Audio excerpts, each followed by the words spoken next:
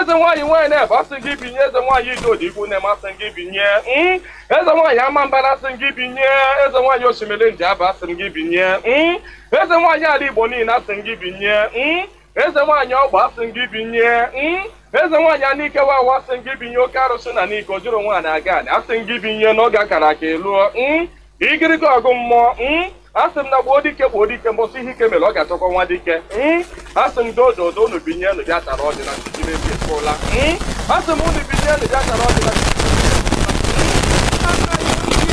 mmụọ niile nwụrụ anwụ ka anyị dị ndụ mmụọ niile nwụrụ anwụ ka ụmụ Igbo dị ndụ mmụọ niile nwụrụ anwụ ka Mazi Nnamdi Kanu dị ndụ mmụọ niile nwụrụ anwụ ka ụmụ Biafra dị ndụ asị m unu binye n'oge akara aka eluo asị m na gboo dike mbọsị ihe ike mere ọ ga-achọ nwa dike ọ sị na mberede nyere dike na mberede ka o ji amụ nwa dike ọya ka ndị akpụ ụlọ dike ọhamadike bụ Mazi Nnamdi Kanu otu mkpụrụ anya ji isi ụgwọ otu ọnụ na-ekwuchitere mba niile ụkpaka na-agba n'udo mmiri na-agba n'oge nke ya asị m unu binye n'isi ya ihe ogologo ndụ na-arụ isi ike napụta ya na eke napụta ya n'orie napụta ya na afọ napụta ya na nkwọ asị m na ya ka na-ebi nwa Nnamdi Kanu asị m unu ga-anapụta Nnamdi Kanu na eke napụta ya n'orie napụta ya na afọ napụta ya na nkwọ asị m mee ka ọnụ niile kwụrụ njọ n'isi atụgharịa kwụ mma ka ọnụ kọrọ ogiri ọnụ kọrọ ogere lachaa Chukwu okike abịa ma onye jiri mmiri siri ike kpọọ aja were aja siri ike kpọọ mmadụ asị m na taata bụ ụbọchị eke n'ala Igbo asị m na eke ga-eketara Nnamdi Kanu ndụ eke ga-eketara ya nwere onwe oke ga-eketara ya ndụ oke ga-eketara ya Biafra oke ga-eketara ya nwere onwe oke ga-ekegburu ya ndị iro kegburu ya ajọ mmadụ na ajọ mmụọ asị m na mbọsọ ga-apụta ekwensu ga-anọ n'ụra ndị ilu ya ga-anọ n'ụra ọkwa na ekwe osu asị m gịnị bụ ekwensu asị m na mbọsọ ọ ga-apụta ya bụ ndị ilo ga-anọ n'ụra ọha bụ ndị ọha ma bụ ekwensu asị m na ha ncha ga-anọ n'ụra na Nnamdi Kanu ga-apụta n'ike na ebube Nnamdi Kanu ga-apụta n'ike na ebube asị m na ọnụ kwụrụ njọ n'isi ya ga-atụgharịkwọ mma asị m ọbịa igbu Nnamdi Kanu bụ onwe ya onye si na Nnamdi Kanu agaghị adị ndụ onye a ga-eji anazere mmiri onye si na Nnamdi Kanu agaghị apụta onye a ga-eji anazere mmiri ọnụ niile kwọrọ ogiri ọnụ ga-akọrọ ogiri lachaa osisi abụla oturu ga-emeche wee kwele onye asị na Nnamdi Kanu ga-apụta asị m na ọnụ ahụ iji wee kwuo ya na ike ejikwa ya wee kwugharịa mma n'isi ya asị m na ebe onye ahụ na-atụ Mazi Nnamdi Kanu aka asị m aka gị ga-akpọnwụ osisi ahụ fọrọ Nnamdi Kanu wee tọọ nkwe asị m ikuku futuo gị anya ọbụla fọrọ Nnamdi Kanu kwawa akwa alịla asị m alịla akọrọ ya n'anya onye fọrọ Nnamdi Kanu cheta ihe gburu nwa ya ihe gburu nwa ya gbuo ya maka na ọ bụrụ ya gburu nwa gị Chukwu okike abịa ma asị m na mberede nyere dike mberede ka o ji amanwa dike asị m na okirikiri ka a na-agba ukwu ose ọ dadị ukwu ose elu na okirikiri ka ndị iro ga-agba Nnamdi Kanu mana ha ama mkpata ya aka ọ sị na nkirikiri ka ọ na-ekiri odido jiri odido enyi ozu na ọkwanụ nkirikiri ka ndị iro ga na-ekiri ya mana ha ama mfụ ya anya asị m na eje anaba isi ije asị na Nnamdi Kanu ga-eje na ọ ga-ana asị m na inye anaghị eri ọba maka na inye na ọba bụ nwanne inye agaghị eri Nnamdi Kanu maka na ọ bụ nwa iyi asị na Nnamdi Kanu ga-adị ka echi echi anaghị agwụ agwụ maka na ije ejere bụ ije mmiri ọ bụrụ eje nkụ asị na ya bụ ije ga-abụ ije mmiri asị m na ọ ga-anata n'udo asị m na ọ ga-abata sirili welere asị m na unu ga-aga kpọnatara anyị Nnamdi Kanu asị m unu ga-akpọnatara anyị Nnamdi Kanu gaa kpọnatara anyị Nnamdi Kanu gaa tụnye ugo gaa nye ya mmeri gaa nye ya mmeri gaa nye ya mmeri tụnye ugo n'elu ugo nye ike n'elu ike nye ya ndụ n'elu ndụ ọkwanụ ndụ ka o ji efu na-efufe unu nye Nnamdi Kanu ndụ onwe ike wee kwụrụ jinjin onwe ike wee kwụrụ wee fuo n'ofufe a sị na ya kara ka anaghị eri nwa mkpụrụ ihe mere ha ji jide Nnamdi Kanu bụ ka nwee ike wee megide ndị Igbo ka nwee ike megide ụmụ Biafra ka nwee ike wee kwuchie anyị ọnụ ka ha nwee ike wee kachi anyị ọnụ ka anyị ghara ikwu okwu ọzọ mana ama m na dododo Chukwu okike abịa ma ndị nwa na ndị nwe mmiri ndị nwe ikuku ndị nwe anyanwụ mmụọ nna nna anyị ochie mmụọ niile nwụrụ anwụ ka anyị dị ndụ mmụọ niile ọ kwafọrọ ọbara ha n'ike maka ihi Biafra asị m unu binyenu asị m unu dododo na ọkwa na unu bụ ihe nwe ike a ọkwa na unu ga-eji ọgụ mmụọ a ọkwa na unu ga-aga bụori ahịa ọkwa na unu ga-aga napụta ya maka na ihe ọ tinyere unu n'aka anaghị ele ule asị m dododo igirigi ọgụ mmụọ eze nwaanyị niile nọ n'ala Igbo mmụọ niile nọ n'ala Igbo asị m unu binye maka na onwe onye nọ n'ụwa na-anaghị aṅụ mmiri onwe onye nọ n'ụwa na-anaghị eri nnu nnu bụ ihe ụtọ si na mmiri wee pụta onye ọbụla na-eri ihe na-eri ihe dị na mmiri onye na-asa arụ ji mmiri asa arụ onye ọbụla na-eme ihe ọbụla ọ na-eme ji mmiri eme ya asị m ihe ọbụla mmadụ na-eme n'ụwa mmiri ọ na-ebube ụzọ asị m onye ọbụla kpọrọ mmiri asị na mmiri a ga-agbagbu ya. Asị m onye ọbụla fụrụ mmiri n'anya ga-afụ Nnamdi Kanu n'anya. Onye ọbụla fụrụ mmiri n'anya ga-afụ Nnamdi Kanu n'anya. Onye ọbụla mmiri na-awụsa n'arụ ga-afụ Nnamdi Kanu n'anya. Onye ọbụla mmiri na-emesa n'arụ ga-afụ Nnamdi Kanu n'anya. Onye na-aṅụ mmiri na-eli nnu, asị m na ọnụ anyị ji wee lie nnu wee ṅụọ mmiri na ị ga-eji akwa okwu ọma n'isi Nnamdi Kanu n'aha Chukwu okike abịa ama. Ise.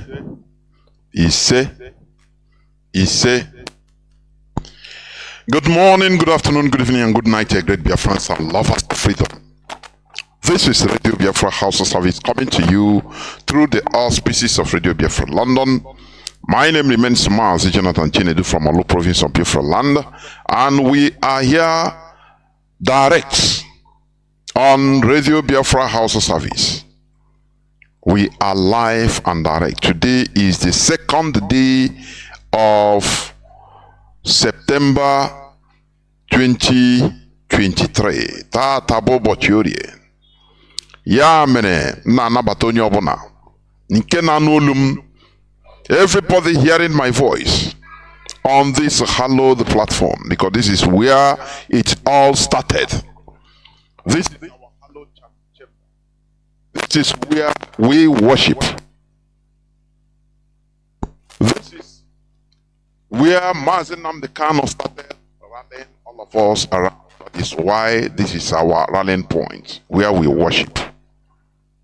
Therefore, I invite each and every one of you to invite your friends and well-wishers, even your enemies. Do not deny them listening onto this hallowed platform. Please, your enmity with anybody could be suspended when it comes to listening to Radio Biafra London, because we all need enlightenment. We all need wisdom. Wisdom that could never be bought with money. Something that you cannot learn from the mainstream educational curriculum. That is what we preach here. Common sense.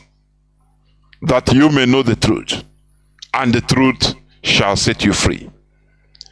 You might hear the truth, it's not enough. But you must know it. How do you know it? You make researches, investigations to find out the reality of what you are hearing. We are not here to be politically correct. Just like the mainstream media, polished. Anything that is to be brought out to the public must be edited, polished. You know, the sentences must be put in order. The aim is to make you believe what they want you to believe, not the reality. No. Here we say it raw as it is. This is why this is a revolutionary radio instituted by Mazi Nnamdi Kanu, who is still in the enemy dungeon. Despite being discharged and acquitted by the Nigerian court, Nigerian appeal court, he is still there, refused by the Nigerian government. Mazi Nnamdi Kanu committed no crime known to any law, both national, local, and international. Mazi Nnamdi Kanu committed no crime. It is only the British, because of their interests, Britain, because they saw Mazi Nnamdi Kanu as a hindrance to their interest, somebody that is opening the eyes of people. That is the main thing. That is why M16, British M16 Secret Service, organized the renditioning of Mazi Nnamdi Kanu directly. That is a known fact. Britain. Remember that Mazi Nnamdi Kanu is holding British passports. But they made sure that he was not touched in British soil, in European soil, and they used their normal African in order to subjugate Africans. The same thing they did, I think, 1990 or 1999. These 2 dates. one will be correct, or one should be correct.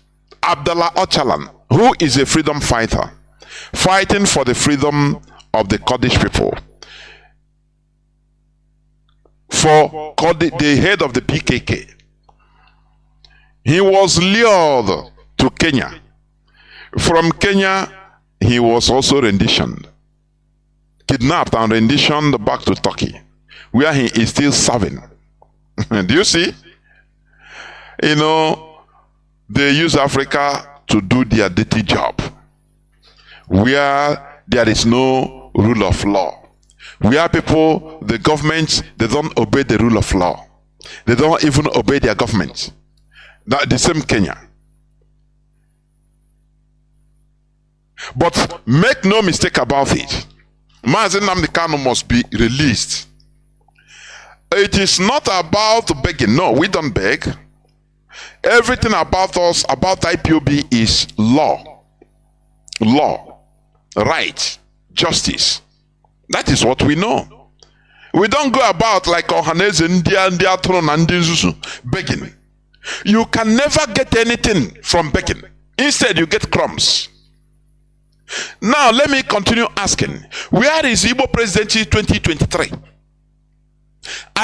Anywhere you see a Nigerian politician of Igbo extraction, please confront the person boldly and ask the person, Oga, where is Igbo presidency 2023? Today, they are behaving as if he never existed. Or they never talked about it. No, we are IPOB, we don't forget. We continue asking this question. Where is Igbo presidency 2023? Because they use this Igbo presidency in order to kill our people. Dave Umahi, all of them, the former governor of Anambra State, Obiano, Willie Obiano, who ran away the same day he handed over to the new governor. For he ran away from his beloved Nigeria. Do you see how hypocritical these people are? They are the same with Nigerian, that the GOs and pastors and reverends. They are the same thing. The same. Hypocrites. They preach to you about God's protection, that they have power, they pray on oil and you have protection. But they go on police, they go with police and military protection. And the sheep that are following them don't ask questions. You don't ask questions. Oh God, you have power. You preach. You say that you said to us that the handkerchief, you do this and that. It will protect us against any insecurity. But oh God, why are you using bulletproof vehicles? Why are you going with police escorts? Do you see where they call you Matron and you answer? Sheeps. S-H-E-E-P. Sheep. Atron. And you are answering. You should be ashamed of yourself. Here we don't miss words here. We give out the bitter pill that heals. Mazi Nnamdi Kanu should be released because he committed no crime. Since on the 13th day of October 2022, Mazi Nnamdi Kanu was discharged and acquitted by the Nigerian Appeal Court. But up till date, going to 1 year, I think 10 months today, the Nigerian government refused to obey their own court or court order. And here you see their agents in the name of Ohaneze Ndigbo trying to bend the mindset of our people, to criminalize Mazi Nnamdi Kanu by telling, please give us Mazi Nnamdi Kanu, we will sign shorty. You are shorting in our shorty. You are You are shorting what? An innocent man. You are shorting him for what? Always begging. Igbo presidency, you beg. They tell you, kill your people for Igbo presidency, and you massacred or you slaughtered our people. Where are you today? You are completely irrelevant in Nigerian politics. I say completely irrelevant.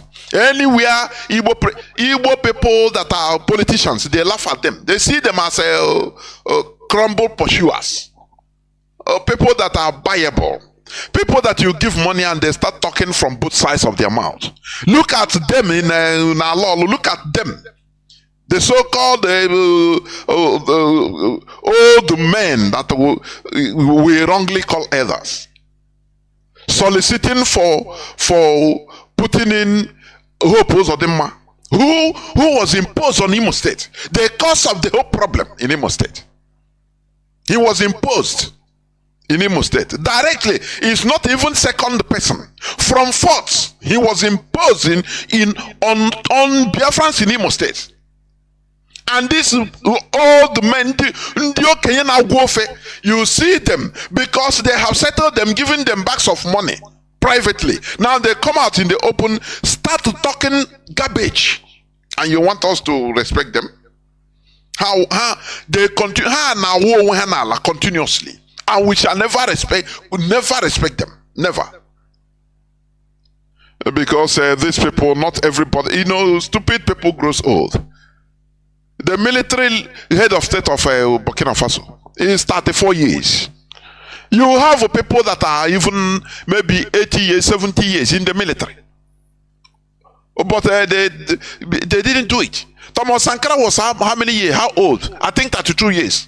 When he took over power in the same Burkina Faso in 1983. And under 4 years, he worked wonders. There were many old people there that there is a way to do it. This guy, you are working, it's not like that. We have to, when we make a friend with France, they exploit us after from there. No. The only way to freedom is the hard way. What is happening in Africa today? We must be partakers of this enlightenment, this illumination that is coming on in Africa. We must be part of it. And be proud to be part of it. I am saying illumination. What they deceive you to call Illuminati. Hey, they are bad. These are enlightened people. Enlightenment era or secret society. Do you know why they call them secret society? Because the knowledge they have, they hide it. So that they use it to control you. The same way NASA. Do you know during the Second World War, when America was building the first nuclear weapon, they have to relocate the whole people involved in the scientists and any person involved. They cut them off from the outside world. That is secret. Because the project is heavy. Do you understand? But you, because of foreign religion in our land, they make you in order to vilify enlightenment. You call them, hey, Illuminati, spirit of Illuminati, I cancel you. You are simply naive. You are ignorant. These are people that have secret knowledge that we should seek. The knowledge that our ancestors had, and they built pyramids. The knowledge that our ancestors had, and they were able to control part of India. Do you understand that? That is the knowledge we're supposed to be seeking. Stop allowing these foreign religions to be making you to vilify something that you should be embracing. What about the knowledge of space technology? Is it common? Don't you see that they are hiding it? The people that have this technology, they are hiding it. That is secret. Because you don't bastardize it. What of nuclear technology? It's been hidden. Look at Iran that has been trying all in order to enrich uranium. The America continue fighting against it because they want to retain that supremacy. That is the way. These people you call the Illuminati, which they made you to vilify. Because when you study history, this vilification started from the same Christianity, Catholic Church. Because these were people, the set of people that were, going into removing people, enlightening people. Trying to remove religious influence on public life. So it didn't augur well for the Pope. It didn't augur well for the bishops of that time. And they turned the tide against them. They started telling the public, hey, beware of these people, they are evil. Beware of them, they are Illuminati. They drink blood. They are vampires. They are this and that. That is the way things are. You see it? And that thing till today, it continues being inside your brain. Oh, the Illuminati, hey, this and that. Na lie, na lie. These are people that you suppose you research and find out that knowledge they have. We need it. Because when you have this enlightened knowledge, you can be able to control and rule the world. What they saw, the Portuguese saw in Igodomigodo, the land of Igodomigodo, you do. When they came, they saw the greatest wall on this planet Earth, built by Igbo people, Igodomigodo that time, in the ancient Benin Kingdom. The walls, what we are on the wall is so scary. The Portuguese, the Europeans, we are so surprised and scary of the arithmetics, witchcraft technology that was written on that wall, scrambled on the wall that time, so that our children, future generations will learn it. Astrology, different types of science was littered on the wall, 13,000 kilometers, and the Portuguese said no. The Europeans said no. If we leave this thing, their people, their children will learn. Future generations, African future generations will learn this, and they will control the world. That is why the reason why they brought down that wall. They made sure that no block, no mud rests on another. They brought it down, but they left the Chinese wall. They call it the greatest. No, 3,000 something kilometers. But the Great Wall of Benin Empire, built by Igodomigodo people, Ido people, Ndibo. It was 13,000 kilometers distance, the length. But they don't tell you this. You don't know this. On that wall was inscribed many science, things that our Ndibo, what they about this world. But they will not tell you this. They removed all, they erased this knowledge and destroyed it. And today, I now push now soku, believing that our ancestors didn't do anything good, believing that we were born into our own world of evil. We spend all our life praying and crying for forgiveness. Forgiveness for who? From who? We were people that we are wronged, killed, subjugated, conquered, enslaved, and they also call us sinners. Every time we are there in the churches praying for forgiveness. How on earth can't we change and reason? They put us always on our knees to be crying. Oh, we have sinned. Forgive our ancestors. Which ancestors? What have they done? Look at only Leopold. King Leopold. Yes, King Leopold II. He killed more than 15 million people. But you never see the Belgians praying against their ancestors. You never see them casting out the ancestral spirit. You never see them demonizing King Leopold. That is why today is going to be much more of interaction. But before that, I will go into, on my timeline, I put it out. I want today, people, please, let me say this. What we do here is not personal. I don't have any problem with anybody. This is not individual. But when it comes to the business of preaching the gospel of Chukwuka, I don't know you. I have no friend, I have no enemy. That is how it's supposed to be. So whatever you hear here, I want you to take when the lines are open. That is why I'm going to make it interaction or interactive session today, mostly. Although I will speak little, now I'll open the lines. I want you to tell me the importance of this foreign religion in our land. I welcome opposing argument. I love it because it makes me to learn and research more. Not only Mazi, I thank you, you are doing good. No, I don't like only all that. No, please, I like take phone, call. We supposed to start, or be showing example of civility.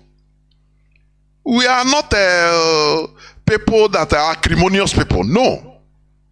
Let me tell you, this is one thing I observe in the religion they brought to us. It makes people acrimonious. Carrying malice, always carrying malice in the heart. Do something, no, they will not do it. But they will be they program us to be looking at our downfalls, the downfalls of others. What's it happen? Jesus have done it now. Because he spoke against him.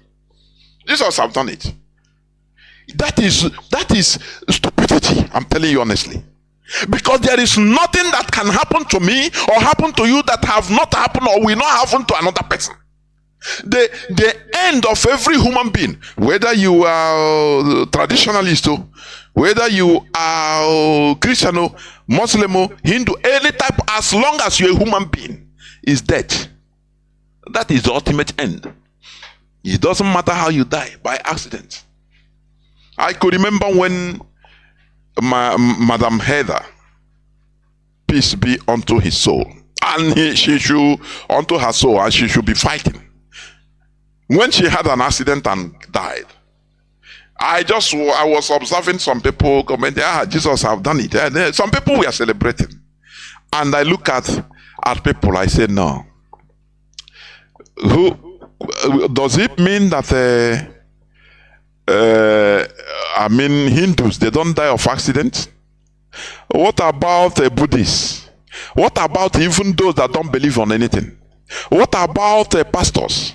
What about the Christians? Everybody, the same thing happens to everybody as long as you are in this planet Earth. But I don't know the reason why this religion made many of our people highly acrimonious and malicious. So that when anything happen, any unforeseen circumstance, because they are superstitious. That is one thing I observe. And your superstition or maliciousness or acrimony will never stop the gospel. It's impossible. Because genuine physical liberation starts from mental emancipation. I put it out there on my Facebook timeline, Jonas Raphael. That is it. Mazi Nnamdi Kanu has been hammer right from beginning. He has been hammering on the way we reason. The way black people reason is fundamentally flawed. That is the cause of our problems. As I said before, I cannot see the reason why black people, Nigerians, we go and go to church, and they will be lured sweet talks to give, sow seed, and for protection, they will buy handkerchief from the man of God, so-called. They will buy olive oil.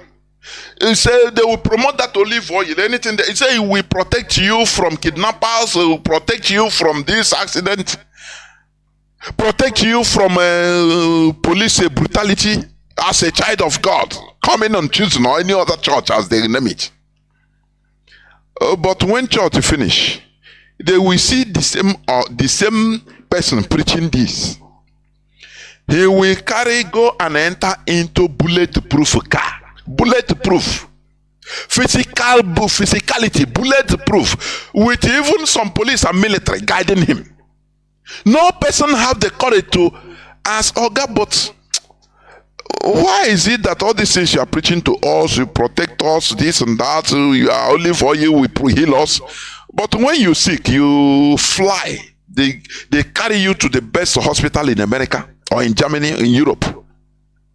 But you give us you say drink because I never want us in Diara.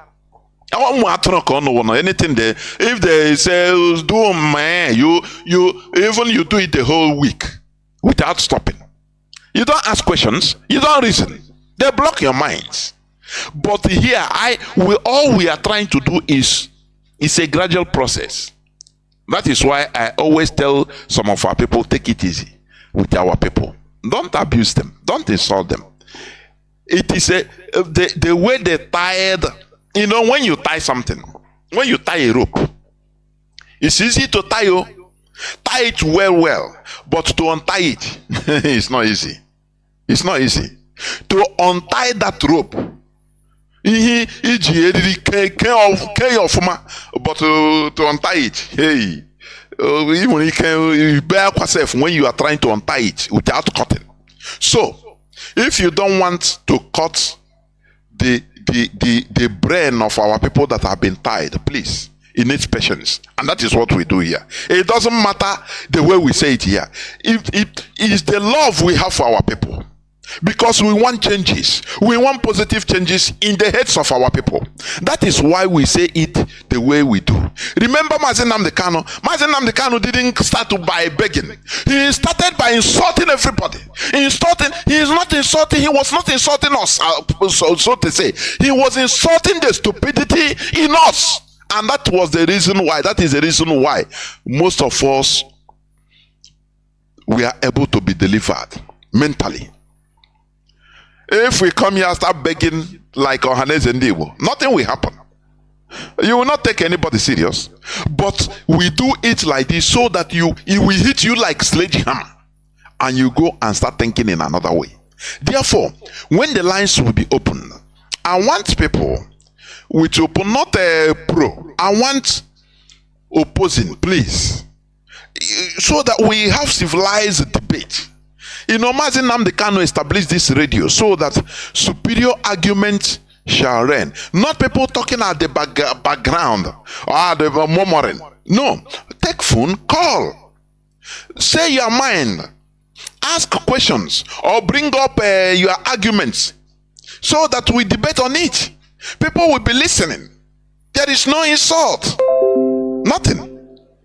Do you understand? So, I want people, after you call and tell me the importance of religion in our land today. The importance. You know, from time to time, as a trader, you take a stock. That is what I want us to do today. But before that, I will go, you know, let me start by saying, you know, talking about this religion a bit, just a little bit.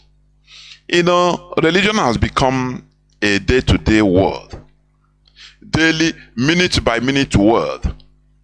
Do you understand? Religion. In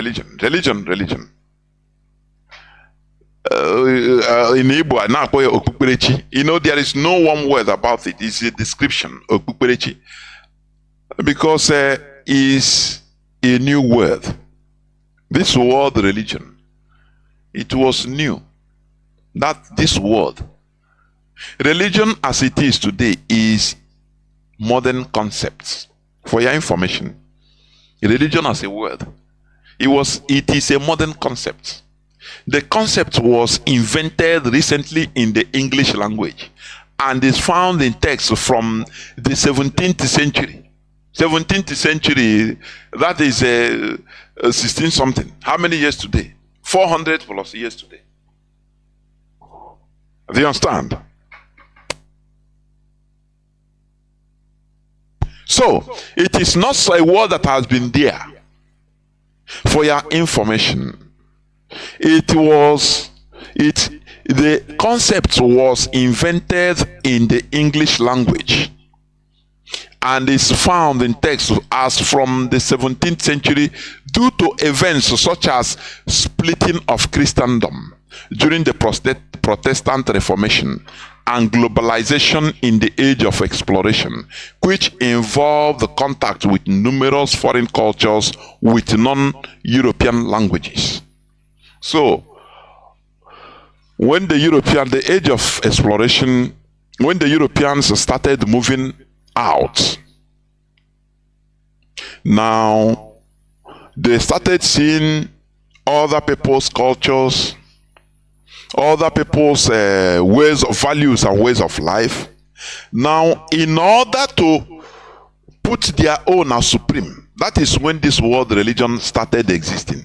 Otherwise, this thing you call religion, it was not anything religion before. It was just simple people's ways of life, people's cultures and tradition. Nothing. So, but because the Europeans started moving around, what made the Europeans start moving around also? The age of exploration. One, this Enlightenment. That is number one. Also, remember that Europe was under occupation, was occupied, the Iberian Peninsula, Emirate of Cordoba, which they call it, by Africans. You understand? By not Africans, black people. From 8th century to 15th century, when the Europeans struck back and took over their land, their morale was so high, they say, okay, let us push on, move on, outside our own space. They entered from North Africa down, coming to West Africa. Do you understand? And from there, they started seeing people with different cultures they didn't understand. Now, in order to secure their own and impose it on others, they started using the word religion to become a way of worship. You understand? They start using that word religion in order to impose their own. They say because they didn't understand what others are doing. They can't speak European English. European languages. Many other indigenous people. They say, what are these people doing? But they were doing their own thing. They were doing their own custom, their worship, their values. They were expressing it, living their daily lives. Europeans, as invaders they are, now they started using the word. That is when this word, the religion, came out as, to tie people to as a way of organization imposed on people.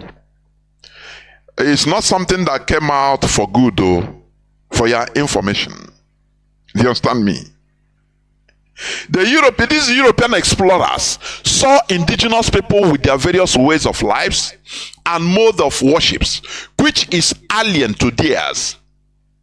Therefore, in order to exert supremacy and distinguish their own culture, they started using the word religion in order to antagonize and demonize their hosts. Are you hearing it? This adopted mindset provided them with the morality to kill and conquer them. Now they start calling them unbelievers. Do you see where all these things come? The Europeans started, instead you go to people's houses. Now they are not doing like you, like for example, if you go to the house of Arab people mostly, it doesn't matter billionaires they are, you see them, the way they arrange their house or their sitting rooms, everything, they put their sofa on the ground. You don't need to stand up like this, no, as we do. I don't know many people, if visit pure Arab people, the way they design their interior, you will understand what I'm saying. Even if they are eating, the table will be low, they serve, sometimes even they serve on the ground. But the people here, not because they are poor, no, even it doesn't matter their status. That is the way they behave, that is their culture, that is their value, that is their tradition. You cannot say because I am trying to eat at the table, these people, you look down on them. No. Normally you go to a house, for example, if you visit an Arab, now they will bring that food there and they expect, you cannot say start commanding, no, I need a long table so that I can sit well. No, you behave like them. That is respect, mutual respect. But the Europeans cannot act, they cannot accept this. That is why they try to differentiate. They started looking down on the indigenous people, looking down on their behavior, which they have been using for thousands if not millions of years. They impose their own. They say no, the way you are doing is not right, it's demonic. Now take our own. Do you see where all these things started? This mindset, this adopted mindset provided the Europeans with the morality to kill and conquer them. Because before you, like as a trained soldier, if you are a soldier, they will train you to be hard. so that you don't react with blood. You don't have any emotion with blood. That is training. Do you understand? So that you cannot it doesn't even shake you. You'll be stone cold. That is so because they are trained to kill. So the Europeans need something in order to strengthen their mindset to commit atrocities against their hosts. And now they use this religion. They say, they classify them as unbelievers. I want you to understand. All these things you are reading, do not have yoke with unbelievers. They use all these things in order to commit atrocities against us. Against indigenous populations, both in Americas, in Australia, everywhere in the world by the Europeans. That is what I want you to understand. But today, it is very light to you. It gave them that morality, strengthen their mind, make their mind stone cold, so that they now look at other people as objects. After all, King Leopold killed millions of Congolese, millions of Africans in order to Christianize them. For you, he will quote for you that, Bible said that we need to do it in any way. After all, David conquered. After all, the Israelis, when they went to the Canaan, the land flowing with milk and honey, they cleared both pregnant women. These are things that are in the Bible. They use it. But today, they pacify it. They disarm you so that you cannot do like them. After you just like spent shell, after using, when you shoot a bullet, the shell, empty shell will go down. It becomes useless unless you melt it as copper in order to nothing more. It's no more as powerful. The maintain has gone. So the Europeans use the maintain. But after you doing committing, conquering, they now find a way, pacify it, disarm you, so that if, as a Christian, they are telling you, if they slap you this side, turn the other side. You become a spent shell. These are the works of people, Illuminati, enlightened mindset. They crafted all these things in order to subjugate you, in order to put you in the suffering Africa is undergoing today. These things are craftily put together. I'm telling you honestly. Now, this is the same way the Fulani bandits, that is Boko Haram, ISWAP, etc., are doing today, killing and destroying other people and their cultures in order to impose their own version of Islamic religion on them. It is simply to conquer and control others. Let me ask you, why you are shouting, they are killing us, the ISIS, Boko Haram, Fulani headsmen, Fulani, they are killing us, raping our people. The Europeans did worse than this. Let me repeat. You, as in Nigeria, the Fulani on the rampage, Boko Haram killing, slaughtering people, in order to force you. They are not doing it for you to, in reality, show you the way to heaven. No. They want to subjugate you so that you be subservient and obey, be on their side in their religion, so that they can control you. You will be afraid. Anything they talk, you obey. You understand? So that they will be able to take charge of your life, conquer your land. This thing that is happening today, the Europeans did this many years, many centuries back. That is the way they brought Christianity to us. I want people to understand because what we are saying is historical. If this Fulani madness continue going unchecked in our land, and people turn to Islam, thinking that it's Islam they will occupy our land and become emirs. Watch southern Kaduna, many parts of the north. The indigenous people there have no say again. You understand? I used to have program with one of our brothers from Nasarawa State. He used to tell me that, look, that their land, they were almost 100% Christians.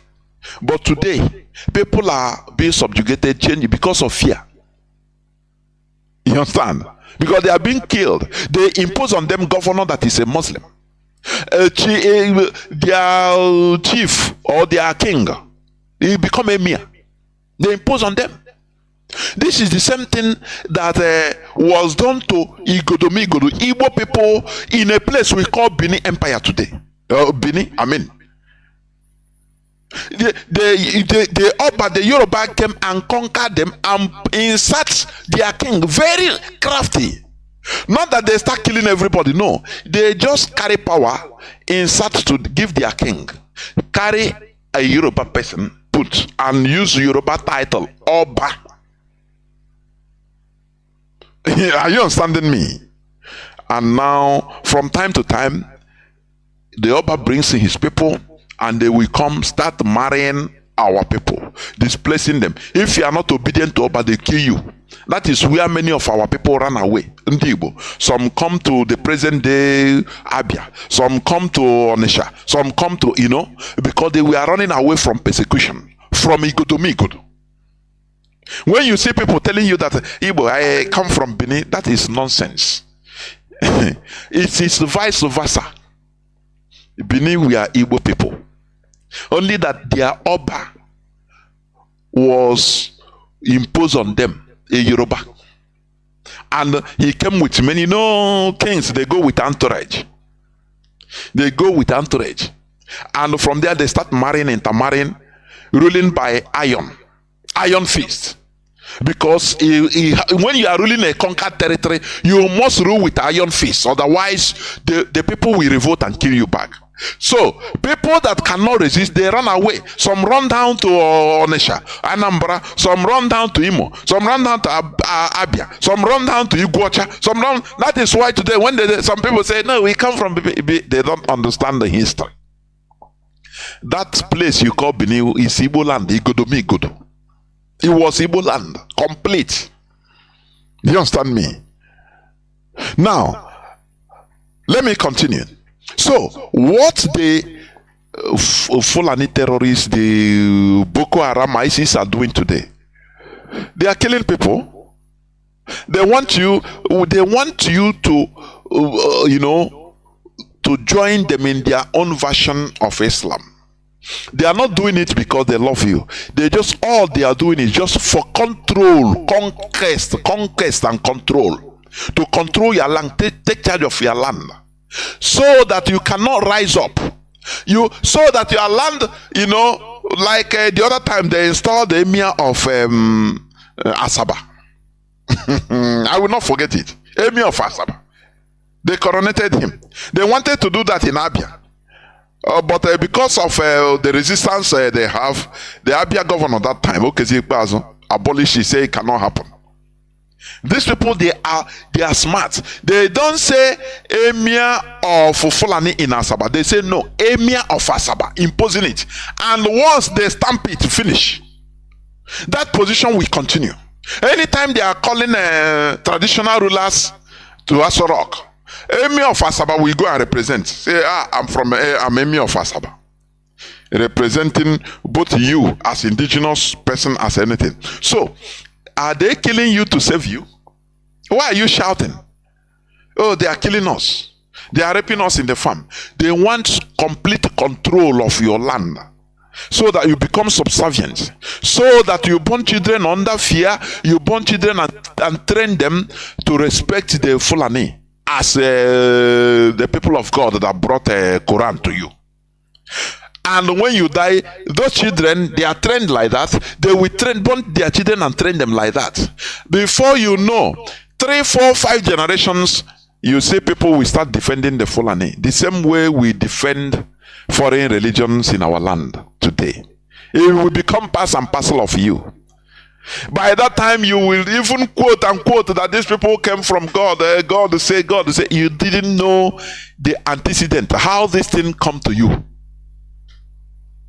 I don't know whether people understand what you are saying. This has been our argument. How did this religion come to us?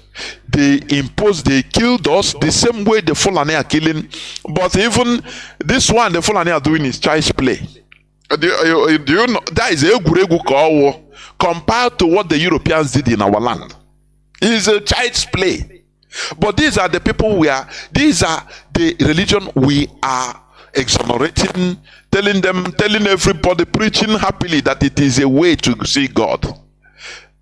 Every day you go to church, you see people pray against the spirit of ancestors. People caricature our deities. Pastors will be on pulpit caricaturing it. They make a caricature of who we are. Amadioha, you don't know that all these things, we don't have anything like a Satan in our land. I put a clip before during my preamble. All these things, the Europeans very smart. They call Satan. You know, Satan is a figure, a figurative, not a noun. It's not a person's single name. But they have deities in their land. Thor, Woden, Jupiter, Venus, different types of deities. They never said identify that any one of them that is Satan. No.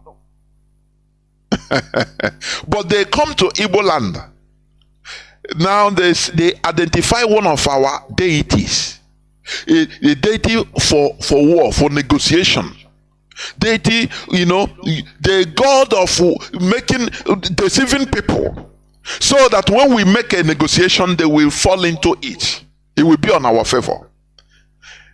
The deities that help us, they just pinpoint it and say, this is this devil we are talking about. In Yoruba language, in Yoruba own land, they call it Eshu.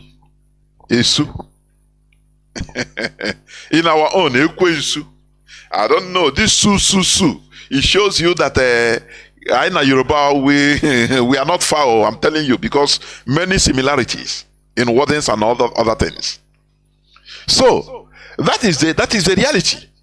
They deceived us into pinpointing that deity they are afraid of, that is helping us. When we invoke it, it will go and kill white people. They break it. They say, no, this is the Satan we are talking about. It's evil, and it caught fire. Every time a spirit of catch by fire. Remember, I'm talking about, I will come to the importance of religion. When I finish, I will open the line so that you call and tell me what this religion brought in our land. That is important. That is making us to advance. Please. That is what I want to know. I want you to call. Not being on my side, please. I want people to call. People of opposing argument. Call, please. This is a family radio. We cannot disagree to agree. It is not personal. Do you understand? I could remember one time I solicited because of what happened, this and that, during the time of late Marian Heather. I initiated a conversation. I told Mazi, please, can you bring this person? I don't want to call him on my own platform, so that it will not be like I have the microphone. I told Mazi, I initiated it. People don't know. I said, Mazi, please, can you host us? Mazi shouted, can you say, please, we are not fighting. We are brothers. Why should we fight? I want superior arguments so that I learn from you. And if you don't have superior argument, you also learn from me. It is a mutual learning. I am not perfect. You are not perfect. But when we gather, that is why they have parliament. Somebody will bring a type of brain that you never even think about in your life, and you shock. That is why sometimes when some people call, there are some things they will talk, it will enter my ricochet in my brain. I never think like that. I never think that way. And I will learn. That is how it should be. I initiated that debate. And you guys saw how it went. No argument, only sentiment. Only, no, we should stop it. No basis, nothing. That is the way these people are trained. I am not talking about this. I was among. Before, if when I was a critical Christian, I'm telling you honestly, if you talk anything, I will just leave you go. I am not. I cannot even say let me debate with you, because for me it will make me. It's speaking against the Holy Spirit. That is the way we are trained, and it's everybody. That is why when people are like this, take it easy with them. They lock the mind. To untie it, it needs patience. Imeto. Yeah, we will get happy quiet. You know, another day you stay up and argue a debate again, because they hate debates. I don't blame them. It is brainwashing, the work of brainwashing. Say, do not make unnecessary argument. I don't know what is unnecessary and what is necessary. Don't ask questions. Don't answer all these questions. Do you see them? So it is something that is there. The Europeans, Berlin conference that took 3 months and 11 or 12 days, talking and planning how to tie us physically and mentally, how to keep us under bondage, to be exploiting us till today forever. Do you think it's easy? Do you think it's easy? It's easy to untie. They made us now to see getting visa to their land as a miracle. You pray and fast in order to deposit your passport at the American or Canadian embassy. And when you get the visa, the pastor will praise God as you are running away from your land for good, because you are going to look for green pasture. It becomes a miracle. Do you see how they recreated our mindset? But you cannot see an American shouting, praise God, I have a Nigerian visa. Oh, I pray that. No. Oh, Chineke Kunayojo. We are under bondage, honestly. We are strictly under bondage. Mental bondage is more, mental shackles is more vehement than physical one. At least a physical shackle, you will see that you will see the chain. But the mental shackle, mental bondage, mental cage, you will see yourself as a free person. But you don't know that you are rolling into a cage. Talk to any person, any of them under a cage, he will start putting for you that cage. No, he doesn't study, he doesn't read anything more than that. African slaves during the transatlantic slavery, African slaves in America. The only book they were allowed to read is parts of the Bible. They print their own Bible and make it bold with capital letter. All those verses, slaves obey your masters. They are not allowed to read any other book. Do you see? So that they will grow and they born children and they indoctrinate their children into slavery, subjugation. To take a subjugation as a way of life, as the will of God. Do you see? That is the mental shackle. Before you say something, he will quote for you from Genesis to Revelation. That is the sphere. That is the only cage. Okay, just watch a rabbit or a rat in a cage, trapped in a cage. He will be running like this. You press him, he runs, but he's still in the cage. He can never run away from the cage. That is why when you see anybody, the only thing, his only argument is Bible say. It is in that cage. He cannot move out of that cage. Before moving out of that cage, it's not easy. I am not telling you that the Bible or what is written there are things that it is good. These are, I call it Freemason puzzle. You understand? There are things you take out there.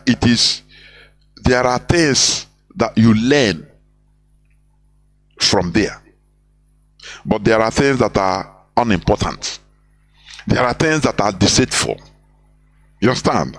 But when you see a human being, an African, onye Igbo, his only argument is based on one place, that place. Oh, ine anya mere ya ebere. Na mere ya ebere.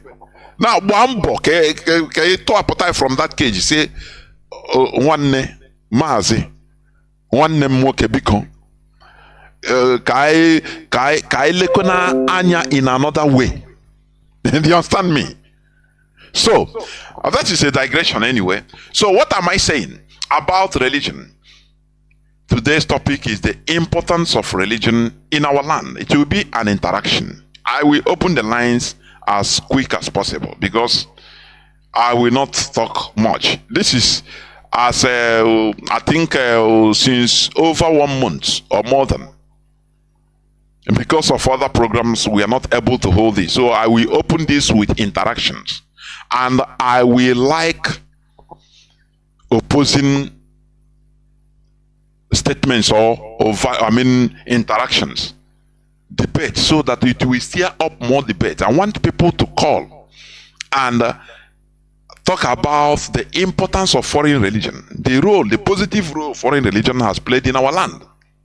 Okay, now the question I want to ask is this: what evil did our ancestors commit that others didn't do worse, which you are, demonizing? You are programmed to demonize our ancestors. They are evil, they do this, whereas people that did evil, the most horrible evil in human history, the European ancestors, they are enjoying. They praise their ancestors, they worship their ancestors as gods. You understand me?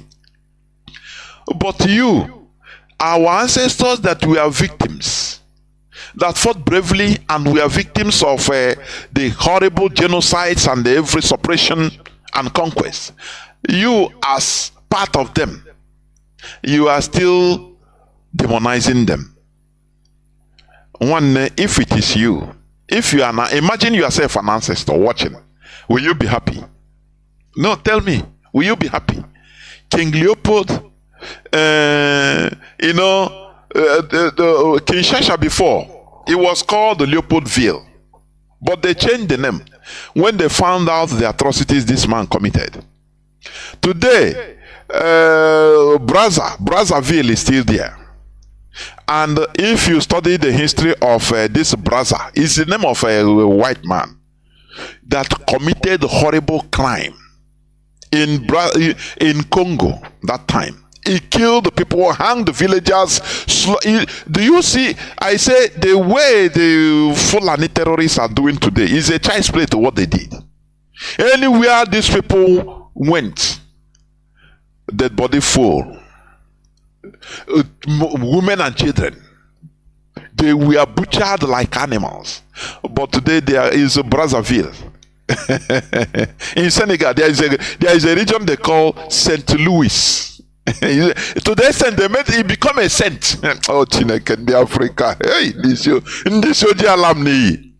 If you study the history of all these people, including that person they call Saint Louis, he championed, he committed horrible crime, not only in Senegal, from Senegal down to even Madagascar.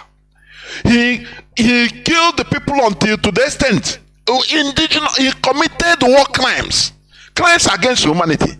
He killed for fun. But today, a city is named after him as a saint, Saint Louis in Senegal. Google it, you will see it. Wedra Road, is it not moping at us? Where? Have you studied the history of Wedra? What of Hakot, the pedophile? All these things, why we don't have no single respect in everywhere around the world is because we cherish our killers. We embrace them. Those that are saving us, we hate them with reckless abandon. The same way they sold Mazi Nnamdi Kanu. They renditioned him, collaborated, and a savior of our time. They renditioned him.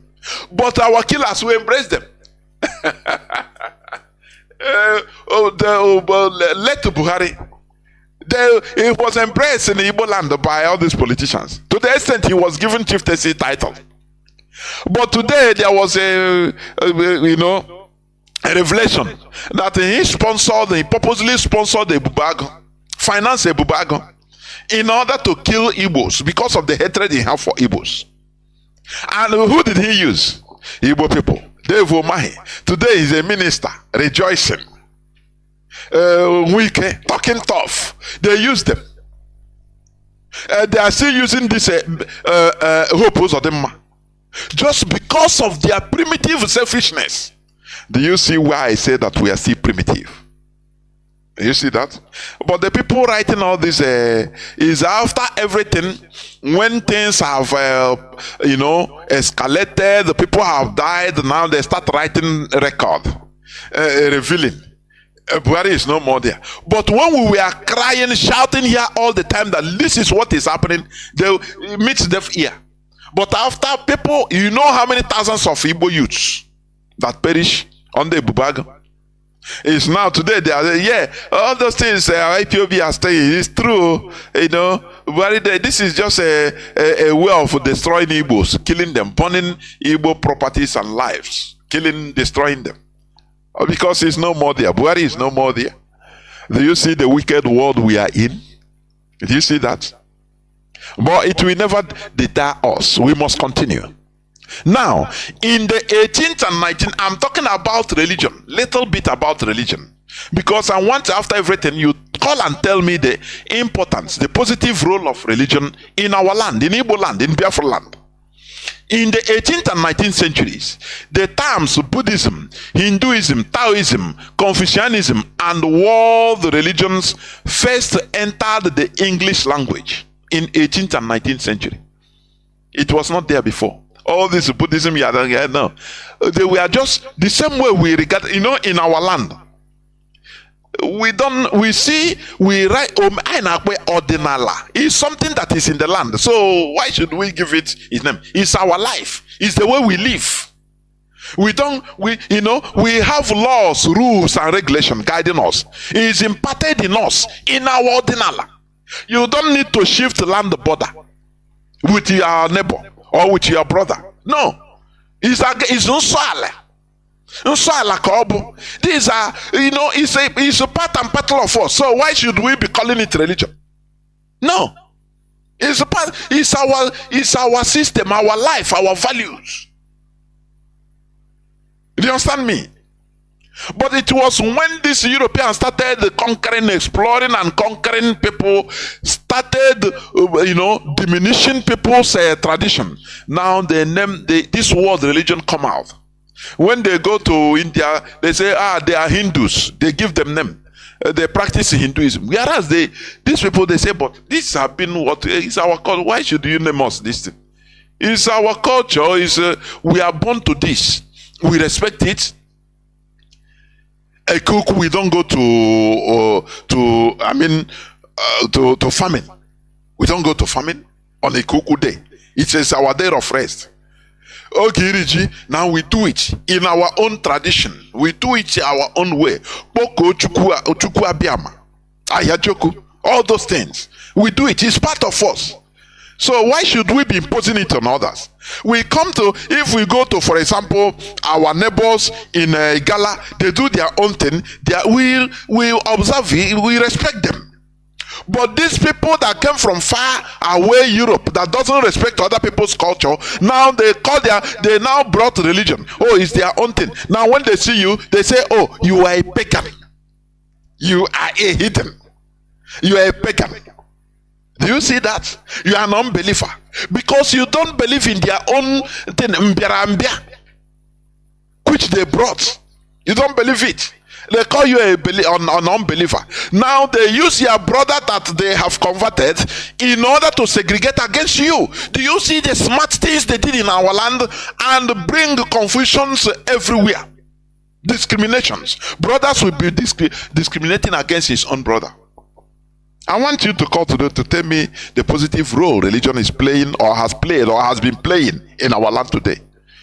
O meziri nwanne amazi nwanne ya. We don't respect our culture, our ordinala. People will, people, as long as you have money, you will go and carry another person's land because it's poor. You stand on it, say na your land.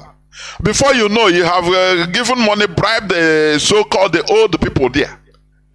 Bribe the elder because things fell apart. And when they testify on your behalf that nah, it's your land, or your father said, they lie. Something they couldn't do if our ordinala has been maintained, they cannot do it. But before you know, this one is a deacon in a church, the other one is an elder. So they tell you that Jesus said, so they quote you Bible on it, he said they cannot lie. So that land, that place, it belongs to you. It belongs to you. Whereas they know flagrantly that didn't belong to you. Do you see how they bring problems everywhere in our land? Had it been we are following our values, our traditions, our way of life, they cannot be able to do it. But they came and spread fear. What they do, they tell you, demonize them. They are evil people. Oh, the ordinala. Ordinala is evil. Ancestors are evil. All are evil. Cast them out. And you are casting, disturbing yourself.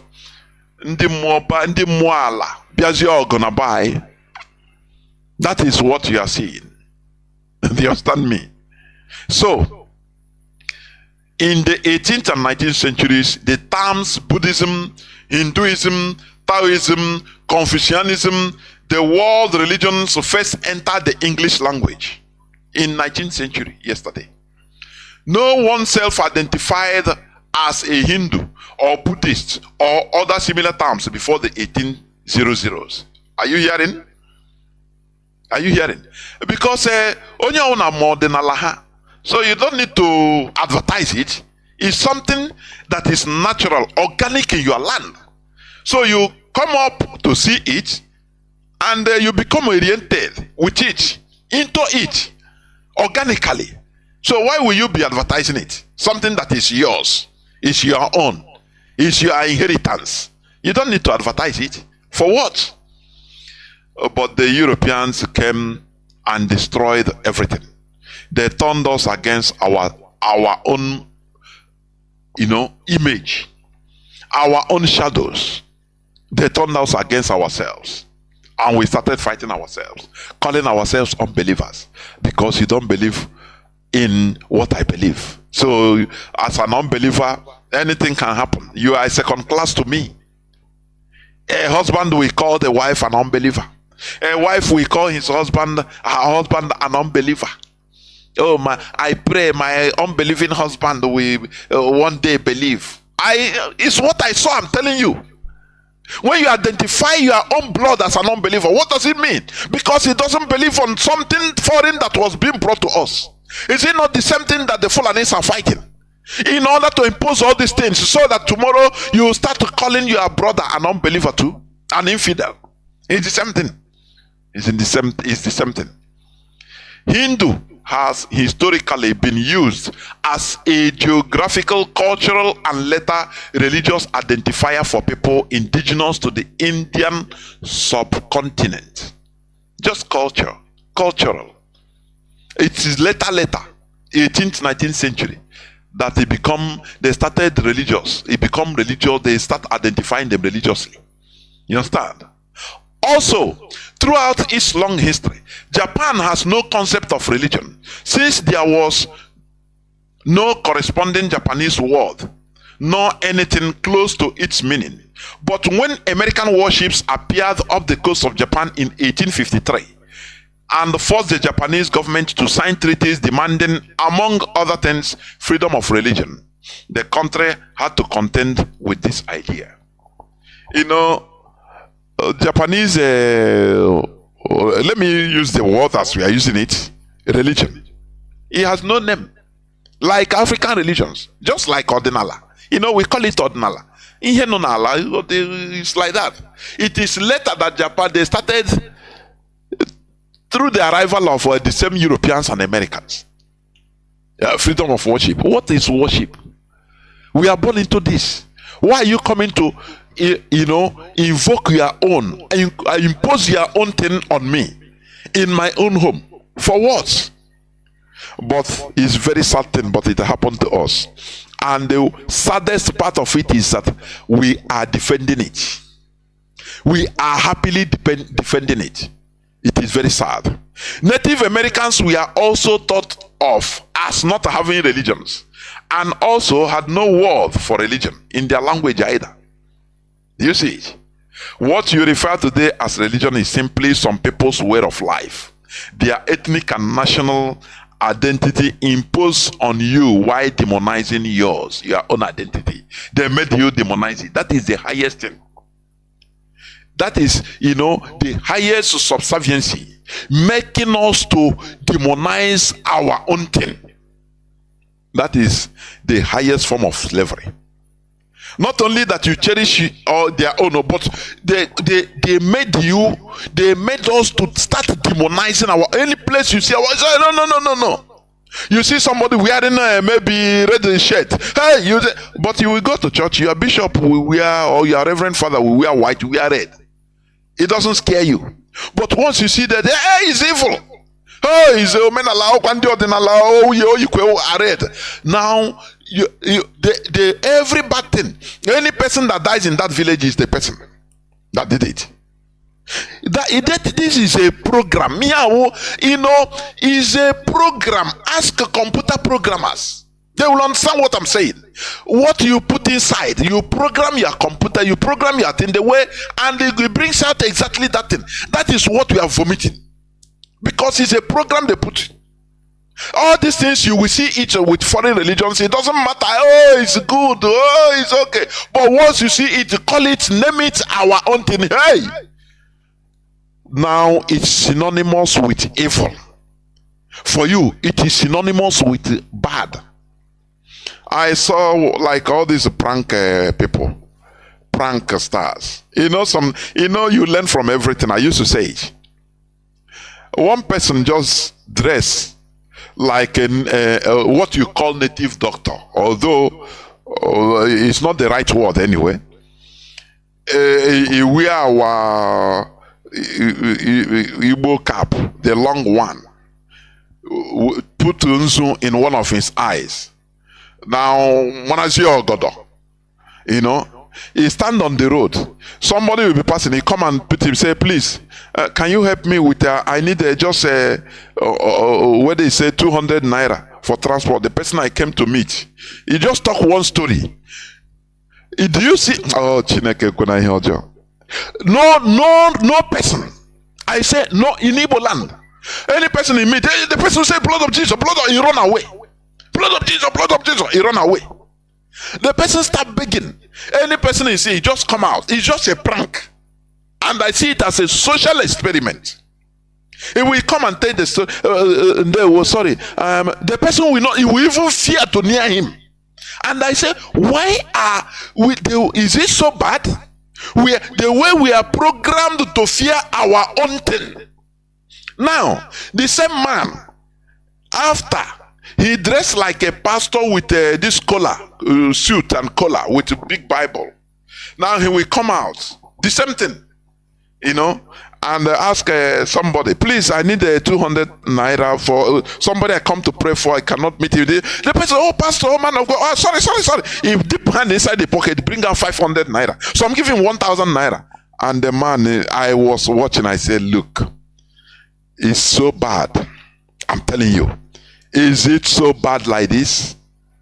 When we hate our own thing, it is a program. We need to undo this program, a counter program, a superior program that counters this. Because there is no way you can say you are free, whereas you are programmed, you are still under this program to hate your own thing. To qualify every of our thing, every of our native thing as evil. These are evil people, killing people. Everything is about killing, evil, doing evil, giving poison. That is what is synonymous to us. This is a program we need to remove. Do you understand? In other way also, the very concept of Judaism, you know Judaism as a religion. From Jew, they now do Judah, they know Judaism. The very concept of Judaism was invented by the Christian church. And it was in the 19th century that Jews began to see their ancestral culture as a religion equivalent to Christianity or analogous to Christianity. Do you see that? All these things are new. People that were seeing their culture, practicing their culture, normal culture, now foreigners started putting, oh, it's your religion. They start using this word religion. It's surprising. Now, religion is now used in our land as political parties. It brings division instead of being a unifying factor. This is because it is imposed on us by foreigners. It is not organic to us. You know, anything imposed by foreigners on indigenous people, let me tell you, look at that thing very well. Look at that thing. Unless you look at good things, they hide. Good things, they hide it. Technologies, they hide it. Do you understand me? They hid it. They don't want you to even know. If they can give you a little bit, you pay your ass off before they can give you. But all these other ones, they impose on you, boom, force you. Do you think foreigners can come and impose on you good thing? Give you free? Something free? I could remember during my secondary school days, I write letter, you write letter to America, Bible came from everywhere. And then you get free of charge. It's now I started saying, nah, this is a free gift. Now, wow. Tell them to bring ordinary aircraft technology. Industry manufacturing aircraft. Bring the company in Nigeria. No way. Or even cars, the politics there. Can you go through it? Talk less of aircraft. Tell Boeing. Say, please, we need to come build a factory in Aba or in let me say in Abuja. Can you even be able? They will look at you as stupid because they are hiding it. But that thing they impose on you free of charge. Look at it very well. That is where I want you all to go. You know, to start looking. I want us to have this mentality.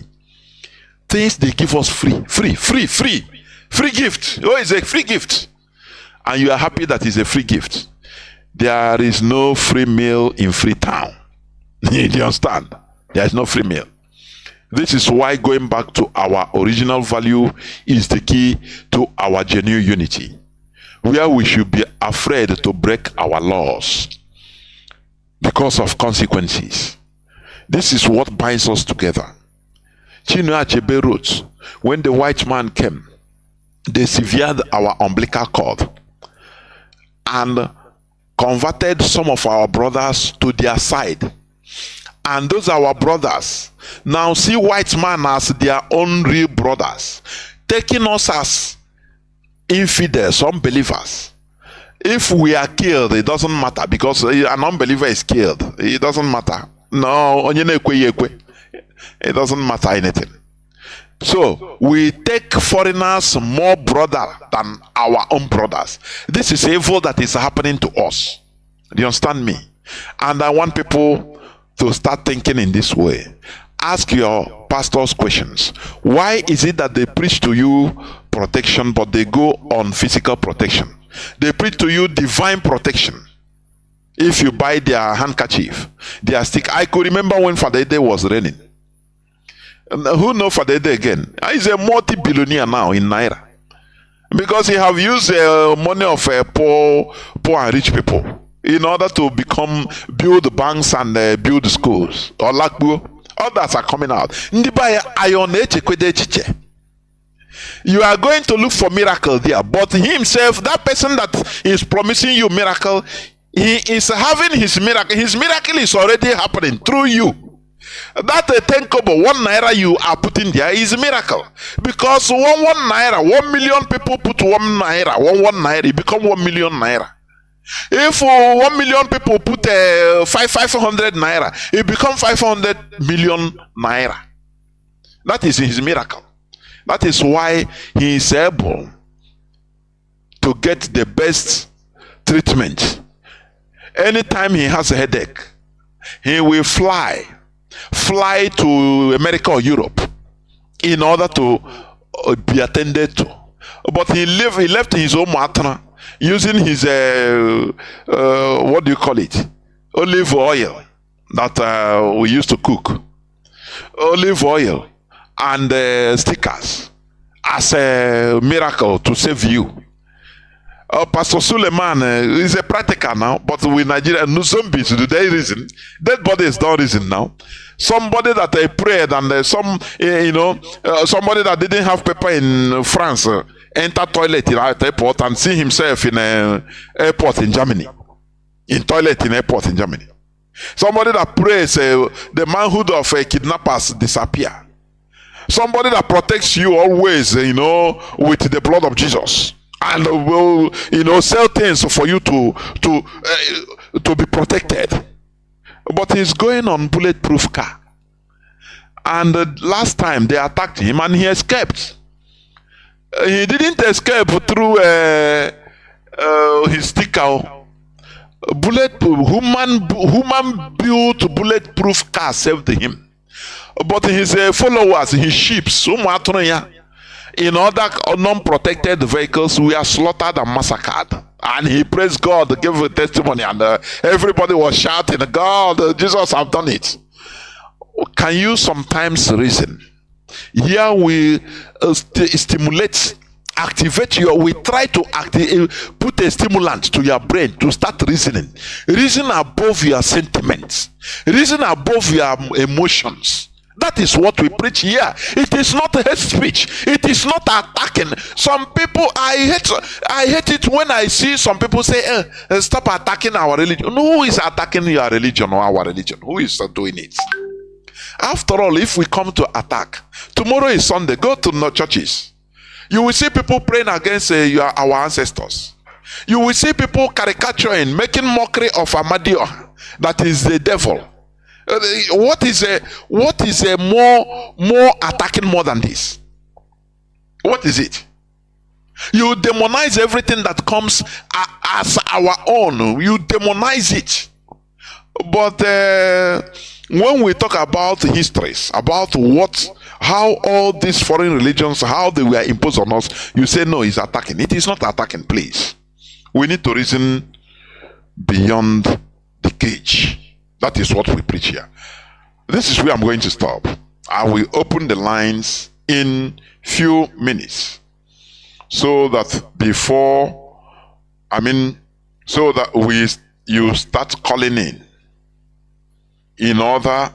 You can also counter what I said. I love it very well. Please counter what I said. Bring your own argument, please.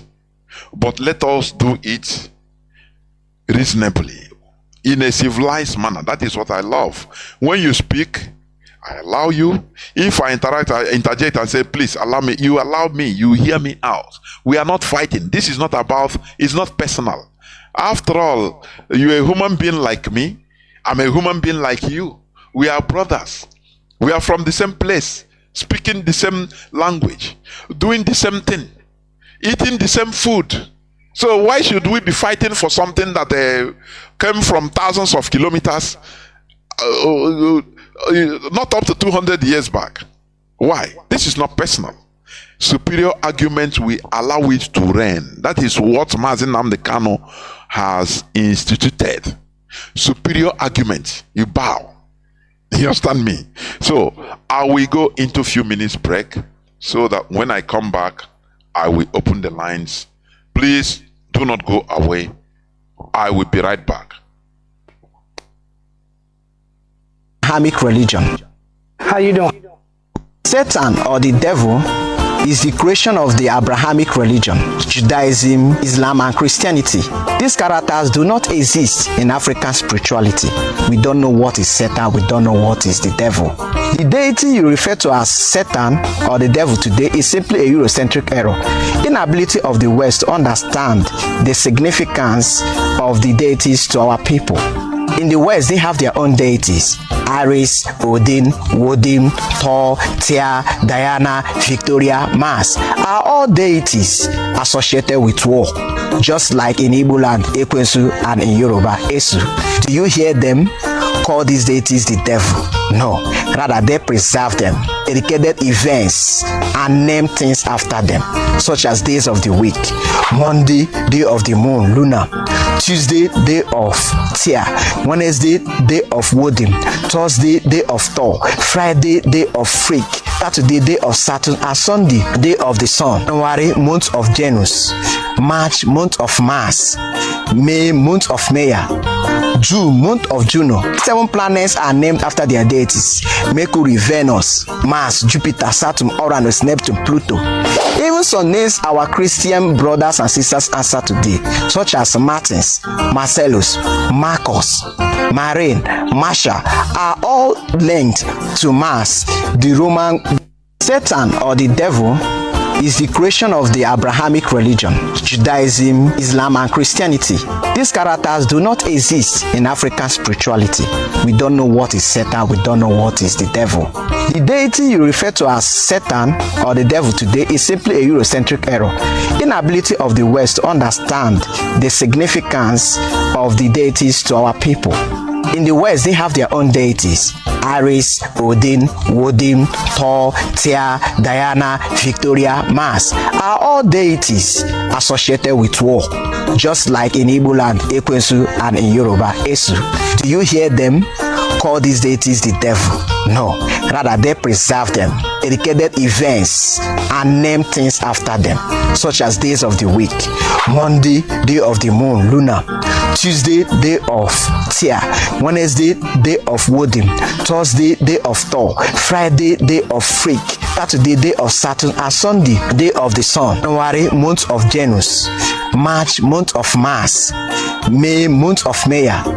June, month of Juno. 7 planets are named after their deities: Mercury, Venus, Mars, Jupiter, Saturn, Uranus, Neptune, Pluto.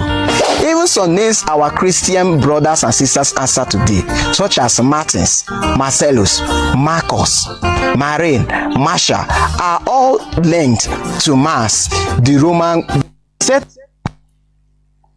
Welcome back. This is Radio Biafra HAUSA-SERVICE coming to you through Radio Biafra London. My name remains Mazi Jonathan Chinedu from Olu Province of Biafra land. And we are here live and direct. Today is the 2nd day of September 2023. We are here live and direct on discussions concerning religious issues. Please, we should never shy away from it, and we will never. Just like the clip I put, we gladly answer Marcus. Thursday, the day of the Thor, we happily. All these European deities, they garnish days and things, weeks, months, things, issues with it, and we are happy with it. Imagine that we come one day and said, let us remember Tatabo Bochi Amadio. Hey, we break loose. No mojo, no this and that. Emancipate yourself from mental slavery. None but ourselves can free ourselves. It is so. That is Bob Marley. When you hear that, Mars, Jupiter, you don't know that these are Aroshindiocha, Venus, Zeus, Thor. All these names, even you give even the name to children, to your children. You answer it. It's nice. But suggest that let us give one day to Amadio and we'll be respecting it, doing one. Hey, Obochi Amadio. Hey, Obochi Kenga. Mbamba. Blood of Jesus. Hey, Hell, Chinekele. sometimes say okay here can make it know at least a few percentage of people now what I hear name because here what we are doing is only for me it's only negligible percentage, negligible, I'm telling you. But it is not a mission impossible. Look at how Ndibo who dominated 1 point something billion naira. Ibute church, Ibu achita na Libo. We are shouting every time. Fulani are killing our people. You see, people don't hardly look at Igbo. Oh, Chineke kuna ihe ọjọọ. No industry. You bring a church whereby people will go there and start crying, praying for 100 days for a job. Our graduates are littered in the streets, going riding keke na pepe. If we Igbo people in America, in everywhere, we gather and say, okay, let us be building each community. Let us start with if you build one here in this state, we build another person, another one in this state. We build, rotating. Do you know what it will solve? Do you know what it means? No, they will not do it. But they donated 1 point something billion for church, where people will be going to display their stupidity. I am telling you, it is mad.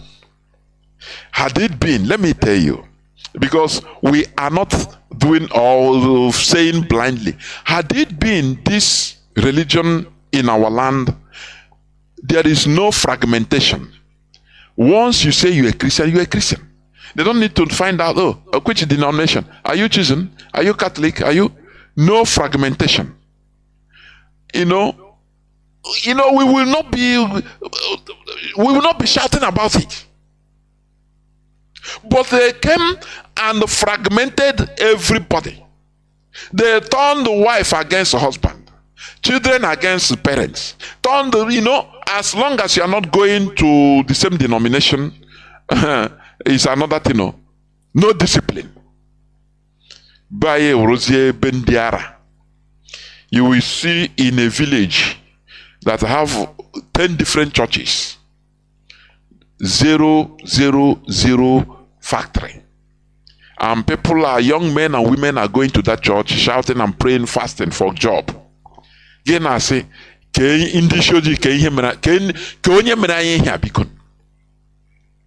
I used to laugh when one of our brothers used to say, I suppose I say, no, it's not that. It's the level of, level of advancement, mental advancement is what matters. Human beings are the same. The only thing is level of mental advancement. That is what differentiates you with others. That is what differentiates the Europeans with others. So anything the Europeans do, as long as they have that high level of mental advancement, it will be another thing altogether. Don't see it as that thing is different. Oh, their own way of Christianity is different. No, it is their mentality that is different. It's higher than others. Do you understand me? So anything they handle it differently. And you will see the results. Because you are as intelligent as your environment. If I used to say this, bring the Europeans, bring Italians today. Empty a community, a city in Italy, bring them to Aba, and empty Aba community. Take all of them to that community you empty in Italy, put them there, and bring those Italians, bring them in Aba. In the next 5 to 10 years, they will turn Aba. Those white Italians will turn Aba round to that is, they will handle Aba. Aba, you will start seeing Aba in a different. You see Aba now, they turn Aba to that their test. The way they do it in Europe, Aba will become like a European city.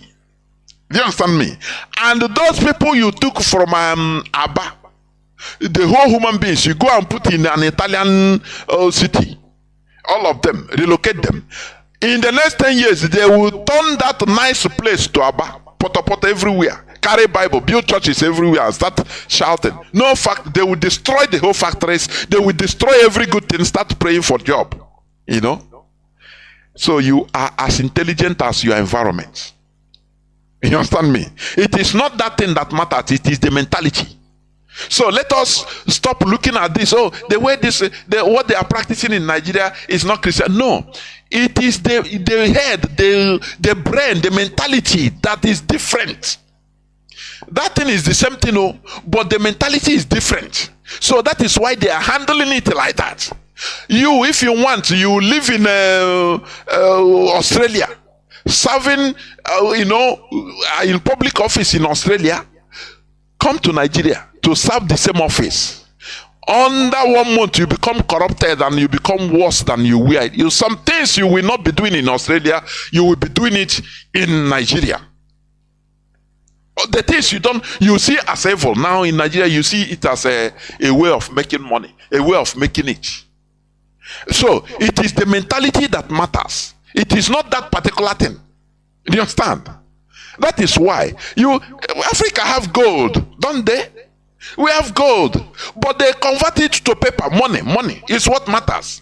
They convert it to money to buy big houses, do big marriage, boast in social media. That's it. But they use that paper, they buy gold, they store it. They use gold, they use iridium, they use rare earth to manufacture things that, will be lasting. Spacecrafts, building things. But Africa, what we know, go to Zamfara, they are digging like mad people everywhere. They are digging for gold like mad. Everybody wants to get something to eat, to sell, to get money. No organization. Do you understand me? So that is what we are talking. Please, I want, as our lines are now opened, if you can call and give us at least one good thing, the importance of this foreign religion in our land. But be ready, if I ask you a question, you do not be mad, please. You have to be ready to also accommodate our own argument, please. That is what I warn you.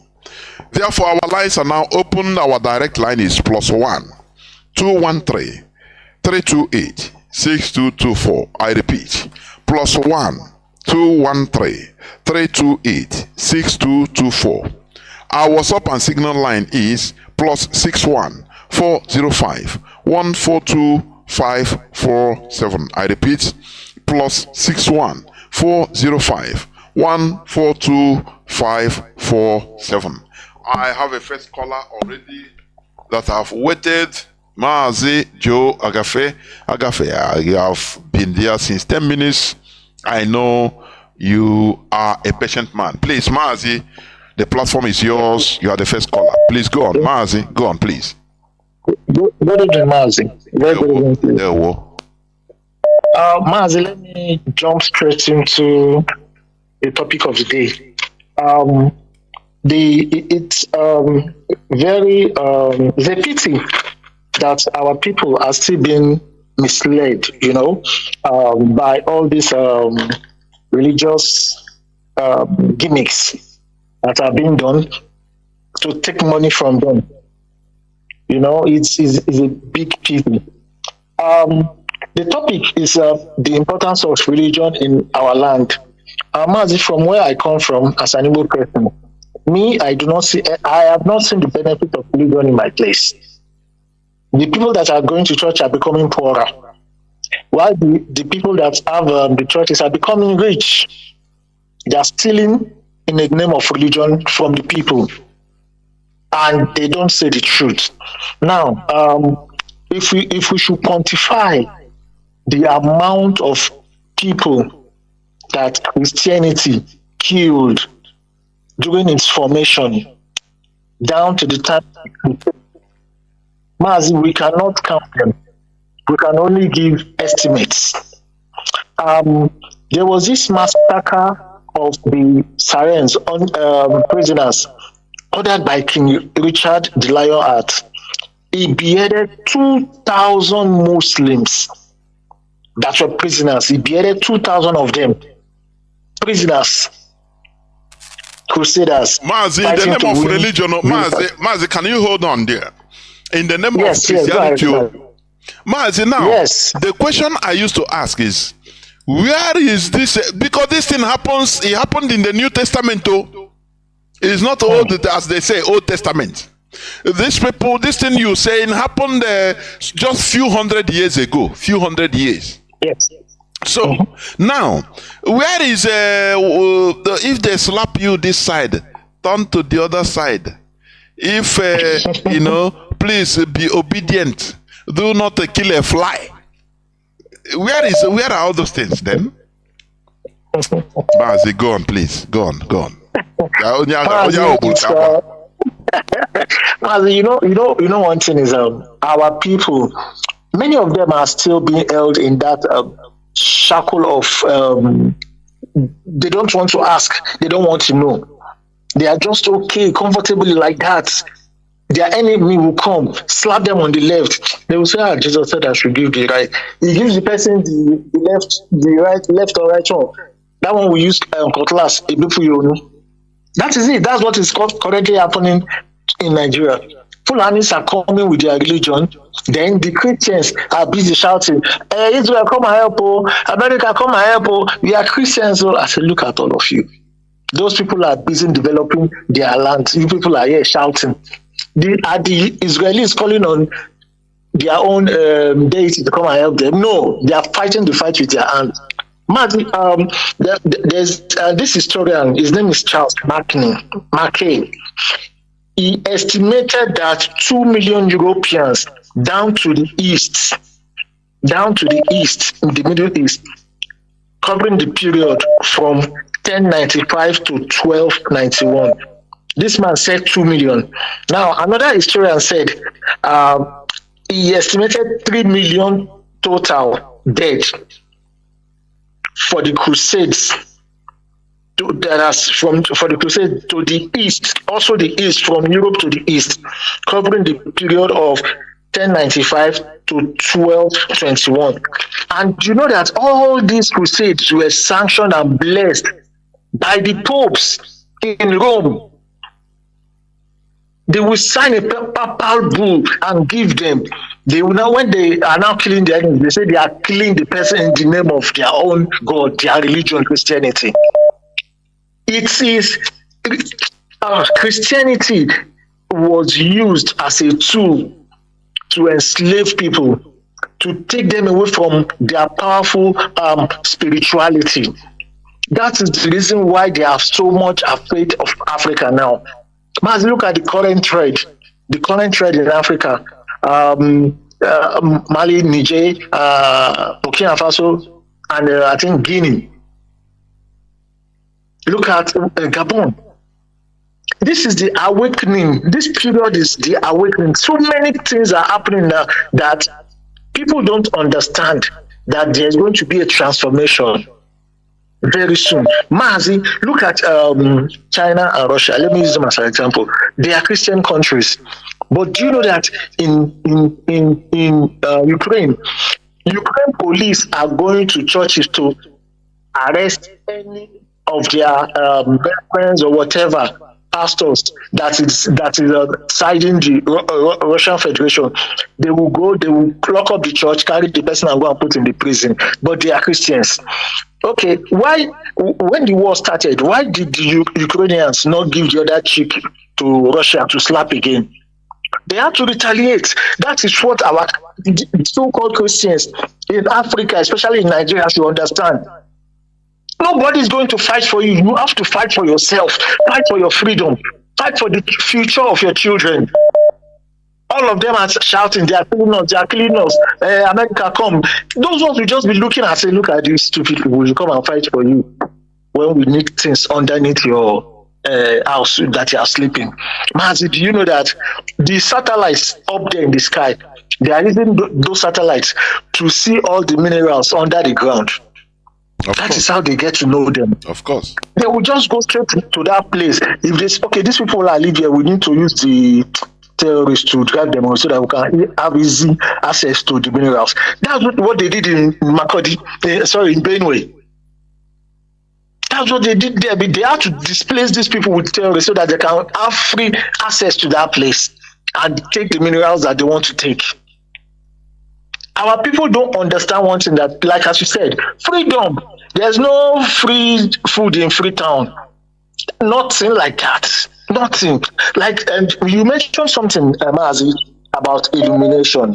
You know, while I was listening to you, this came into my mind. It said, illumination is an escape from the prison of the unknowing to the prison of unknowing to the knowledge of knowing. Mazi, what do we call Biafra? Is it not the rising sun? What does sun do? Is it not to illuminate? Exactly. Now, why then are we programmed to demonize Illuminati? Hey, Mazi, you see that sometimes we don't make sense. You know, things we do things and say things that doesn't make sense at all. We are in our flag. We have at the center the rising sun. That is illumination. Now we are programmed in order to hate the Illuminati. Instead of seeking the knowledge they have, the secret knowledge they have. The same way we are programmed in catechism to pray for Russia and Amadochukwu. Do you see that? We're not knowing that it is because of the problem they have, political problem, Cold War they were fighting, but they brought it and manipulated people that can do this type of manipulation. Why should we absorb the ideology they brought and hate our own? That is a question I ask people. Mazi, go on, please, and conclude. Okay, so you know, the concluding part is the illumined becomes a threat to the status quo. In the church, the Roman Catholic Church being the head of the church that started Christianity, any layman or priest or an outsider that is against their teaching that Jesus is the Son of God and the name of the mother is Mary, some sects are saying, no, it's not meant to be like that. God is God. We shouldn't bring Jesus into this matter. Immediately, they are going to kill that person. They will send their secret service assassin to go and kill the person. That was how they killed a lot of in Egypt then, the University of Alexandria. They killed a lot of people. They burnt books. They stole books to what's it called? To the Vatican. A lot of books, a lot of artifacts were stolen. They are underneath the basement of the Vatican. Mazi, now look at when we are communing with our ancestors, we all sit down. The eldest amongst us will carry the drink, we break the cola by praying, by talking to our ancestors. Now we did not use blood, though. It's just cola and hot drink. But look at the Christians. When they want to do their communion, they will convert the body of Christ to bread and convert his blood, red wine. Mazi, round up, please. There are many colors. Please, okay. I know. So what I'm trying to say, Mazi, is that truth should be spoken. Religion has never done us any good. Thank you, Mazi. Thank you very much. I want people that have opposing, replies or to call, please, maybe. Please, call on WhatsApp. Hold on, let me take caller on direct line. Oh, caller on direct line. Can you hear me? Caller on direct line. Can you hear me?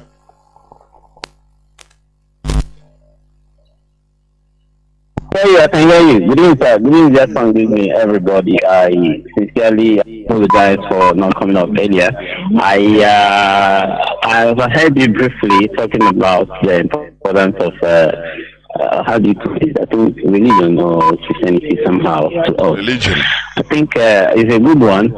I finally have engaged in a few research to in the comprehensive definition of scripture called Bible.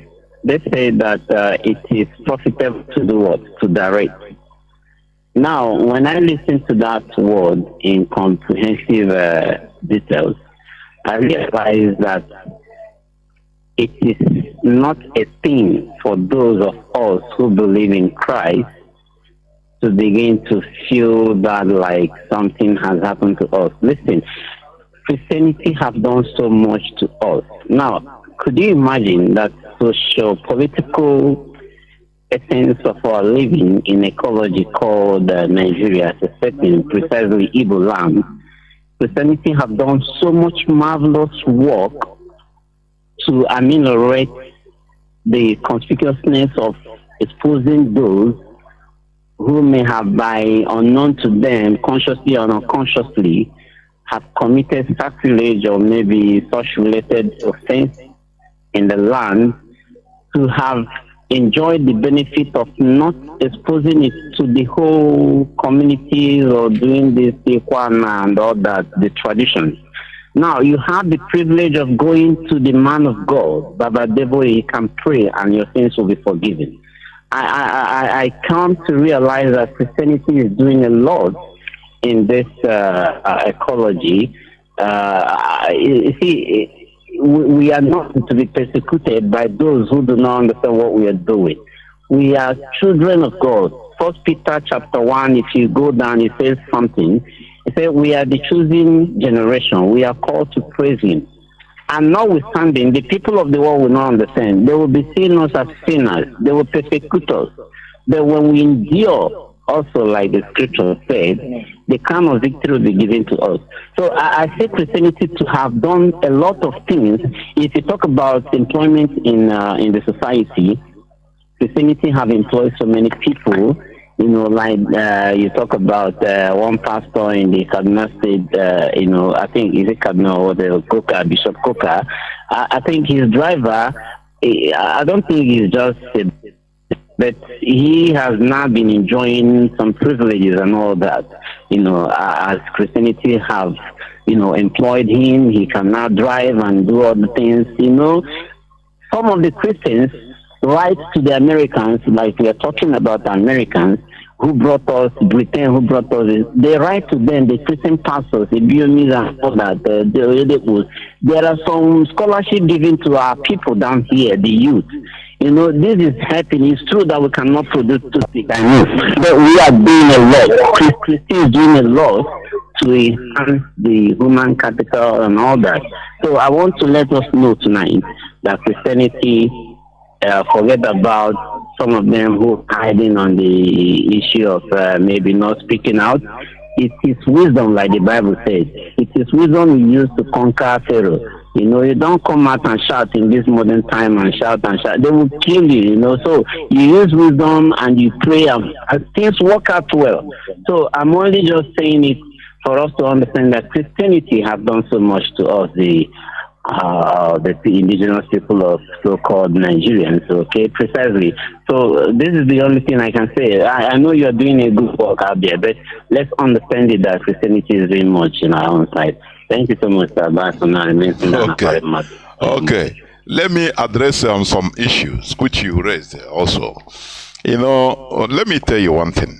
I know that every mega church might be engaged in one program or the other.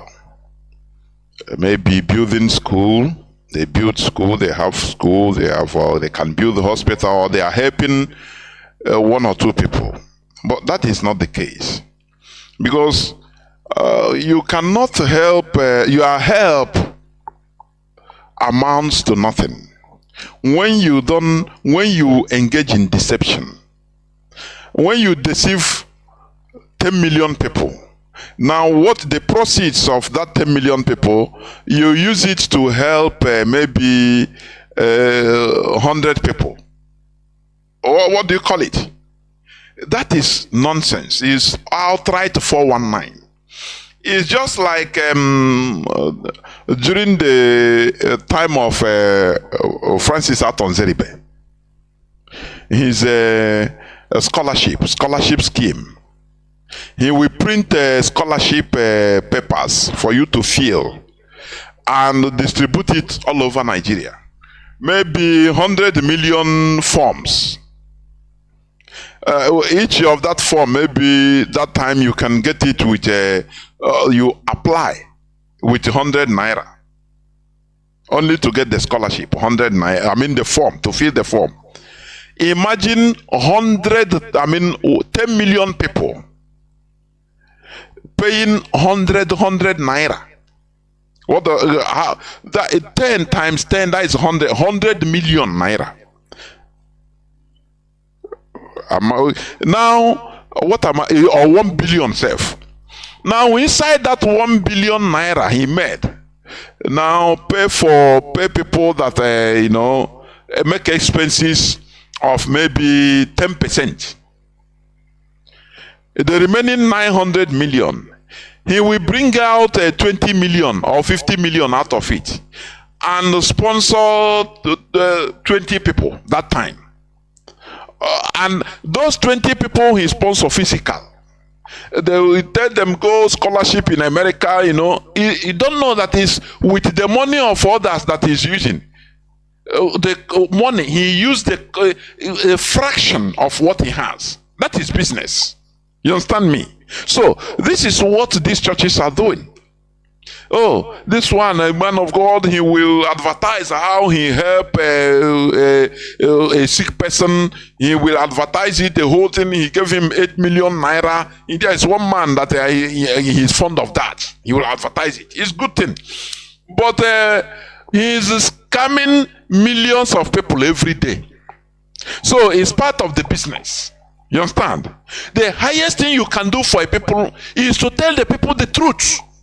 That look, government is your problem. It is not demon. There is no one spirit that is holding your destiny. It is the government you are seeing, those in political oppositions that are holding your destiny. So how do we organize ourselves in order to demand for our right? That is the highest thing you can do. And once you start like that, you see the government will come after you.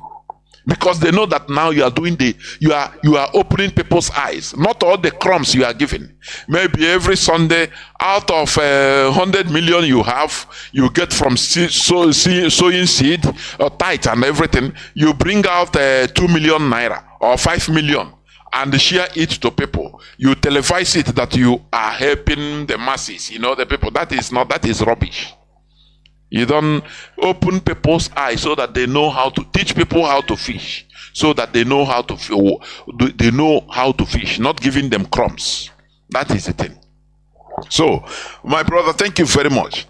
I know you called on direct line. That's why I cannot keep you or answering you directly. But we must continue. I have callers waiting. Let me also pick a caller on direct line. Caller on direct line, can you hear me? Please go on. I need people with opposing argument, please. Can you hear me? Caller on direct line. You very clearly, Mazi Jonathan. Ndewo Mazi, ndewo. Go on the line. Udodrege. Are you hearing me? The whole world is hearing you. Please go on. Mazi Jonathan. Mazi, go on. The whole world is hearing you. Go on. I am calling from Biafra land. Udodrege. You see, your topic tonight is a wonderful one. White religion in Biafra land is a scam. Mazi Jonathan, let me tell you, I am living in the hottest area of Biafra land where terrorism is the order of the day. Let me tell you, the terrorism today in Biafra land is a result of what white religion has brought about. I wouldn't want to mix any word in saying that. I abhor what they call Christianity to the core. Mazi is not Mazi. Can you hear me? Religious of Christianity is Mazi. Can you hear me? Mazi, can you hear me? Call on direct line. In Mazi, this is not issue of personal hatred. Please, we are talking about maybe the importance of foreign religion in our land. either positive or negative. You can enumerate it. It has nothing to do with your personal hatred on anything. Here we are not personal. It is not personal. I might hate something privately, but when you look at the public, I mean the public advantage, the overall advantage, now you have to embrace it. That is the way things work. You know, that is how collectivity works. You understand? Go on, Mazi, go on. My dear Jonathan, I love your incursions. But let me tell you, unless the white is able to give us the freedom to practice our own religion alongside their own, I can never be a party that will support their own religion. Before their advent in my land, we have been having our religion. How can they come now and impose their own on us and tell us that okay, it's an evil. Okafor, it's an evil name. Mbafo, it's an evil name. Whereas they tell us that Christopher is a heavenly name. That is the quarrel there. Let the white men leave us alone. Mazi, and another thing, you know, I will be interjecting. I know you are calling on direct line, but let me quickly interject. Also, the problem, sometimes I don't blame the conquerors. The world is a world of exploitation. Why we accept them?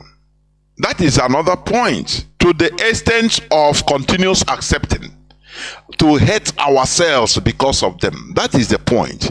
And mind you, no oppressor will give you freedom. You have to take it. No oppressor will give you freedom. Pope Francis traveled to Canada last year in order to apologize for the evil Catholic committed against the indigenous Canadians. Do you know the reason? Because they were meticulous, they were demanding for this apology, making problems, going on rallies, fighting for it, and they got it. But in our land, we embrace it and we still accept it. Mazi, go on, please. Let me go on. I know you're on direct line before I kill your Thank you very much, Jonathan. We apologize because of their firepowers. We apologize, or they apologize, or France Macron or Moron of France apologize to the Nigerians. Why did he apologize? Why did she apologize to the Nigerians? Only to renege from going away from Nigeria. When the Nigerian coup leader asked them to leave. Jonathan, your topic is so encompassing that we cannot treat it with levity. Let me tell you, Jonathan, the white should leave us alone to grow on our own pace. Besides that, they are hypnotizing and subjugating us, neo-colonizing and colonialism and enslavement to be abhorred in all its ramifications. Jonathan, I have a lot to say. But we may quarrel here. Let them live to grow on our own pace. Mazi, thank you very much. Thank you. And let me tell you something. I used to say it here and I continue saying it. We are in a world of exploitation. The oppressors will never leave you until you fight to liberate yourself. Let it sink inside our mind. They will not leave you. You understand me? Liberation, that is, you liberate yourself. It is something spontaneous. It is not something cool. Liberation is something spontaneous or spontaneously done. We shouldn't be appealing to our oppressors. No. We do it our own. We continue fighting until we get liberated. That is the way. Tomorrow, being Sunday, I will also be here on this platform to talk about real, genuine Pan-Africanism. Do it our own. We continue fighting until we get liberated. That is the way. Tomorrow, being Sunday, I will also be here on this platform to talk about real, genuine Pan-Africanism. Do it our own. We continue fighting until we get liberated. That is the way. Tomorrow, being Sunday, I will also be here on this platform to talk about real, genuine Pan-Africanism. Do it our own. We continue fighting until we get liberated. That is the way. Tomorrow, being Sunday, I will also be here on this platform to talk about real, genuine Pan-Africanism. Do it our own. We continue fighting until we get liberated. That is the way. Tomorrow, being Sunday, I will also be here on this platform to talk about real, genuine Pan-Africanism. Do it our own. We continue fighting until we get liberated. That is the way. Tomorrow, being Sunday, I will also be here on this platform to talk about real, genuine Pan-Africanism. Do it our own. We continue fighting until we get liberated. That is the way. Tomorrow, being Sunday, I will also be here on this platform to talk about real, genuine Pan-Africanism. Do it our own. We continue fighting until we get liberated. That is the way. Tomorrow, being Sunday, I will also be here on this platform to talk about real, genuine Pan-Africanism. Do it our own. We continue fighting until we get liberated. That is the way. Tomorrow, being Sunday, I will also be here on this platform to talk about real, genuine Pan-Africanism. Do it our own. We continue fighting until we get liberated. That is the way. Tomorrow, being Sunday, I will also be here on this platform to talk about real, genuine Pan-Africanism. Do it our own. We continue fighting until we get liberated. That is the way. Tomorrow, being Sunday, I will also be here on this platform to talk about real, genuine Pan-Africanism. Do it our own. We continue fighting until we get liberated.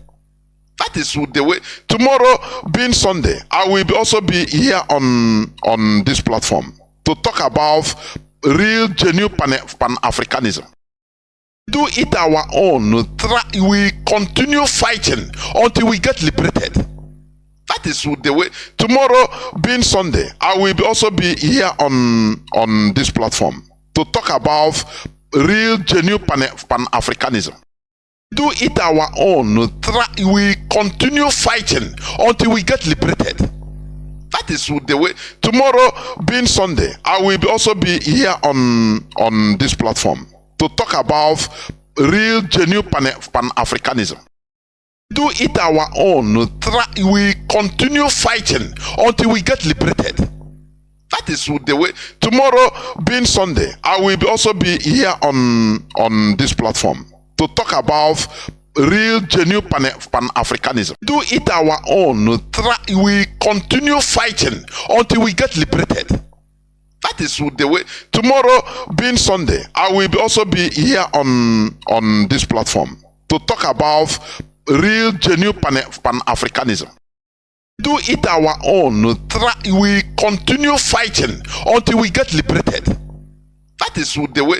Tomorrow, being Sunday, I will also be here on this platform to talk about real, genuine Pan-Africanism. Do it our own. We continue fighting until we get liberated. That is the way. Tomorrow, being Sunday, I will also be here on this platform to talk about real, genuine Pan-Africanism. Do it our own. We continue fighting until we get liberated. That is the way. Tomorrow being Sunday, I will also be here on this platform to talk about real genuine pan-Africanism. Do it our own. We continue fighting until we get liberated. That is the way. Tomorrow being Sunday, I will also be here on this platform to talk about real genuine pan-Africanism. Do it our own. We continue fighting until we get liberated. That is the way. Tomorrow being Sunday, I will also be here on this platform to talk about real genuine pan-Africanism. Do it our own. We continue fighting until we get liberated. That is the way. Tomorrow being Sunday, I will also be here on this platform to talk about real genuine pan-Africanism. Do it our own. We continue fighting until we get liberated. That is the way. Tomorrow being Sunday, I will also be here on this platform to talk about real genuine pan-Africanism. Do it our own. We continue fighting until we get liberated. That is the way. Tomorrow being Sunday, I will also be here on this platform to talk about real genuine pan-Africanism. Do it our own. We continue fighting until we get liberated. That is the way. Tomorrow being Sunday, I will also be here on this platform to talk about real genuine pan-Africanism. Do it our own. We continue fighting until we get liberated. That is the way. Tomorrow being Sunday, I will also be here on this platform to talk about real genuine pan-Africanism. Do it our own. We continue fighting until we get liberated. That is the way. Tomorrow being Sunday, I will also be here on this platform to talk about real genuine pan-Africanism. Do it our own. We continue fighting until we get liberated. That is the way. Tomorrow being Sunday, I will also be here on this platform to talk about real genuine pan-Africanism. Do it our own. We continue fighting until we get liberated. That is the way. Tomorrow being Sunday, I will also be here on this platform to talk about real genuine pan-Africanism. Do it our own. We continue fighting until we get liberated. That is the way. Tomorrow being Sunday, I will also be here on this platform to talk about real genuine pan-Africanism. Do it our own. We continue fighting until we get liberated. That is the way. Tomorrow being Sunday, I will also be here on this platform to talk about real genuine pan-Africanism. Do it our own. We continue fighting until we get liberated. That is the way. Tomorrow being Sunday, I will also be here on this platform to talk about real genuine pan-Africanism. Do it our own. We continue fighting until we get liberated. That is the way. Tomorrow being Sunday, I will also be here on this platform to talk about real genuine pan-Africanism. Do it our own. We continue fighting until we get liberated. That is the way. Tomorrow being Sunday, I will also be here on this platform to talk about real genuine pan-Africanism. Do it our own. We continue fighting until we get liberated. That is the way. Tomorrow being Sunday, I will also be here on this platform to talk about real genuine pan-Africanism. Do it our own. We continue fighting until we get liberated. That is the way. Tomorrow being Sunday, I will also be here on this platform to talk about real genuine pan-Africanism. Do it our own. We continue fighting until we get liberated. That is the way. Tomorrow being Sunday, I will also be here on this platform to talk about real, genuine Pan-Africanism. Do it our own. We continue fighting until we get liberated. That is the way. Tomorrow, being Sunday, I will also be here on this platform to talk about real, genuine Pan-Africanism. Do it our own. We continue fighting until we get liberated. That is the way. Tomorrow, being Sunday, I will also be here on this platform to talk about real, genuine Pan-Africanism. Do it our own. We continue fighting until we get liberated. That is the way. Tomorrow, being Sunday, I will also be here on this platform to talk about real, genuine Pan-Africanism. Do it our own. We continue fighting until we get liberated. That is the way. Tomorrow, being Sunday, I will also be here on this platform to talk about real, genuine Pan-Africanism. Do it our own. We continue fighting until we get liberated. That is the way. Tomorrow, being Sunday, I will also be here on this platform to talk about real, genuine Pan-Africanism. Do it our own. We continue fighting until we get liberated. That is the way. Tomorrow, being Sunday, I will also be here on this platform to talk about real, genuine Pan-Africanism. Do it our own. We continue fighting until we get liberated. That is the way. Tomorrow, being Sunday, I will also be here on this platform to talk about real, genuine Pan-Africanism. Do it our own. We continue fighting until we get liberated. That is the way. Tomorrow, being Sunday, I will also be here on this platform to talk about real, genuine Pan-Africanism. Do it our own. We continue fighting until we get liberated. That is the way. Tomorrow, being Sunday, I will also be here on this platform to talk about real, genuine Pan-Africanism. Do it our own. We continue fighting until we get liberated. That is the way. Tomorrow, being Sunday, I will also be here on this platform to talk about real, genuine Pan-Africanism. Do it our own. We continue fighting until we get liberated.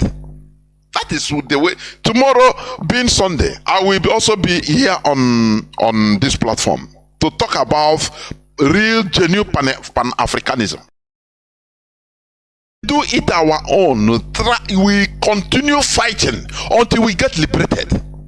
That is the way. Tomorrow, being Sunday, I will also be here on this platform to talk about real, genuine Pan-Africanism. Do it our own. We continue fighting until we get liberated. That is the way. Tomorrow, being Sunday, I will also be here on this platform to talk about real, genuine Pan-Africanism. Do it our own. We continue fighting until we get liberated.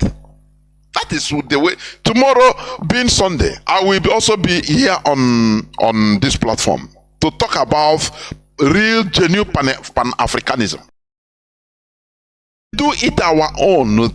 We continue fighting until we get liberated.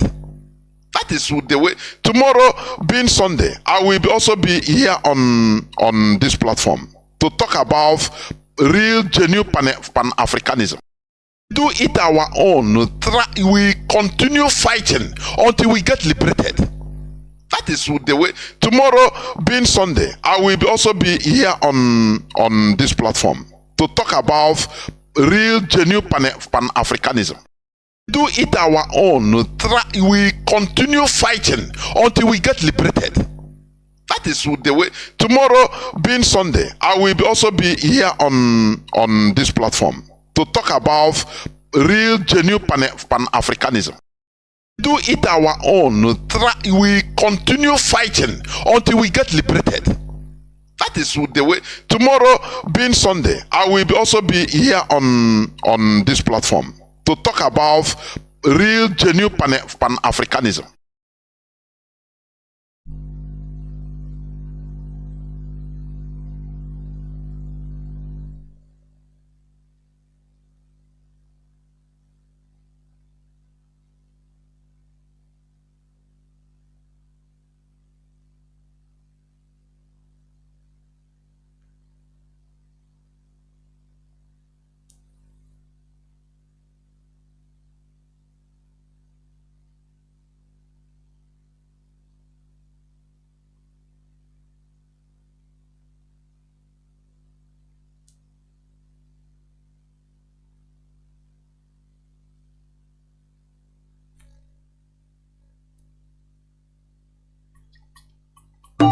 Kaide, kunitenu kaide, kaide, kunitenu kaide, hey ya, kaide, hey ya, kaide, hey ya, kaide, hey ya, Umu Biafra kunitenu, kunitenu kaide, Umu Biafra kunitenu, Yazala, Umu Biafra kunitenu, Biafra kunitenu, Nja useme wangalu, kunitenu, Oli amara wanisi, kunitenu, Umu Biafra kunitenu, Biafra kunitenu, Ejawala me kwampo, and if I jump any soldier, he go here.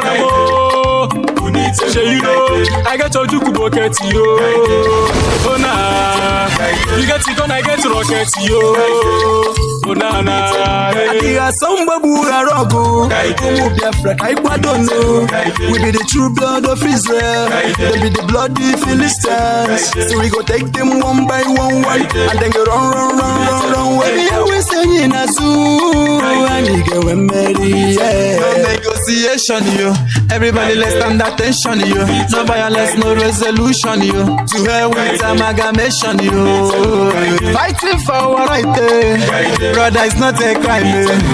Biafra is our right, make gonna give us a Biafra.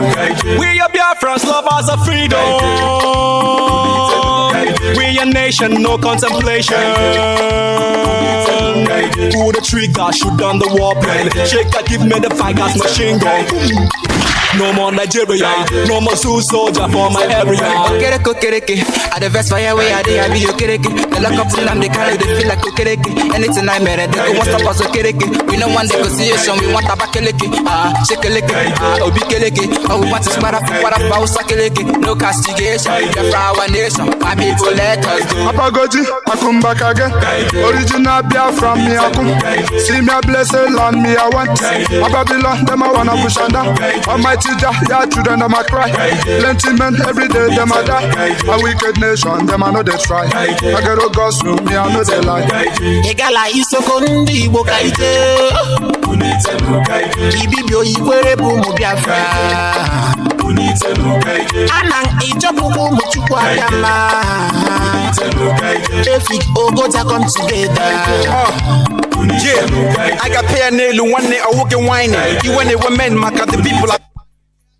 Welcome back. This is Radio Biafra HAUSA-SERVICE coming to you through Radio Biafra London. I'm very sorry, but there is a situation that I couldn't understand, rudely interrupted. I think it's my internet Wi-Fi. I don't know what happened. Well, everything just got lost until I started reviving it. I don't know, and everything is on again. So we must continue. As we are saying, remember we are talking about the positive influence or importance of religion in our land. That is what we are talking about. And I want people that have opposing values, opposing arguments in order to call. Like what our brother was saying. I beg to differ sometimes. You can hate something privately as a person, as an individual, but collectively it will be advantageous. You see, the advantage to our collectivity. So it is not about private or personal hatred or religion or this. No. It is not about it. It is not about it. Far be it. But it is when we take a stock about the way things are going on in our land, what can we boast of? That look, this religion that has been in our land has brought to us. But personally, I am seeing only division, manipulations. They are taking money out of Biafra land through all these contributions in these religions, taken to even countries that don't need the money, and brainwashing us that the holder of our solution or the holder of our destiny is Satan, one big spirit called Lucifer, that government does not matter. We should have miracle or blessings, get a job through praying, by pursuing that Satan is what will give us job. That is very wrong, and that is complete scam and deception. These are some of the things we are fighting. We want to correct in the brains of our people. Government is the second God you are seeing. Can I say, because there is no God you are seeing. The God you are seeing is government. So, in a republic where power belongs to the people, when the people fail to rise up to hold, when the people fail to take their responsibilities and hold the people, policymakers responsible, human being is born with a selfishness. That is the every human being is naturally born with selfishness. But there are situations, things that have to change that selfishness and correct it. But when the people, the population, in a federal republic, in a republic, fails to take their own responsibility, fails to checkmate the policymakers, all you get is bad governance. And now they made people to start pursuing shadows in order to pursue Satan, that Satan is the problem we have. That is one of the deceptions of this religion in our land. And we need to talk about it. We don't need to shy away from it. Therefore, I will bring in callers also. Caller Mazi Ifanichuku Ezu. I had callers before, but I tried to bring them back, but I couldn't. Because I want people with opposing arguments. Please. But Mazi, caller on signal. Mazi Ezu, can you hear me? Welcome to the program. Yes, I am. Mazi, caller on signal. Mazi, can you hear me? Yes, I'm hearing you. Okay, go on, please. Go on. You are speaking, but I wasn't hearing. It wasn't coming out. Go on, please. Go on. Is it okay now? I think it's better. Go on, please. Okay. My name is Ifan, and I'm calling you from the Netherlands.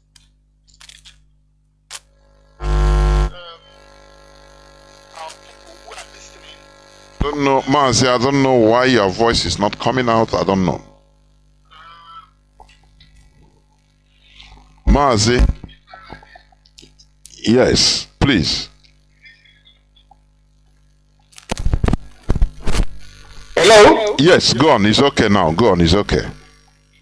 Okay. So what I'm saying is that the people who are listening in this show, in this presentation, let us not see it as a contra religion or contra one religion or the other, but it's what you said, like there was a stage that in Europe they attained what they called Renaissance, that is a rebirth. So and after Renaissance, they come the age of Enlightenment. So why are we treating these things is to make our people query and ask questions and interrogate the practices, whether good or bad, of certain practices and religions, of course. Because why I'm saying this is that, of course, There are some benefits of religion in our place. We cannot deny that. There can be a social gathering and a source of solace in times of grief. And yes, some people are being educated by the missionaries and whatnot. But the question we are asking is, what kind of education, for those who will say they educated us, what kind of education did we get? Did we get education that Ifeanyi Chukwu cannot be a baptismal name? Which means all the names that we use to praise God that we answer, they are not good enough. But we can answer Rose, Cecil Rose, a butcher in South Africa. We will make him a saint and we will answer his name. So what we're saying here is not about being contra-religion. And for instance, Pastor William Kumuyi, from 1980 to today, he has been calling the God that he serves to drive the military away if he be the God that he serves. He told us that Buhari will fix Nigeria. And when Buhari failed, he is telling us again now that Chinedu will fix Nigeria. God will help him to fix Nigeria. The same thing Adeboye did. The same thing all the bishops and most of them. Can you hear me? Can I interject here? Mazi, yes, do you see, just like you said, we want our people to remove this fear of, man of God. Once you maybe accost him or ask him question, now he will curse you, and you will become wanted, bad luck or anything can befall on you. That is wrong. That is wrong. It's lie. Just like what you mentioned. Kumuyi have been praying for Nigeria since the 80s, prophesying that Nigeria will be good. Mbaka last time in our Korokoro eyes, it's on social media. He said that Buhari is our savior. But it became worse than anything. And till today, people cannot have courage to ask, Father, what about Buhari you say will be our savior? What happened?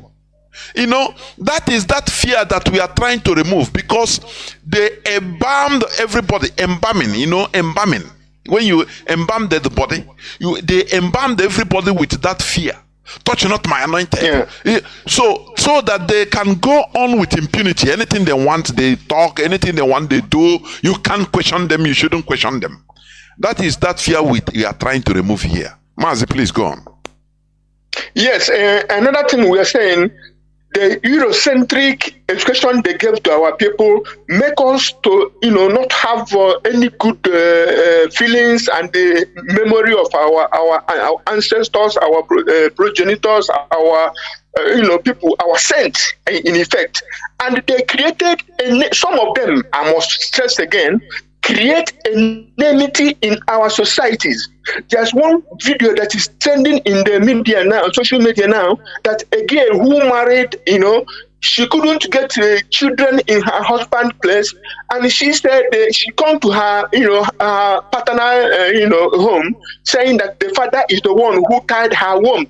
And she's fighting the father, and the father was saying, Adam, how can you are my daughter, how can I go and stop you from getting children? He said, because the medicine you are carrying about, that's why you use my children in my womb to make refine your medicine. The father was saying, I cannot do that. I did not do that. But our people believe that this is practicable, and this shows the seed of discord and hatred in our society. So it's not all good. It's not all good.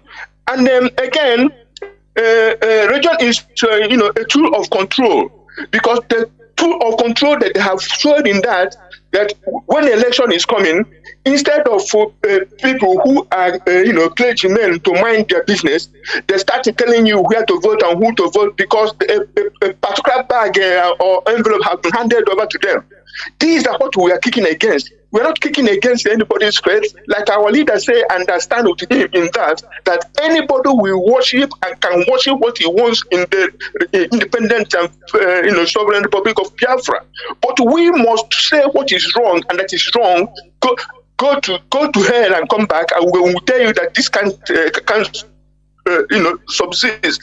I saw in one of our brothers, Twitter handle. I don't need to call his name, but I saw in one Twitter handle of one of our brothers where he said it was a video there was saying only Bible and Quran are translated in African languages. Only Bible and Quran. No science book is translated in the African language. But you go to China, Chinese are doing mathematics in their language. Japanese are doing taught engineering in their language. So these are the things we are interrogating. Because what I want to ask our people, knowing what we know now, the people who killed our ancestors to colonize us, the people who have been catering our goods, giving us nothing, bringing a development to us, do you really believe that these people are taking you to God in heaven? I don't believe it so anymore. So the ulterior motive is there, that it was a means to control our people in order to do, because the Kenyans said that they came there and said they closed their eyes and let us pray. They closed the eyes and we are praying. When they opened the eyes, the land was gone and they were holding the Bible. So it's not about the Bible, but about the activities of those who did that. We are talking about. So in conclusion, I beg our people to have open mind when we discuss these things about religion, because we have known God and praised Him and worshipped Him before anybody came to us. Nobody brought religion or God, belief in God or spirituality to us. They might have brought their own religion to our place, but the question is, why can't we say that something that they brought we are wrong and are still wrong, and that people are still being controlled and mentally enslaved by such teachings? And many people they educate are very much unemployable. They can speak grammar from now to kingdom come, but they are not employable, and they are not introspective, and they are not questioning things, and they are not thoughtful enough in order to say that this thing they brought to us, some of the practices are wrong. My brother, let's continue. Thank you, and God bless Biafra. Good night. We must continue. How we cherish foreign ideology and culture. That is one thing we should all start having rethink. That is something, it is everywhere in our lives. Foreign food. Everything foreign. We now take our own thing, relegate our own. Let me give you example on this terminology, shalom. This is just an example. The way our people or some of our people are taking this now as if it's another thing extraordinary. Shalom means udo dere no, peace be unto you. But in another language, in a foreign language, Arab say salam, salam alaikum. That is peace be unto you. But many of us now take this as a day to, something extraordinary. When you have to put it, if you don't, but so this it shows me. Sometimes I start wondering, what type of people are we? I now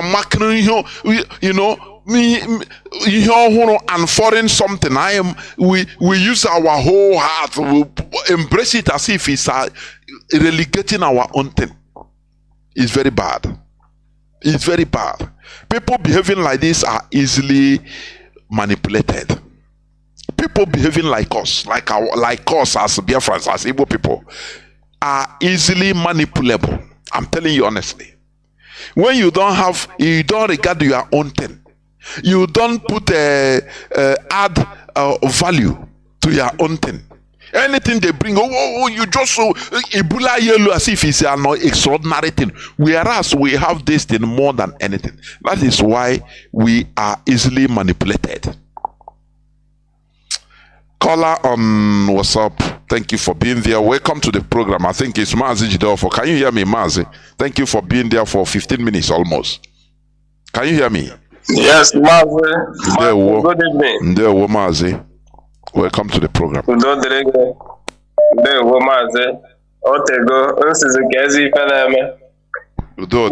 Biafra. My name is Mazi Jidofo. Based on the topic you are treating this very evening, it's a very delicate one, and it's not something that we are to overemphasize, because I will say that religion itself, the only achievement of religion is negative to our own people. I will start by this way: being negative to our own people and the positive to the people that brought religion into our land. First of all, religion came to take away the natural strength of Biafran people. Christianity religion came to our land and took away our natural strength, our natural reasoning, and our scientific way, and gave us fake one that we don't know the state of the origin. Religion came to our land also and put into our various families our endless enmity into our family. I was scrolling through my Facebook on Ugumba TV, this very TV of Igbo group in Lagos. I think it's in Lagos, where Omopai was telling the public that he has seen God. I begin to wonder, this very religion, as he's saying that he has seen God, and God told him that he has 80-something years to live to do the work on earth. A lot of people who are being brainwashed can believe what Omopai is saying, because he has risen above, as he used the democratic power to reason above them and their opinion. Religion, negative benefit in our land is that it causes our people never to reason when lies is being told to them by that very name they believe on. Now, Mazi, there is another thing that I sometimes begin to question myself when I read King Leopold II letter. I realized Japanese tried very, very much hard, about 3 decades or 3 centuries, to make sure they put these people away from their land. Now, I begin to ask myself this very question: where were our own people when this thing was happening? And after this has happened, and the enslavement of our own people, does it mean the intellectual in our land was taken away and only the illiterate that continues? Because without Radio Biafra, I don't think these things can unfold. I know as of then, between that time till now, that's 1883, till now, we have had about 4 great grandfathers. But nobody can, even as in nobody was so that intelligent and bold to begin this very work. Mazi, let me come in there. Let me come in there, please.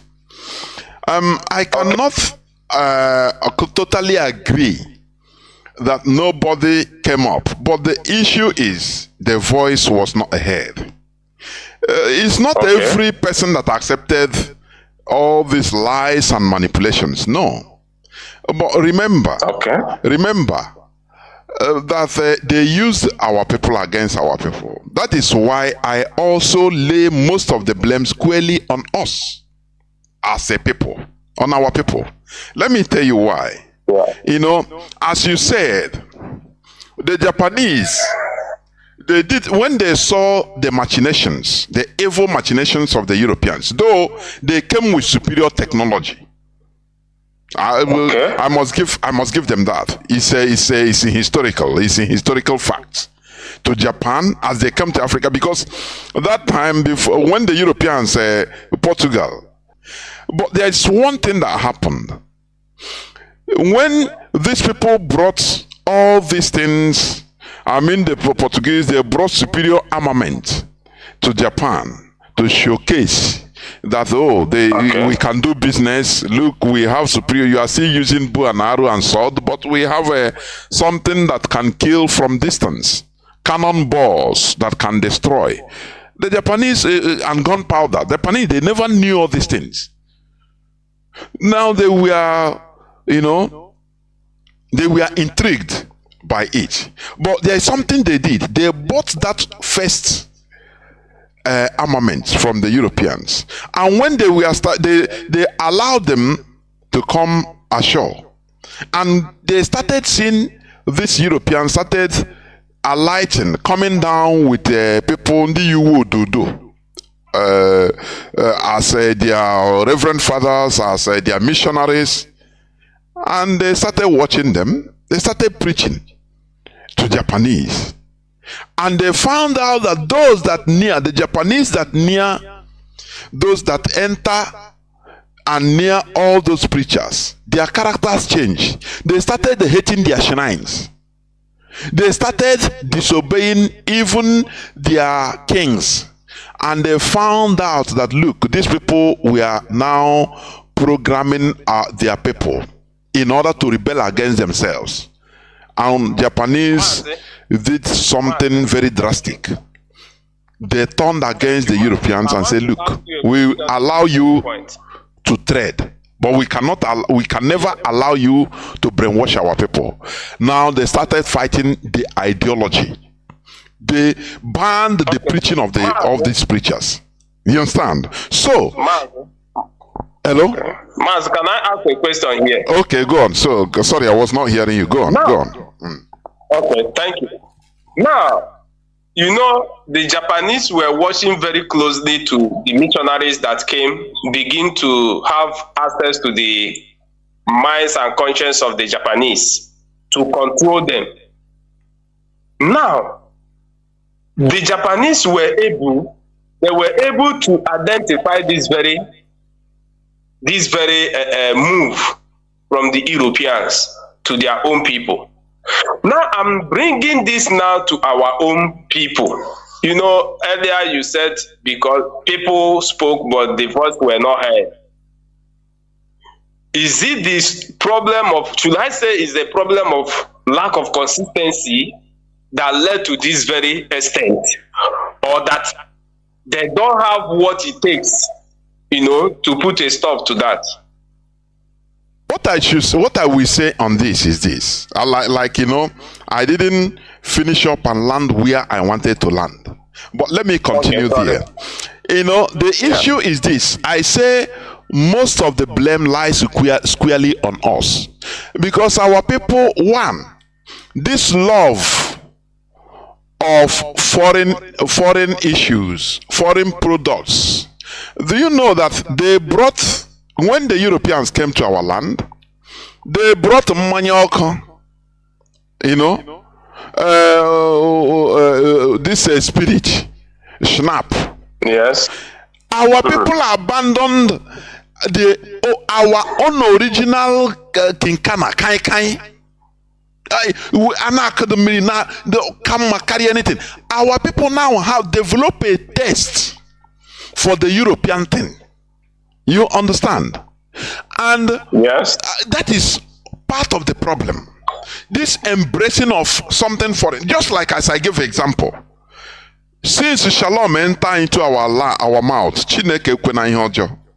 Onye na-ekwu shalom ọ dịka ozi ya. And ka ihe shalom udo dịrị gị. Simple.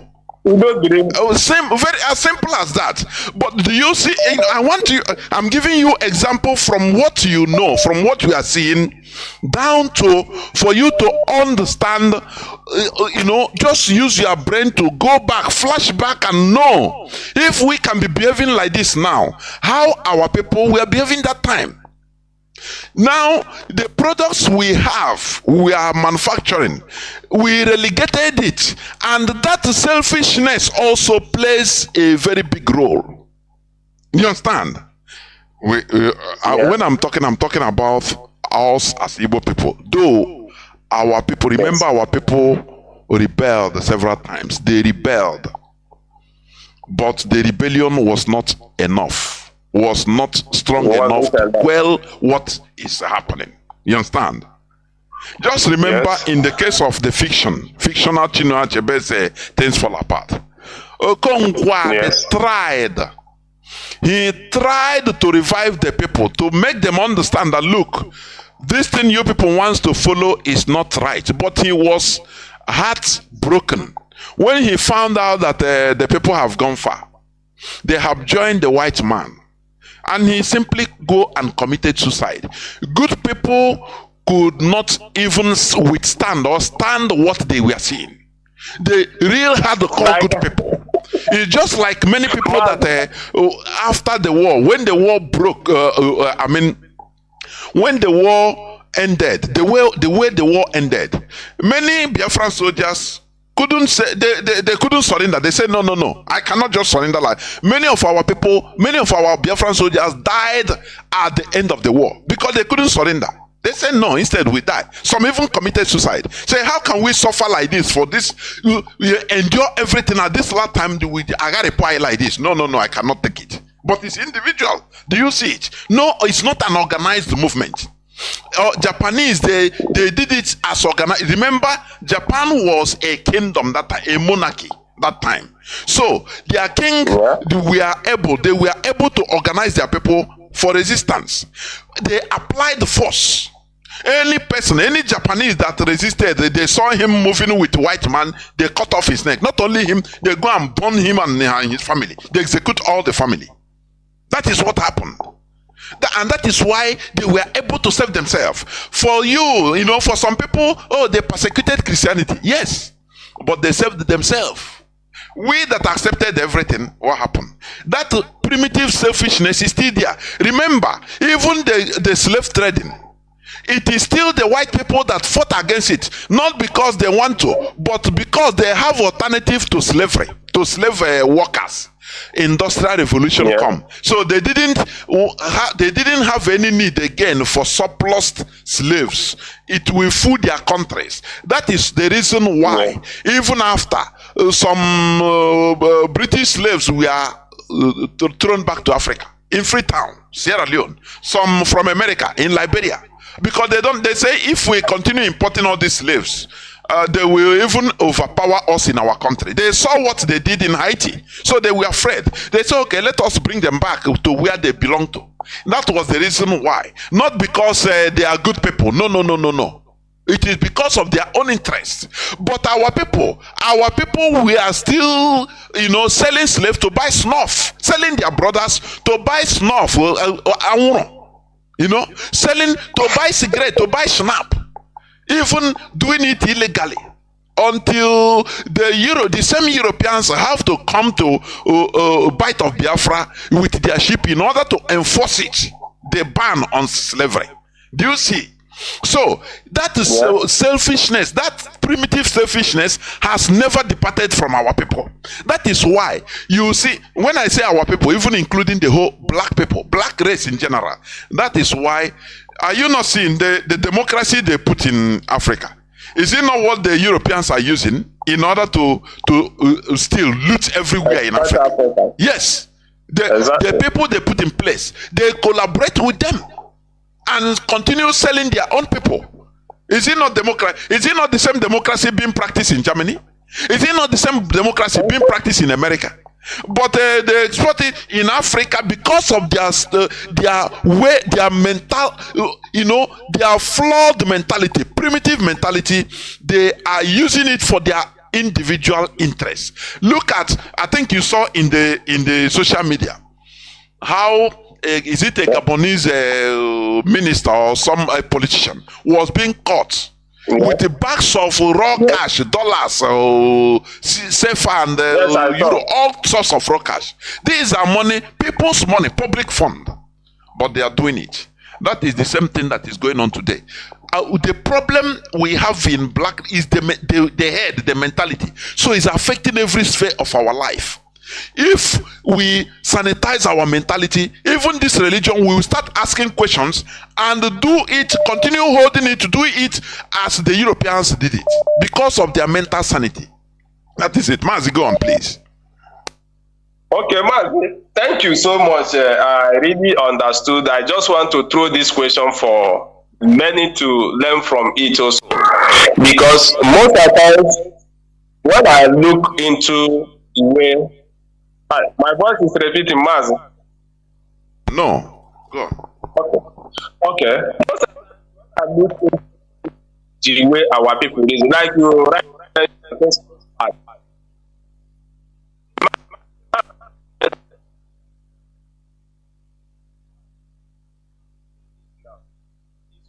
What is happening as it stands today now? Or did as equate with things fall apart? But because people that are standing in the sense of this very struggle are mentally strong. And most of the times it is done on me that the good number of our people who were shipped with through this slavery are the wise ones. They took them away from their soil, so that their intelligence and their wisdom will not affect the gullible to wake up. That is what most of the times I sit down begin to calculate. They took the good number of the brave ones and the wise ones from our land to enslave them, so that they cannot be able to influence the gullible ones to wake up. Now, Mazi, you made mention of concerning our mind control based on foreign things.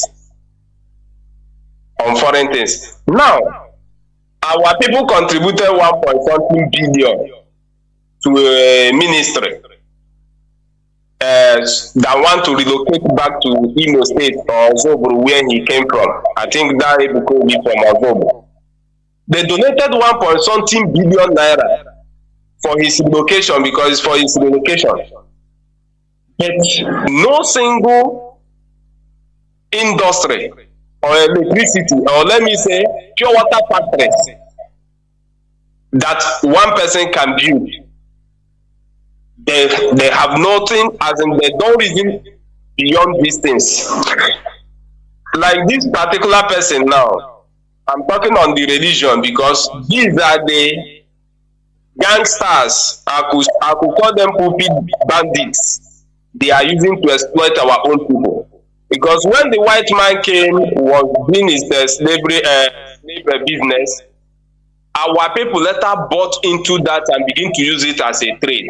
And the white man went home, left the land, and our people continued the business with them. The same way the Christianity religion are now helping the white people to evacuate and exploit our own people and take it to abroad. This particular person now called Dunamis, the one that owns Dunamis. There is no every community in our land you will not see Dunamis ministry or church. And this very man is a medical doctor. The wife is a medical doctor, Paul Enenshe. And we have professors in our land who are going there, who sent their children to school to go and study medicine. Some men and women send their children and spend a huge amount of money in university to study medicine. But they are under a autocratic control power of Enenshe, a theocratic control power of Enenshe, to accept miracle. And when their children graduate, they will lead them to that miracle and allow them to forget what they went to school to spend money for. And we are now rejecting medical than and accepting miracle. Mazi, the journey is very, very far. Because if a nation can disregard anything medical and begin to give our people holy water to accept healing, that means they are indirectly creating unemployment for our medical doctors. Those who are still in school, the graduates. All these ministries we have in our land today, promoting miracle on how oil heal people. Indirectly, they are creating unemployment. Most of the times we call government, these are the people that hold the heart of the 90% of the citizens. And this is affecting us very, very badly. Very, very badly. So, Mazi, I cannot overemphasize this because all the most of the times it's painful. It's painful. Here in Senegal, where I am, you talked about mentality taking France to or Italy to Nigeria or Aba and taking Aba people to Italy. Mazi, I went to embassy one certain time to go and check something. At the back of British embassy in this very Senegal, I saw the school of the white environment where the white children, the France children are schooling. When I came out from that environment, I saw where the owner of the soil, their school, where they are schooling. Mazi, I wept. If they come to our land, they will be better than us. If we go to their land again, they will also be better than us. So the problem is from the brain. Thank you, Mazi, for giving me the time. That is exactly what I'm saying. It is from the brain. It is. It's nothing more. The key holding everything is the brain, is in the head. If we start thinking in another way around, the way these people think, now we know what they know, we start thinking like them. I'm telling you, we make many changes. Let me tell you, in order to substantiate that our people are also part of the problem, it is the mentality, that selfishness. According to intelligent reports, internal intelligence reports, many Biafrans, mostly Igbo Biafrans, have been recruited by directly and indirectly by American Secret Service. What I'm saying, market. Waiting. And you see, even with the renditioning of our leader, everything, it is part of the deal. And what is happening, what they try to destroy IPOB. And many of them are sleeper cells waiting. So that when Biafra come, they will use them to start causing problems in our land. People that will be armed in order to say, these are always causing problems. During America, I'm telling you, many of them are recruited. Some of them don't even know that they are serving, they are CIA agents, indirect agents. Some are proud and know that they are agents. They are like foreign. Nah, I'm serving America, you know. They are waiting for the right time. But we know them. We know. You understand? That is what I want to say here. For you to understand how our people used to behave. This question of embracing, you know, something foreign. Look at, you see in the video, in the old times, how our people were eager. Old, you know, matured men and women, young and old, being gathered na ama obodo to start teaching them English alphabet. Everybody gather.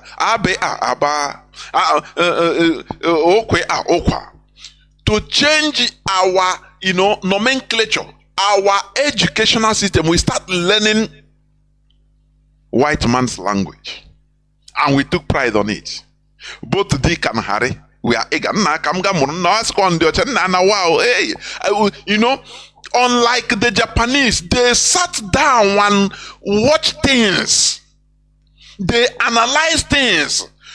They, you know, they try to foresee the future. How is this thing going to help us even today, not only today, our future generations now before taking decision. They know that there is no, but our own, I may spontaneously. with emotion. Now, where it happen now? Now, you know, see, look at Facebook. Our people, our boy, everywhere, everybody now become either content creator, prankster, this and that. Yaga grow ofu jeep. You know, there is a way our people behave. And one of the main reasons is because we had no formal control right from time. We are Republicans in nature. So that ancient republicanism, we instituted it. There should have been control. We have autonomous communities, hamlets, you know. So people are not disciplined like in a monarchy, where once the king says something, everybody will obey. If you don't obey, people will force you to obey. No, it's not in our side, it's not in our land. We have a very good system, but we entered one chance in the coming of the Europeans and putting us in Nigeria. Had it been we continue in our way, in that way, we would have become the best of the best in our system. I'm telling you. But now they turn that best to become the worst. You don't, you know, primitive competition. Let me pick these two callers that have been waiting. Caller on Signal, you have been there since 30 minutes, even before the system broke down. You were there. Mazi, Michael, can you hear me? Yeah, I can hear you. There, Mazi, welcome to the program. Please go on. Yeah. Okay, Mazi, Professor Jonas. Good evening, sir. It's always a wonderful time being a part of this awesome program. It's always very, very wonderful. Your topic or your submission today is on the importance of religion in our land, or the importance of religion per se.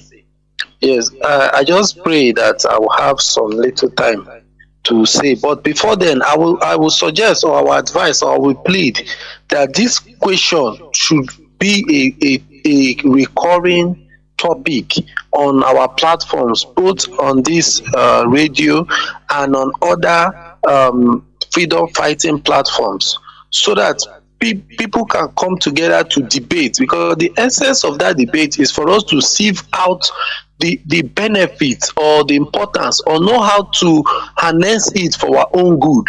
You understand? Because if we don't do it and we keep playing with it as raw as it is, if there is any negative influence it is having, it will keep affecting us. So I will suggest that this shouldn't be the only time we should handle this program. It should, well, maybe time to time we should keep asking this question. It's very, very important. It's very, very important. And there is something you used to say, which I want to talk about this word. You talk about that exploitation. Yes, and if you look at it, that is how it is supposed to be. It is not evil to have a tendency of exploiting. It's just like the way I used to tell people that if you have a car, a very good, beautiful car, and you now keep it on an express, you leave the door open, there is no security. If people come and vandalize the car, take out the battery, cut the tires and all that, you cannot say that those people did wrong. You understand? It is left for you as the owner of that vehicle to find every possible way to secure that vehicle. It's not when you keep that vehicle to be vulnerable and people now vandalize the vehicle, you will now start blaming the people that vandalized it. Is it proper? You are supposed to blame yourself that allowed yourself to be vandalized. You understand? So it's just like if you notice in North Korea, when that the president died, before this one, the son now entered, there was this little tussle between them and the West. And because of that, immediately the son entered. He did some reshuffling in their government and started investing massively in their military. That is North Korea. It was even affecting them, affecting the citizens of the country, but the man never cared. Because of what? They know that when you make yourself vulnerable, you will be exploited. That is why the man started investing too much in the defense system of North Korea, so that tomorrow nobody will come and threaten them, or nobody. And that is why, if you check, that country banned a lot of things, including TikTok, Facebook, even Christianity, many things. Yes, people will say that is dictatorship, that is evil, but I can bet you in the near future you will start seeing the importance. What those countries are trying to do is to secure their identity, is to secure who they are from foreign influence. You understand? And because there is something you are also talking, I want to you talk about Japan, and why didn't we do as Japan did? That when Japan, when these Western people were trying to conquer the world, when they go to Japan only picked out their technology, and when they wanted to use their religion to influence them negatively, they fought back. One thing you should know is, from my own research, which I have done, and I would like to be interrogated on it. Every continent on this planet Earth has people that have been selected to save them. I tell you the truth. For example, if you talk about Europe, you talk about the British people. They are one of the smartest people, and they are the people that, when you talk about British people, you connect them to Rome, Italy, and all that. I've no need of going into all those history. So those people are, when they started doing all those things they were doing, they helped to open the eyes of many of those nations. The same thing happened in Japan. This China you see that is trying to rule the whole world, that is building everything they are building.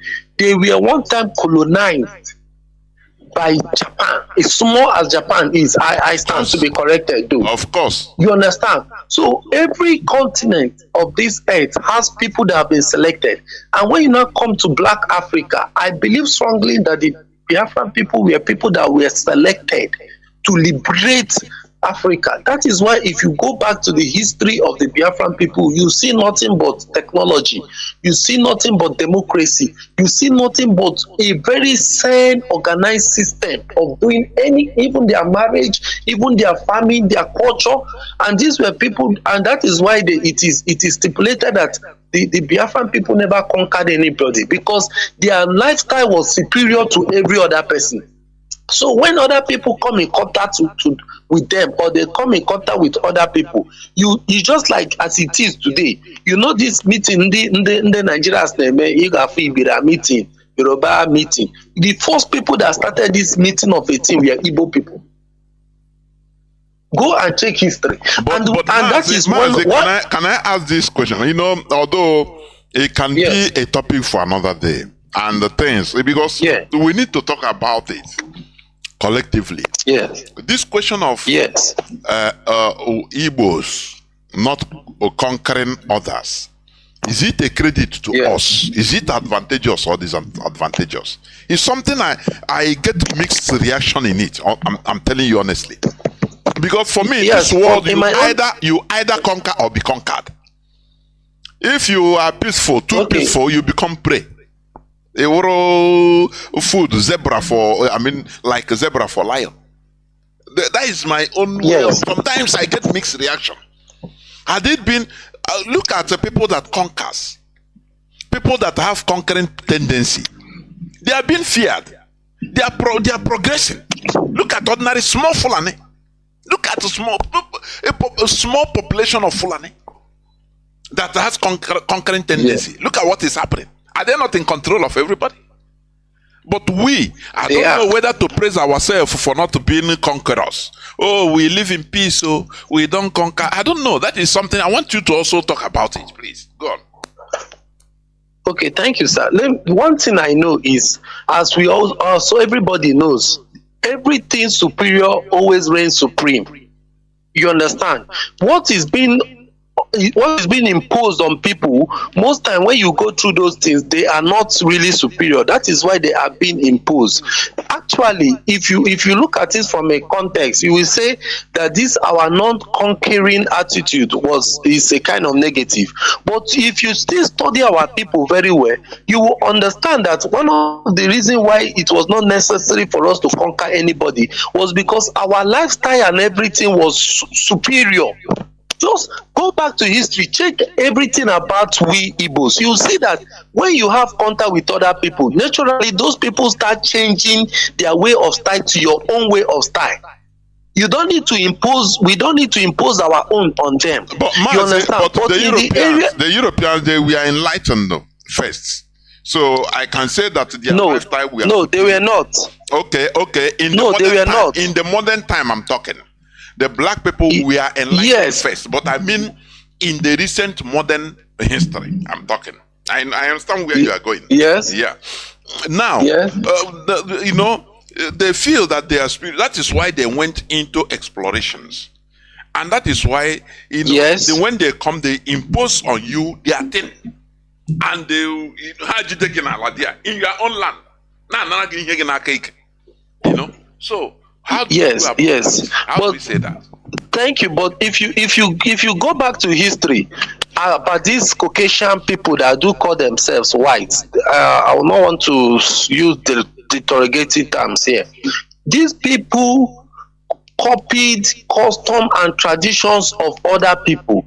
By their nature, these people are barbarians. These people have no culture, they have no tradition, they have no value for life. They have nothing, they have nothing to admire. They don't understand the beauty of life. They are human beings is because of the contact they have with the early civilized people. You understand? So when they copied that, use that to build their own, they now started using it to conquer other people. When you have this tendency, when you have no value for life, when you have no integrity to protect, you can explore and lose anything, you don't care. But when you are reserved, when you have integrity and something to protect, you tend to be more reserved, you tend to be more careful. These are the things that they mixed with the civilization that gave them that ideology to conquer. I don't know whether you understand what I'm saying, sir. You understand? By nature, they are barbarians. So, but when they now came and now learned or they became schooled in a civilized way of doing things, they now said, okay, let us now use our own to conquer and dominate everywhere. That is why you see them conquering. You understand? So though it is not only restricted to them, it has always been something that was spread. Even the Yoruba people conquered others, and those things are connected to some kind of myth and divine explanation, which we not really want to go into. But what I'm trying to say in essence is that exploitation is allowed in this world, even in the spiritual realm. Like though you used to say we learn from everything. In heaven there was war in heaven. If for you to be told that there was war in heaven means that somebody wanted to mebule another person, and that person they wanted to mebule said no. That is exploitation. So if an imaginary sphere that we think should be more seen and reserved can entertain something like war, what do you not expect in this world? This world must be a world of exploitation, and exploitation can be not really, it must not be physical exploitation. And you used to say something, I don't know how to speak that Igbo very well, that so if you just like we used to before this rendition of Onyendu, we used to talk about UN. If you do, we will report to UN. EU will come. This one will that. But now it is now becoming clear to our eyes that these were just institutions for their own benefit. Maybe you have a brother that is in UK, he will tell you that I have UK, I'm a UK citizen, I am an American citizen. Then you'll be feeling that your brother is a UK citizen. But now we now see that all those things are wishy-washy because of what these are games. The same way I'm heading to religion. The same way they did all those things to deceive you. Okay, look at France wanted to use Nigeria to fight Niger. through ECOWAS and all that, and it's not working. Look at now, France is coming, using topic of terrorism and all those things that they are coming to fight. They are coming. You see, because of what? Some level of enlightenment has been going across Africa, which is credited to Mazi and Nnamdi Kanu. And because of that, people are beginning to think, at least amateurly, critically. I don't know how to speak that English. So they are beginning to resist these Western people somehow. And that is why you see them coming full force now. You understand? And this same exploitation moves into religion. That is where I'm heading to. But I had to touch all these places for us to understand how this world works. Both if you want to imagine it spiritually or physically, it is a jungle. It is only you as a human being or your people as a nation has to come together to organize. It's just like you as a human being, you have to organize yourself so that you can go out for your business, make money. Because if it is in the regular world, it is survival of the fittest. So that is why if you go to America, go to France, they organize their country, go to Japan, because they know. And when they want to engage another country, they engage you in a jungle way. So it is left for you as a people to come together and organize yourself in all facets of human development, whether you call it religion, you call it business, you don't. It's just like we used to say they translated Bible to what they call it, to all the whole language, but they did not translate science. When people say that, I do think, I say, what do you people understand where you find yourself? How do you expect a white man to give you something that may make you okay? Look at India. I think it was last week or so that India sent their own rocket to Mars. Do you think to the moon? Do you think on a normal basis the West will stay there and give India the whole knowledge and wisdom and anything that they need to have the infantry to send a rocket to the moon? They forcefully took it. They bribe the people. They pay money. They did both dirty, clean, anyhow. They did. Yes. The result is what matters. The result is what matters, not how you get. That is what Machiavelli used to. That is what Machiavelli said in one of his books. The ends justify the means. Nobody. So you now expect West and the America to start teaching India. They will only teach you the one that may be beneficial to them. But it is not left for India to work out their own. And okay, when I was in school, one of our lecturers used to tell us, because we asked him one question, that why can't we send rockets from Nigeria to the space? This man I'm telling you is an engineer, a professor of high standard. I don't want to call the course. You understand? Do you know what this man gave us as an answer? He told us the magnetic field of Africa and the magnetic field of West Africa is too high. That is why we cannot send rockets from Nigeria to the space. Because I learned there was one rocket Nigeria spent. It was sent from, I think, Russia or one of these countries. You see, and that information this man is giving us, if many of us will take it verbatim like that, and it will make you will not be able to think critically, to make research for you to be able to know there is no magnetic anything GI in Nigeria. It is normal common sense science and technology that they played in Russia, played in India, played that we can also play it here and still send our own to the moon. But because a professor have said that, your brain will just accept it, and that closes the whole case. And that professor that is saying that maybe he went to a seminar in maybe one country or a convention somewhere, and they told him that kind of thing. And they told him that. Yes, you are right. Yes, and he just take it verbatim. Verbatim. They tell him, so, the magnetic force, this and he accepts it. No research. No research. And even though it is magnetic force, this is science. Why can't you think out what will beat that magnetic force? That is what makes you a human being. We will not do that. We will, so long as only a single magnetic force, it is impossible, virtually zero, infinite, like that. So why am I trying to say that? We used to say we shouldn't wait for Ndocha to come and translate chemistry and mathematics to our language. That is slave mentality. It is if I used to watch American movies very well.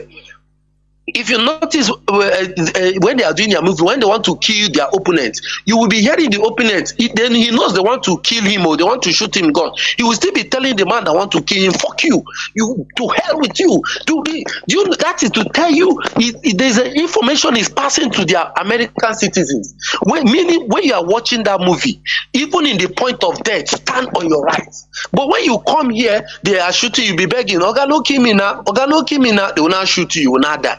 But it is giving you a slavery mentality.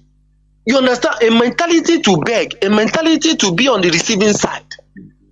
So we should, what I'm trying to say in essence is, we should start to rethink these things and change them and stop blaming the West, because this world is a world of exploitation. It's a world of exploitation. If you allow yourself, you will be vandalized, and it is rightfully so. If lions see what they call an antelope on a free space, it will eat it. That is how life operates.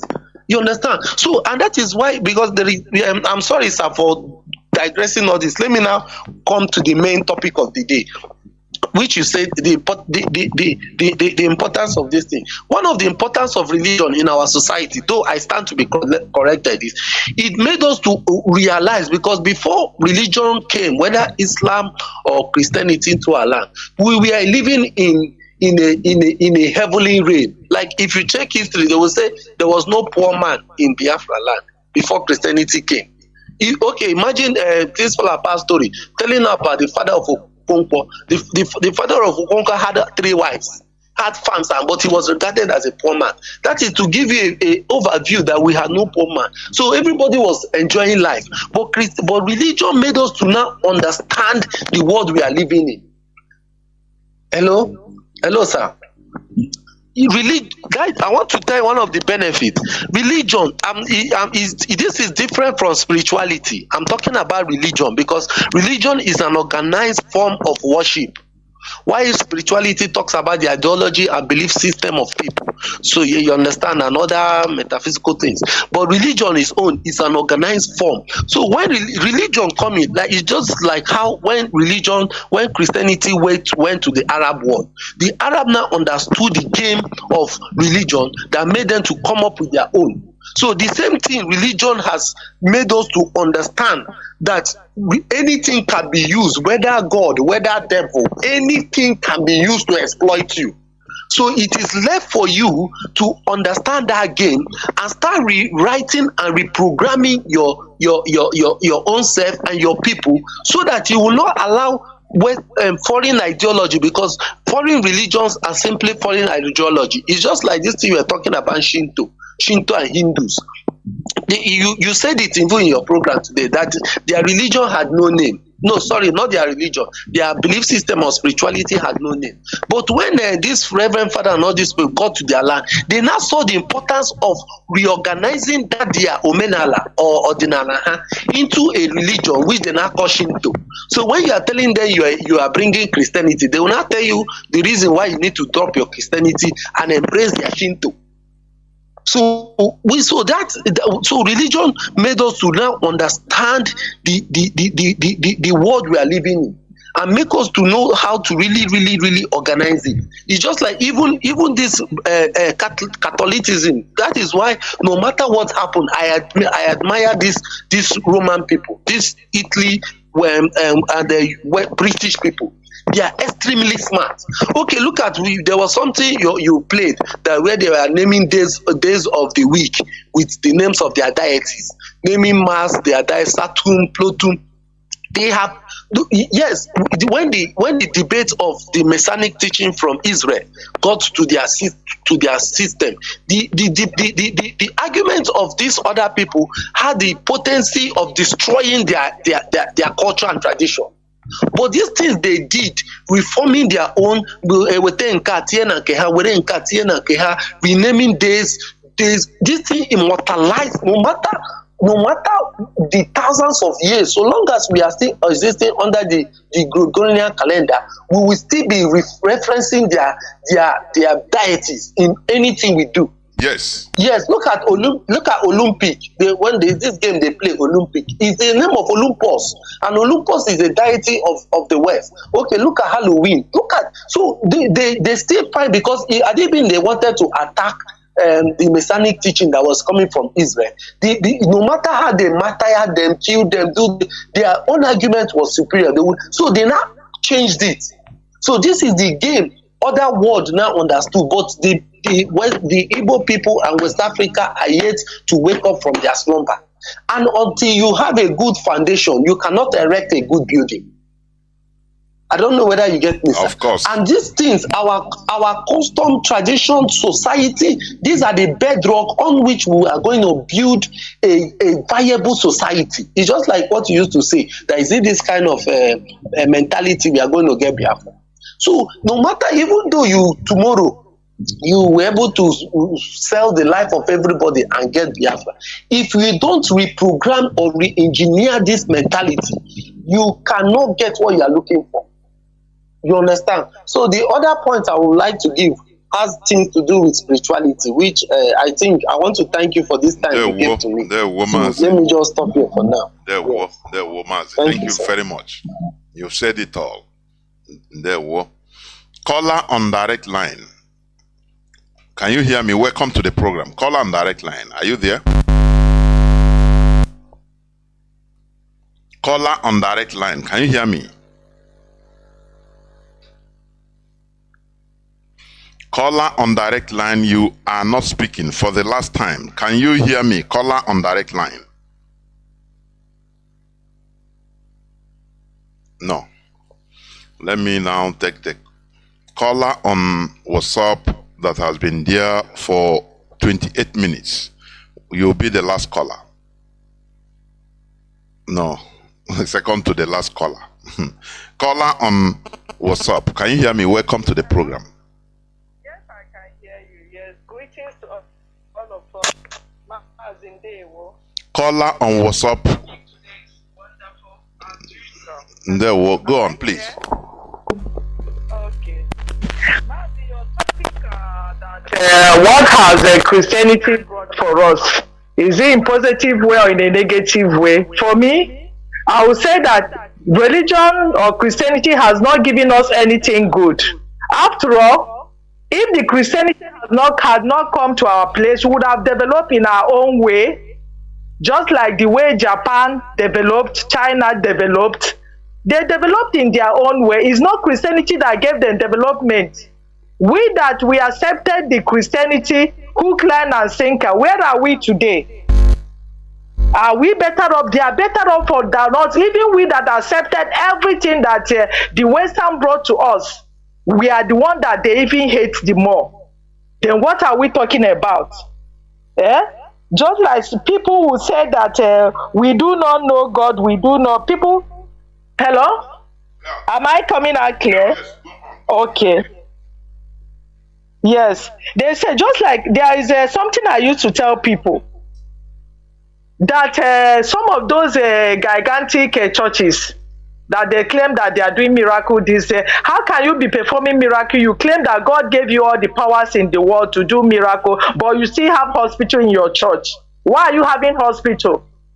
When you have power to heal everything, then what's the essence of having hospital?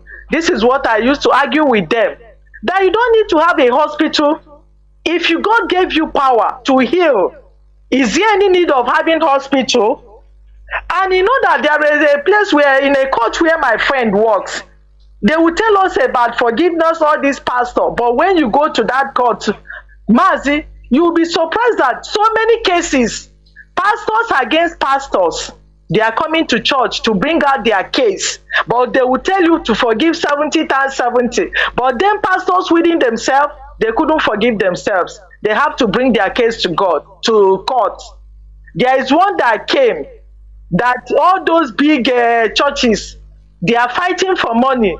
That when they came to the church, to the court, the judge told them that is a very shameful thing to them, that they so-called men of God, they couldn't settle their issue. They have to bring it to court. Do you know what he told them? I'll just adjourn this case to 2 months for you guys to go and settle outside the court. But if you refuse to settle outside the court in the next 2 months, when you bring this case back to this court, I'm going to jail all of you. Sentence all of you that you people are criminals. They left and never came back. So what are we talking about? Mazi, Biafrans, we Igbos, we need to wake up. This issue that we've never conquered, we never conquer. What is the so-called Bible said? Go to the world and subdue the earth. Are we doing it? Others are subduing us. And we are there deceiving ourselves. It's high time that even we, the Biafrans, we Igbos, we have to start conquering others. Because we cannot fold our hands and we are being eaten up by others. It's not possible. We have to start doing that. You have to subdue. Be just like we always say, if you don't conquer others, definitely be ready to be conquered. Now the question is, do you want to conquer others or you want others to conquer you? They say that Igbos are peaceful. That's why we are being cheated. To me, I would say that calling out that we are peaceful, peace is an insult, because that is why we are being subdued through our so-called politicians, deceiving us that we are peaceful. We are peaceful, but those that are not peaceful are being respected all over the world, and we are being killed. Just like I was arguing with somebody, I said, you said that everything that happened is God. Okay, that means God wants we Christians to be killed by the Muslim. Is it the will of God? That God wanted that we believe that we are the one that serve the Almighty God. Then why is God keeping quiet when we are being massacred by the Muslim? I was giving an example with Turkey. So God loved the way that Turkey was taken up by the Muslim. Is that what you are telling me? That everything that happened is accepted by God? I said no, it's not. We have to open our brain, especially we Biafrans, because this religion of 18 is we that they engage our brain so much that we couldn't even think of anything. Just like the way we accepted everything about the West, hook, line, and sinker. Even we in our dialogue, we don't even know how to greet. The Yorubas, the greet have their way of greeting. The Hausas have the way of greeting. But we Igbo will say good morning. Or even the Ututu Amasef is being translated from the good morning. It's time that we have to wake up and think about this religion. This religion is a big problem for us. That we need to be peaceful and be massacred. No, we have to wake up. Biafrans, once again, I greet all of us. We have to, if not, I don't think that we'll be alive by now. If we continue the way we are moving, if we continue with Biafrans, we Igbos, if we continue the way we are moving, everywhere in our land, church, you see a building, even if sometimes it's a factory, it will be closed up, and church will be, the next time you go there, you see church. And in December church, they will be praying for miracle, for job. When you were sitting under, you were the job there, you closed down the job, and now you turn into a church. You are now praying for God to give you church.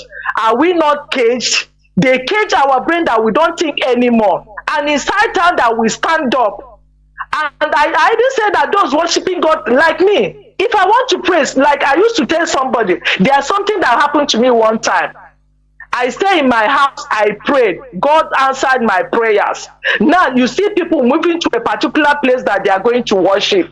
I'm telling them, does it mean that God is not everywhere? The Bible says that God is omnipotent and He's everywhere. But you see people running to a particular place. I'll be asking, does it mean that the Bible is lying that God is not everywhere again, that is in a particular place? You see some people coming from East to Lagos that they are worshiping. Is that where God is?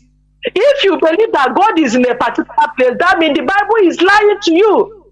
That God is not everywhere. You see why we need to wake up and use our brain and think. It's not everything that they told us that we are going to accept. Just like I told them, that there are a lot of things in this Bible that we need to think twice before accepting anything. Once again, Biafrans, I greet all of us. Mazi, let me give you. Hello? There were. I totally agree.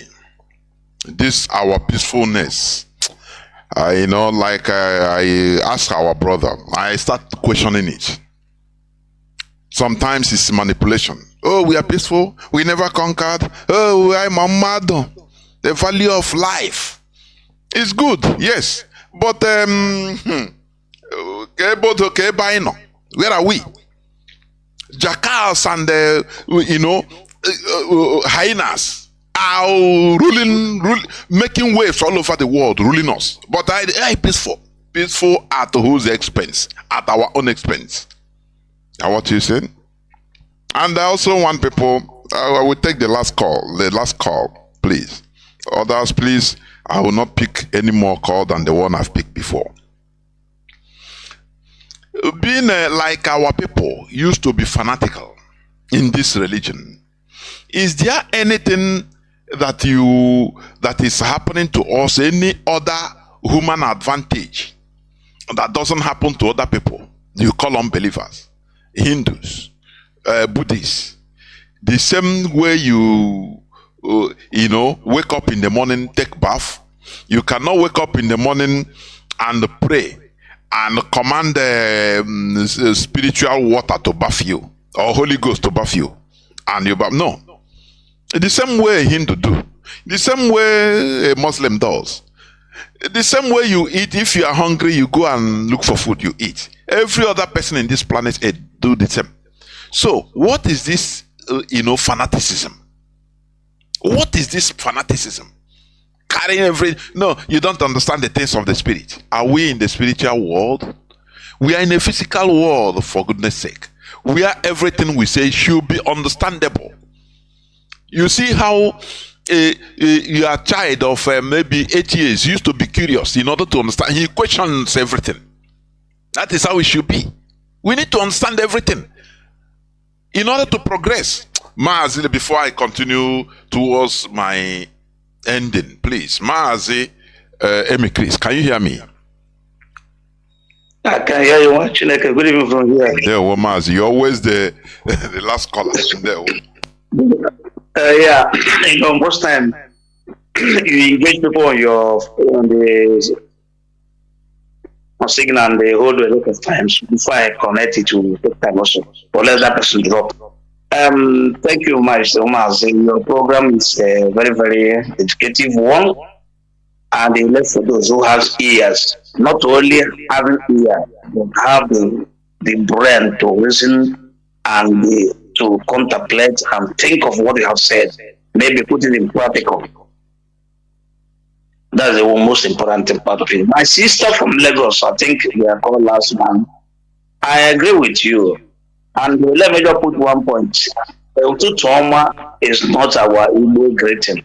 It's Sanachi or Ebolachi. Good. That is our Igbo good morning. Or what do you trauma kitchen, as you said? That's correct one. That is one of this our brother said before that I doesn't much agree with him. And the brother called before the sister, you pick up this sister. Religion. If we can be calling this in foreign religion, only foreign religion, I think it will suit what we are doing. We call it religion as if our own is not a religion. Those ones that our ancestors have is also religion. It's also religion. Because how we put a lot to go for, just like let me give you an instance. Somebody wake up in the morning where OG have no test. It doesn't have a good test that can maybe sweet test like that. So somebody give you cola nut and you sit down with the person, you go for where the I will have the fact that he work effectively. After you have prayed, you say, you believe it. The same thing happens in the religion that you don't see. I personally I call it superstitious belief, because cola nut is just like a fruit. For me, it's just like a fruit, and you eat it. But because our ancestors customize it, use it to make some prayer or bring together, as you said, Udo Salam Aleikum. That is Udo the Corona. Shalom. They use it to bring each every one of them together in order to share one or two things together. And they customize it, they become part of our culture. Nobody has rejected this thing today. Everybody do it. If you go to somebody's house, the only thing he gives you is cola nut. he prepare kola nut for you. But when you come to the Western world, before you go to that person's house, maybe you prepare food for you, prepare a lot of things for you, but it doesn't prepare kola nut for you. But in our place, because of our ancestors, customize it. You go, he give you kola nut, and you value it. So this is, for me, it is all core superstitious belief. The same thing the Christianity believe, that when they pray in the name of Jesus, they are healed. But there's no irrefutable evidence that proves that what they have prayed has been answered by God. Nothing. It's only that they are being fortified with their mindset and being very satisfied because of their belief. So now, this our brother said, the religion. I caught him wrong there, because religion, our ancestors also have religion. Mazi, can I interject there? Can I interject there just a little bit? You know, when we talk about religion, like as I said, historically, religion as the word, in English word, started existing just from, it's a recent concept, that word religion, from 17th century. It's a historical fact. You understand? Now, like our people, like all other indigenous people, and this word also came from Europe. So, but other indigenous people, including African indigenous people, Americas, Japanese, Asians, they never even know what is religion, because what you were born into, you see it as your way of life. You know, everything is combined. It's our way of life.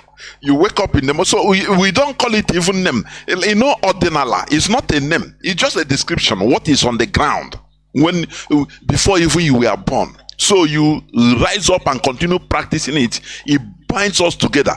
It's these Europeans that identify, when they came, they saw other cultures that they didn't understand. That is where they started coining out this. They coined out this word religion. Oh, our religion. Now they have to use it to impose it on you in order for you to replace your own spirituality, which we call spirituality. But as the world is going on, you know, like the Japanese, they also name their, when they see the Europeans calling them, we are Christians, so they say, but our own, we didn't have name. We are just like that, you know, doing our own thing before these foreigners came. So we have to give our own name too. They started calling their own Shinto. It is of recent, from 18th century, Shinto, you know. So that is just like our own, so that you don't misunderstand it. Our own, we call it spirituality. It is different. Our way of life.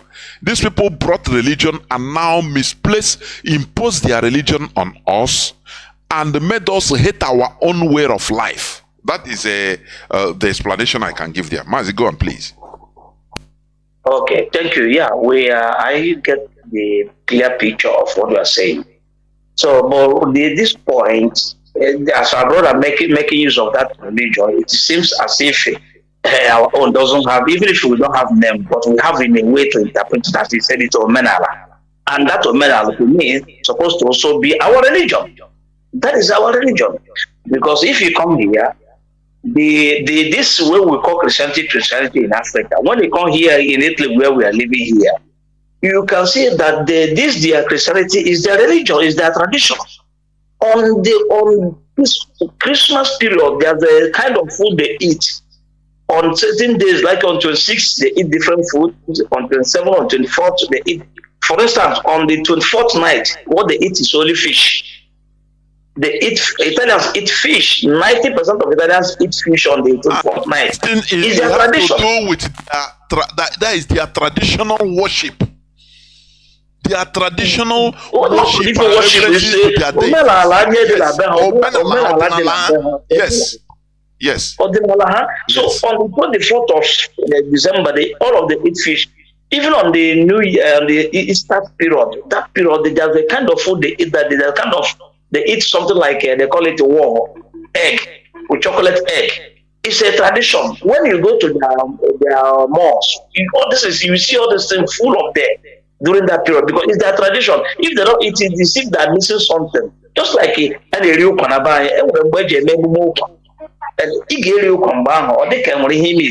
just the same thing. But it's only that our people are being carried away. The only thing I find out inside our people is that they buy undo komoko.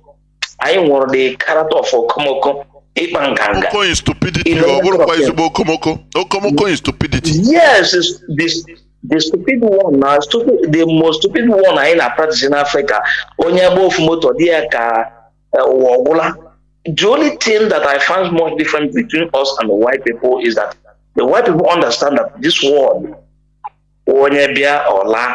that is why this our brother say he watch American movie. Even if at the point of death, the person will pass message and tell you that even if you are killing me, I will die. And we still have the same people who practice this in past days, years or many years ago during the slave trade.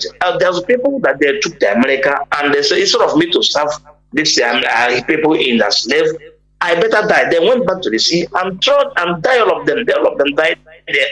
So this is the kind of the message this our brother is talking about. We have all those things, but it's only that we put stop to everything we have. We put stop it and continue with the way of white people. But the only thing is that the only thing we will lack is that, as you said, we lack to conquer people. Even our neighbors, like some people from, if we do conquer people, I started to support them. They don't speak their language today. We could have made sure that they wipe out their language and we speak a central language. But that is not a good thing for us. We have to use the method that others use that achieve something for them, not only for our own greed, but for to make everybody to live better. The Europeans do their own because, for me, what I believe, I have come here only to, I live in Europe here for many years, but what I do is that I study the environment I am. So, and I found out that all the things they are creating is out of necessity. They are building things out of necessity. And we went by because we don't need much to run our life here without, during winter, if you don't wear socks, we run mad. But we don't need all those things. It makes us to lose concentration, lose everything. We don't follow things as is. And if we follow things, we could have, let me give you an example of it. Our people have one character. Like those during ancient days, there's our ancestors. So they know every medicine to every sickness, and they don't even document it. That is what I say. If Biafra come, Biafra government will call every native medical doctor. These are our doctors, Igbo doctors. Call them. We pay you. I will pay you. Government will pay you. You bring it, we test it and say, I have documented anything. Then make sure that all these leaves and trees are available. Believe me, there's no sickness. The only sickness you cannot get even during those days. That's one of my our uncle. All the surgery call today or veterans they're going to school. But this is things I won't know documented. Document here today without to go to school. It can also or go to surgery. These are the things they do with your common reason. They do it at my presence. I see that I saw all these things. So these are the things because we don't document what we do. And they make us to lose concentration. We lose our, and we come out. This generation came and follow those that came that make things work for us. Because I blame those that maybe those that are up to 60, 70 years. I blame them much, but they didn't do better. And even they do good, we could have followed their footsteps. Because in the environment you live can determine what you can do tomorrow or what you can be. Maybe for the 30 years ago, you could be Biafra. Believe me, the road could have been easy for us today than as it is now. But because those that most of them, they are not over 60, 70 years. Most of 90% of them, you didn't see the word. This and that hard rubbish. This is the thing because of cowardice. So my point is that we are supposed to conquer people, and the religion did not do good to us. What it did is to send us backward. It didn't do good to us.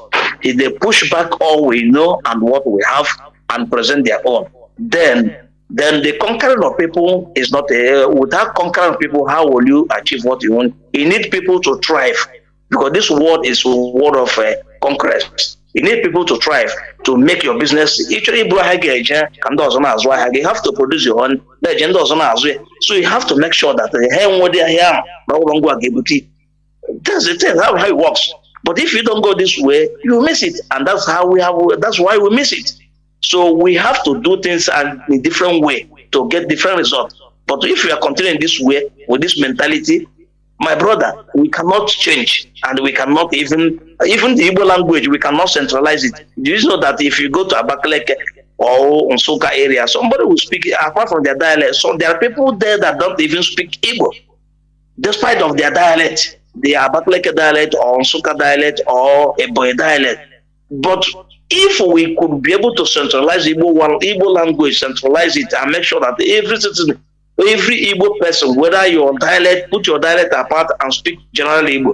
You can also speak here in Italy where we live here. People speak the Naples, they call them Napolitan. They speak their dialect, but they also speak Central Italian. They go to school with Central Italian, but in their place they speak their dialect. When they are speaking, some of them, we don't hear what they speak here. But when they speak in Central Italian, you hear them. So this is what we could have done in order to centralize Igbo language. Common Igbo language, we are not able to centralize. So how do you think now we have the mindset to conquer people? And in any time we too much, we over cherish life. Life is when you come, you stay. Even if you die at the age of 30, it doesn't matter, because Berlusconi was among the former president of this country was among the people that killed Gaddafi 30 years ago. 10 years ago, 11 years ago, they killed Gaddafi. Today, he has joined Gaddafi where he is. So what's the difference? You die today, I die tomorrow. For me, if I die today, what I say is goodbye. I'm waiting for you, because you definitely will come there. So, and they buy each other, they be one time, like you begin to work and one, or whereby they make mistake. But know that what the little you deliver, tomorrow people will talk about. That's the legacy you leave. Thank you, Mazi, and God bless you.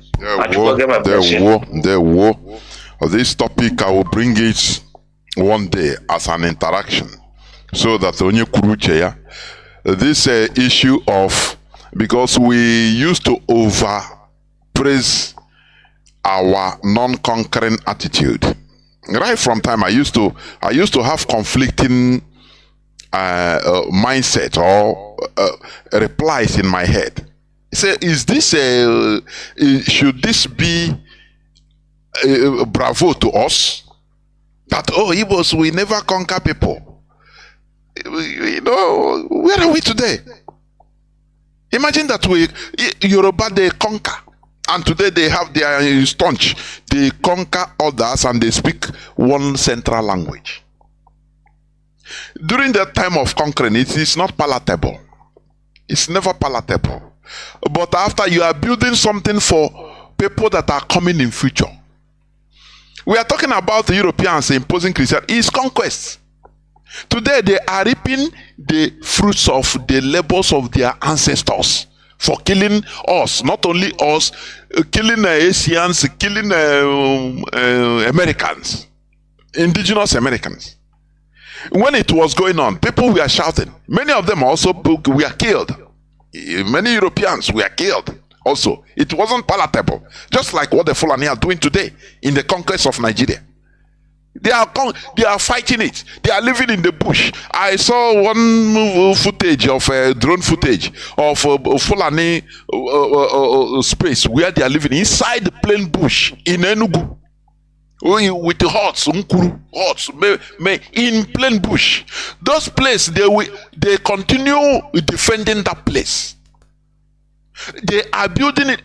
Before you know it, in the next 50 years, 100 years, it becomes Fulani. They name it one Fulani town there. You don't know what their ancestors suffered in order to build there. So, but when we say we are peaceful, what does it bring to us? This peaceful, we know the value of life, yes, but we overknow the value of life. It's over. It's too much. As our brother say, it's too much. As if, that's why we love comfort. We don't want problem. Igbo man, hey, no chokwansubu. OJJ going in order to buy off that problem. Oh, they go me fool, you don't care, I don't want problem. And every day you are seeing problem. That is why they are exploiting us, even in our land. Because we don't want problem. Police everywhere. Checkpoints where it should not. They are exploiting us because Igbo man, you don't want to waste time, you don't want any problem. Or now, brother, if you want to tell live let me spend, no problem. And they see it as a weak point on us. That is why this year alone, more than 600 billion naira they have, recruited from southeast, the police and military checkpoints. They are bribing their oga from north, in west, in order to come to Biafra land, because it's where people love life more than, and they love also, slavery. They want to be instead of fighting that slavery, they want to make money and join that slavery and make money, be living under it. That mentality should change. I say one day I will bring this as a topic so that people will start calling and talking about it. Because we should go 360 degrees. We must discuss everything. Because in here GIA is Shirine. What is holding us is too many. Many. Come to religion. Everything. We embrace foreign issues, hook, line, and sinker. The ordinary shalom, every night group, I say shalom. You see that division, small, and they divide there. But I say shalom. I say shalom, brother. Just unnecessary things. We continue dividing with the foreign, relegating our own thing. For what? And I said, this struggle made me understand. Before I was thinking, we are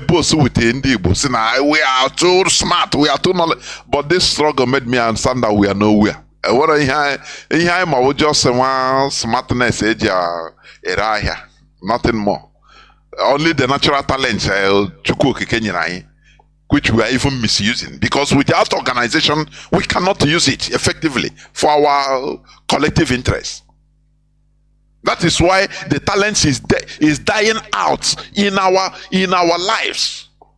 They are killing the talents. No look at our so-called elders. Only begging. They cannot stand in a bunch in order to make a formidable statement. But you see the Fulani always, even if they are, imposing on others are refusing to be part of them. They say you must be part of what? You must be part of what? And they will say we did not. They made the Paul Unongo a middle better, I think, from a TV man to become their chairman sometime as a Northern something group. But when you come to Hanese, 5 eastern states, 5 southeastern states, they demarcate.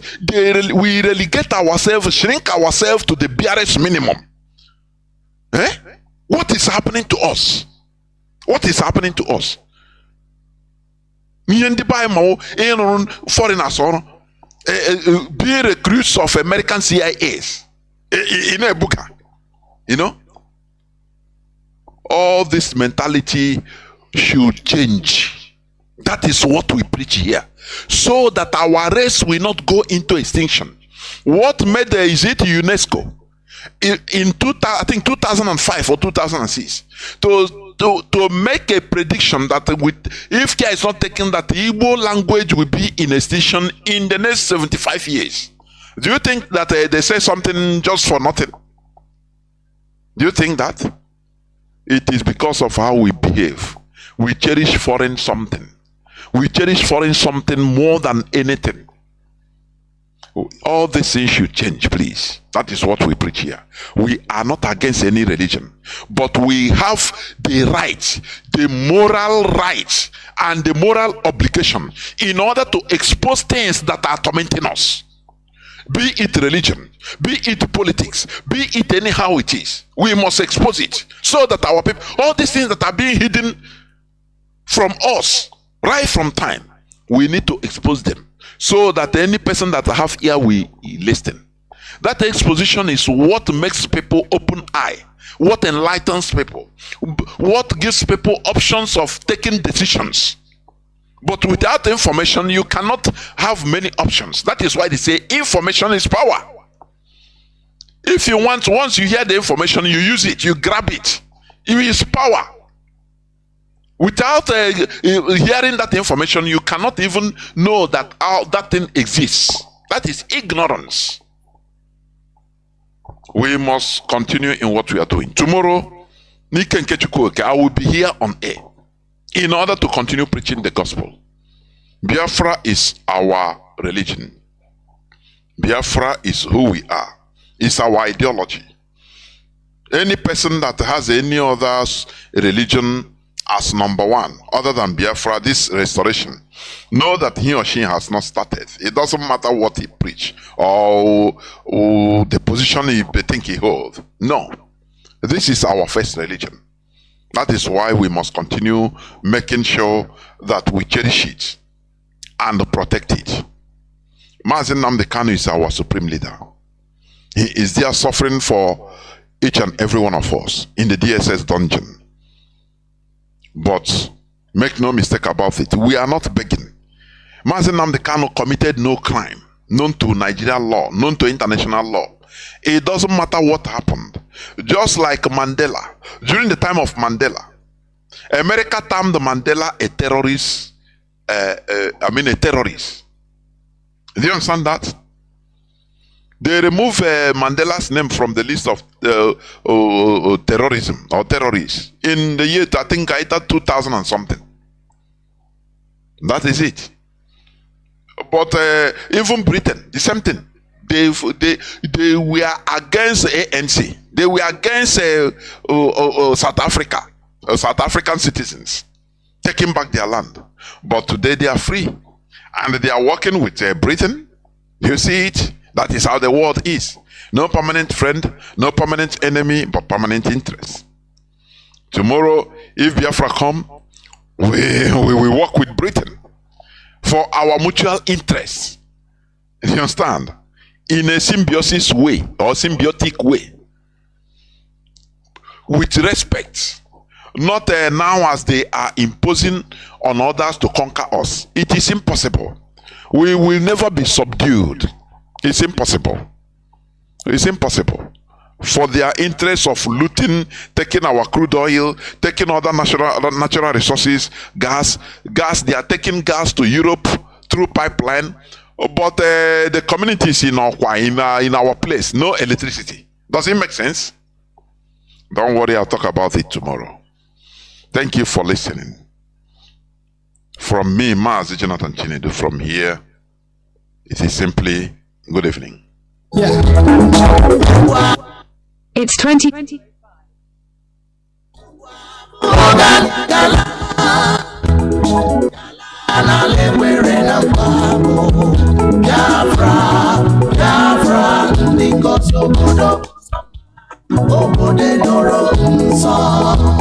The land of the rising sun is a home of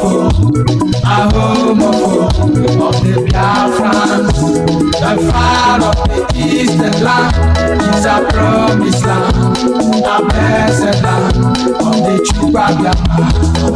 Ebeka unusi Biafra, Ebeka unusi Biafra, Gaimara, Biafra, Ganemoso, Gaimara, Biafra, Ganemoso.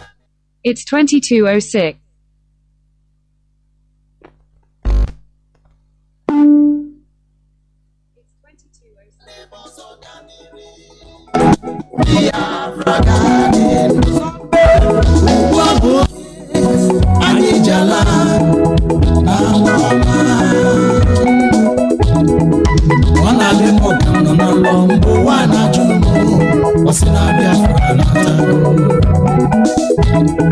Chukwu okike bịa ma onye anyị nọ n'aka bịa mere mere anyị ihe mara mma. Ugbu a bụ oge anyị ji ala n'ala nna m. Biafra bụ ala ọma, ala Chukwu gọziri, ala mmanụ ahụ, ala Chukwu gọziri, the rising sun. Mgbe mbuka kwuru okwu wesi n'oji ihe nwatakịrị, o were aka ya elu aka fụwa ya ụfụ wetuo ya, maka na ọnọdụ ugo ọnọdụ ga-adịrọ n'igwe mma.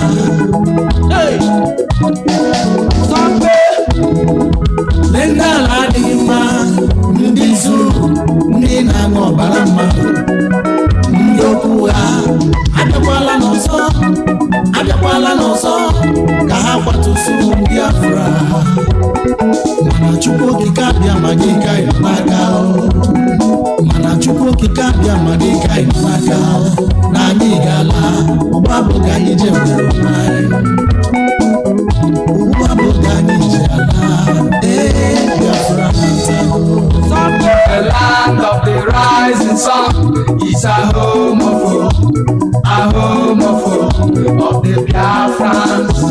The far of the eastern land is a promised land, a blessed land of the Chukwu Biafra.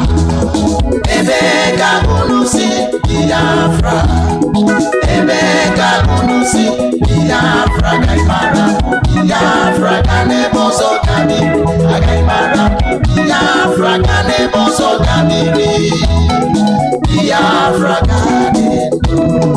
IPOB, one big family, one big family.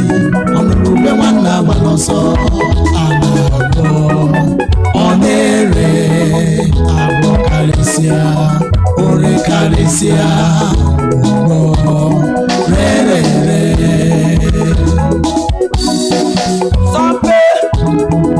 A na-arapụ isi aka n'elu ụwa wee gbawa n'ori aka. Mmiri mara ugo asawa ugo arụ, anyị mara ọnọdụ ọ dịrọ n'egbe mma. Mmiri bụ nke anyị o na mbido, ọ ga-abụ nke anyị o na njedebe. Ọsọ nwakwụ, ụzọ nwakwụ, ọ bụ gịnị ka anyị na-azọ? Ọ bụ nwere onwe, ọ bụrụ ọgụ ụmụaka, anyị ga-ana. Ọ bụ nwere onwe, ọ bụrụ ọgụ ndị sabo, ya mere anyị ga-ana. Pharaoh, let my people go. Pharaoh, let my people go. Pharaoh akpọchieti. Mana mgbe nsogbu ga-abịa n'ala ndị zuru, ha ga-arịọkwa anyị arịrịọ, si anyị nabanụ, a ga-asịkwa ụmụ Chukwu nabanụ.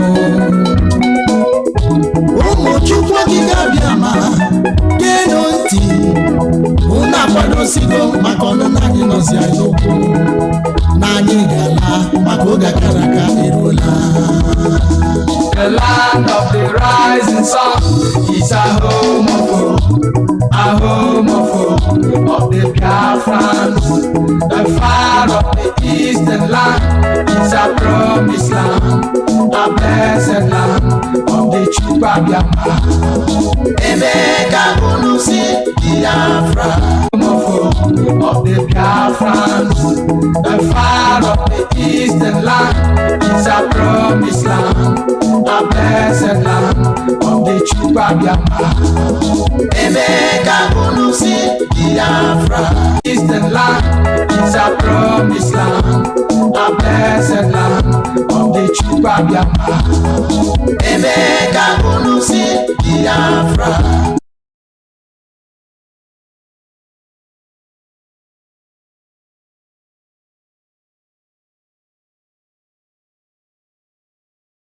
Therefore, without taking any much time, I will bring in Mazi in order to do his introductory comment on his introductory statement before we move on. Mazi, please, welcome to the program. Mazi Chinasa, can you hear me? Mazi, can you hear me? Yes, now your voice is coming out now. Before your voice was not coming out. Go on. Okay. Yeah, I think I was on mute. Mazi Chinedu, good evening. Good evening, and good evening, fellow Biafrans and all the lovers of freedom. My name is Mazi Chinedu. Mazi Chinedu served the indigenous people of Biafra as a member of the Directorate of State. This evening, I have come to you people to continue to spread the gospel for the restoration of Biafra, to educate our people and inform our people and make certain clarifications where people say they are confused, so they won't be confused. Last week, I was supposed to be on air, but unfortunately, our radio was having some technical issues, and Mazi, the former, could not be able to fix it at that particular time.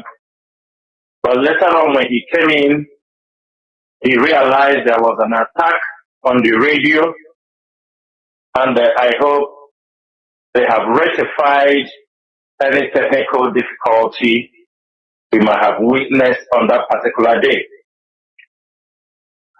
This evening, there is nothing much to talk, rather than to make certain clarification, make certain pronouncement, and educate our people to know what is ahead of them and what we have to pay our attention more on.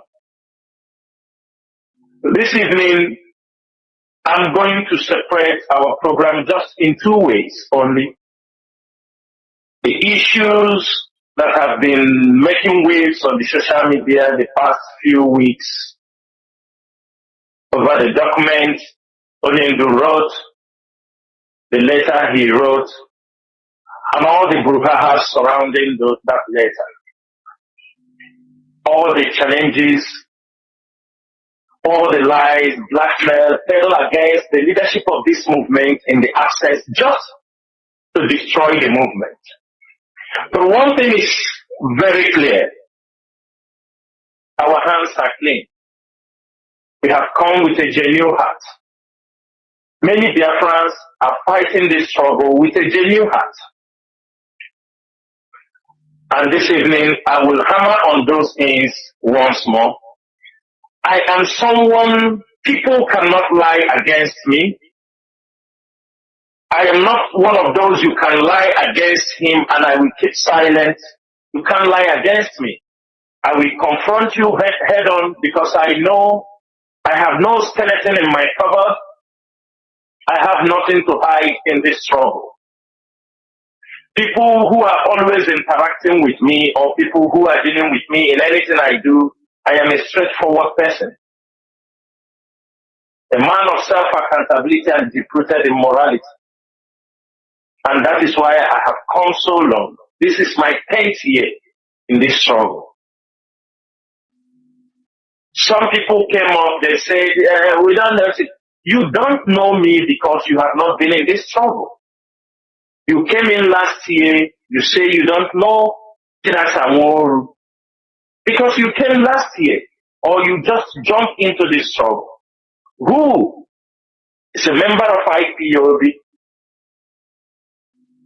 for many years now that do not know who is Chinedu? Is it because we don't wear suits and come out on social media to speak? Everybody have what he has to do. This journey is still a very long journey, and those who are not sensible enough, who are not strategically enough, will never make it to the end. Those who have come with a greedy mind, with a criminal mindset, will never make this journey to the end. Of course, death may come along the way. It doesn't mean that everybody who will fall along the way is because of his criminal mind. But those I am referring to, it is very, very clear, and they know themselves. So this evening, I will put up our discussion in two different stages. It will be the internal issues, the blackmail, or everything that is rocking the lies peddled against many top leadership of this movement, and also what is happening in our borders, how it's going to affect us, and why we must, everybody get prepared on what is about to come. Everything is approaching very fast. They know the reason why they take away Mazi Nnamdi Kanu. It is because of days like this. Because they know what is going to happen. That is why they continue to set up people who will come to disrupt you, people who will come to make you continue to shout on the social media, your papa, your mama. You don't know when things are happening.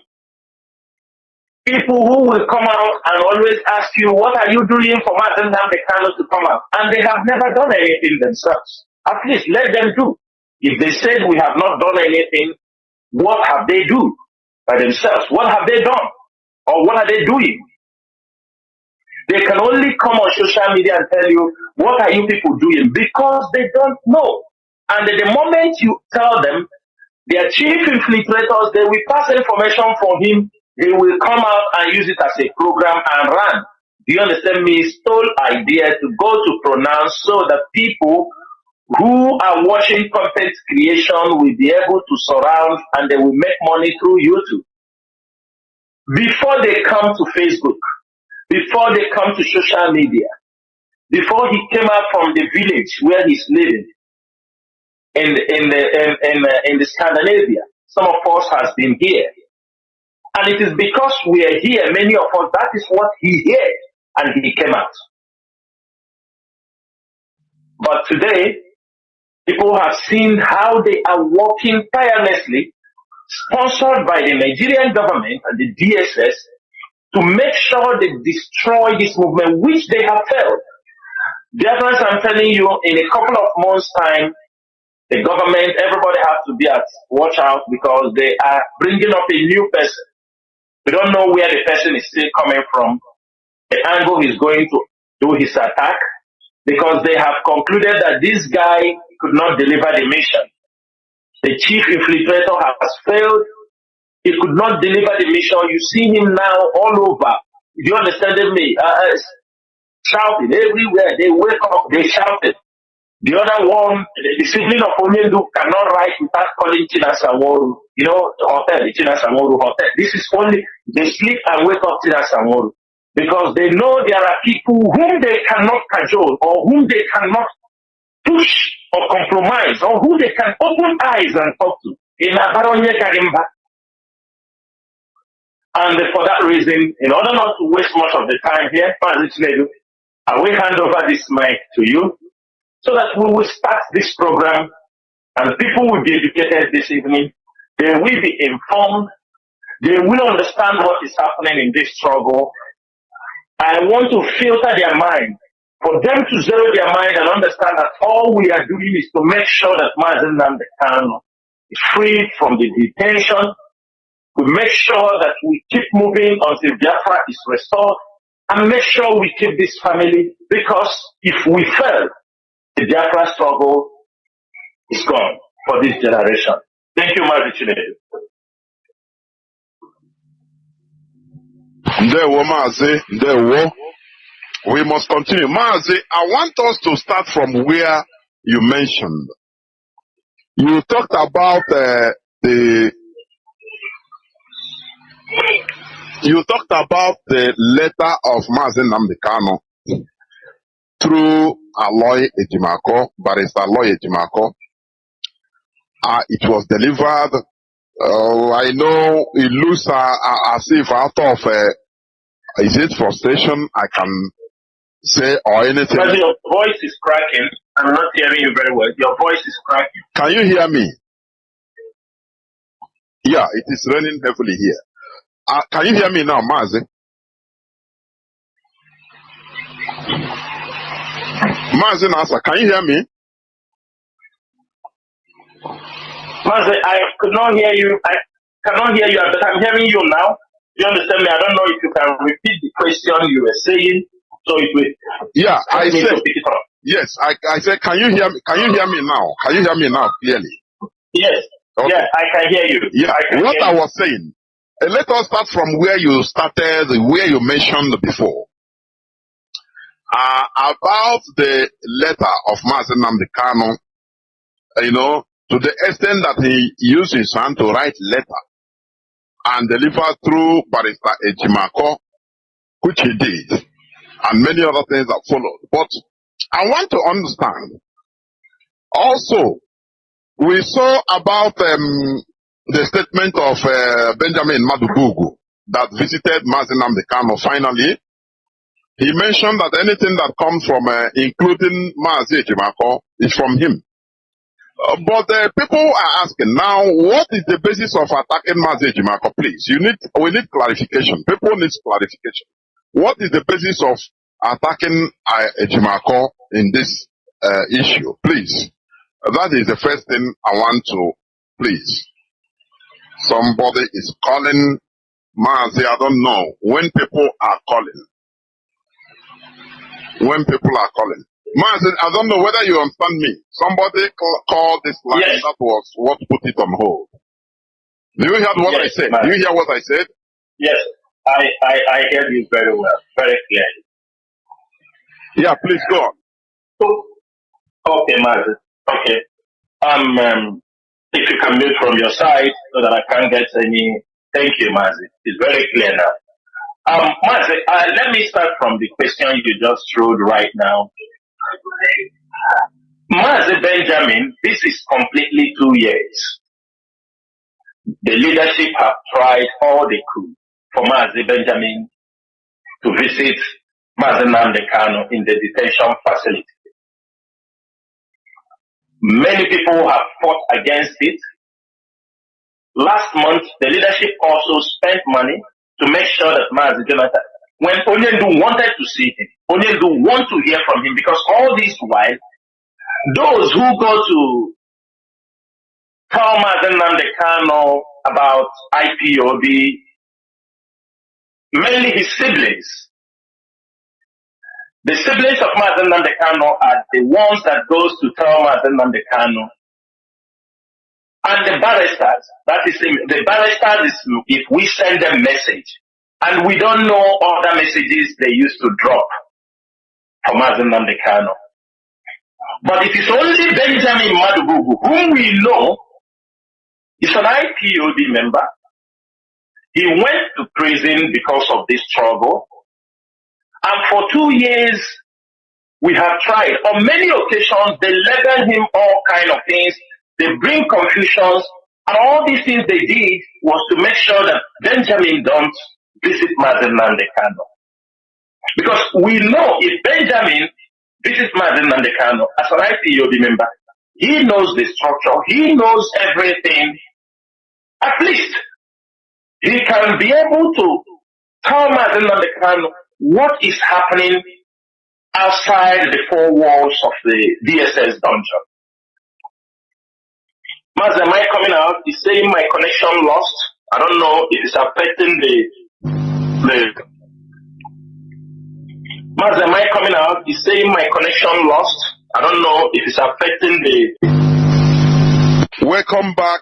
This is Radio Biafra HAUSA-SERVICE. Welcome back, please. There is some technical issues that came up, but I think it's fixed right now. So we must continue, please. Please.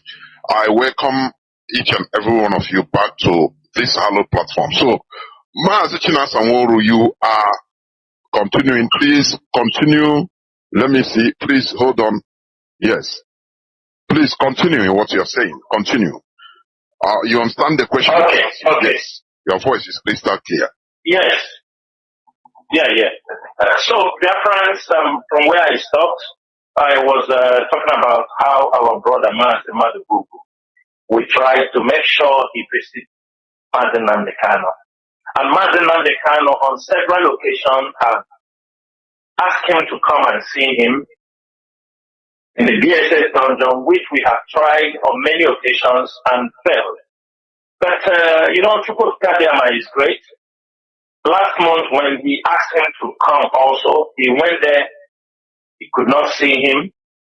But So God, with infinite mercy, last Thursday he went there and he was able to meet Nnamdi Kanu. And we realize also the fact that there is nobody from the leadership who goes directly or who can be able to communicate to Nnamdi Kanu. That people took that opportunity to blackmail IPOB leadership. They took that opportunity to blackmail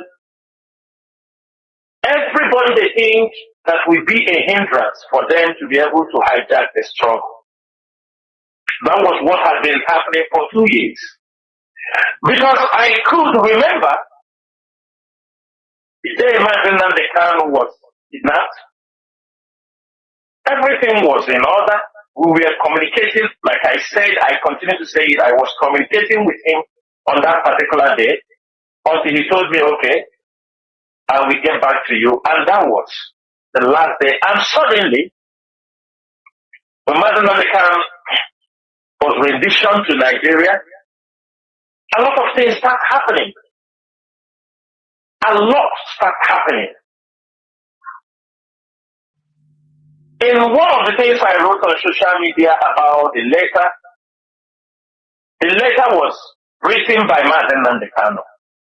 But you see, one of his siblings, who is very good to come on social media, he has nothing to talk since they both Nnamdi Kanu to talk about China Samuru. I wrote that this message has been given for past 1 year, for a very long time. The letter is not coming new. And can any one of them argue that? That Nnamdi Kanu, why would Nnamdi Kanu even go to the extent to write a letter? Because, and they gave it to them, gave it to Aloy to present this letter, even though some of us are not somehow agreeable. Of course, not everything people do you must accept or you must just say it's okay. But for us, there was no need of even giving a written note. Why a written note was given out was because this message, Onyendu have continually sent this message.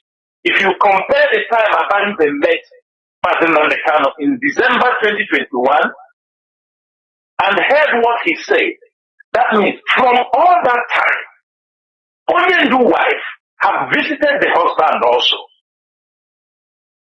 There are people that have gone to Nnamdi Kanu, continually asking about this sit at home, and he said he did not authorize anybody. After all, he is the one that told us to call up the sit at home off.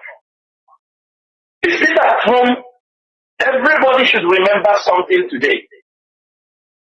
Why we gave that order for people to sit at home was because on 25th of July that they're supposed to bring Nnamdi Kanu to court. On 25th of July,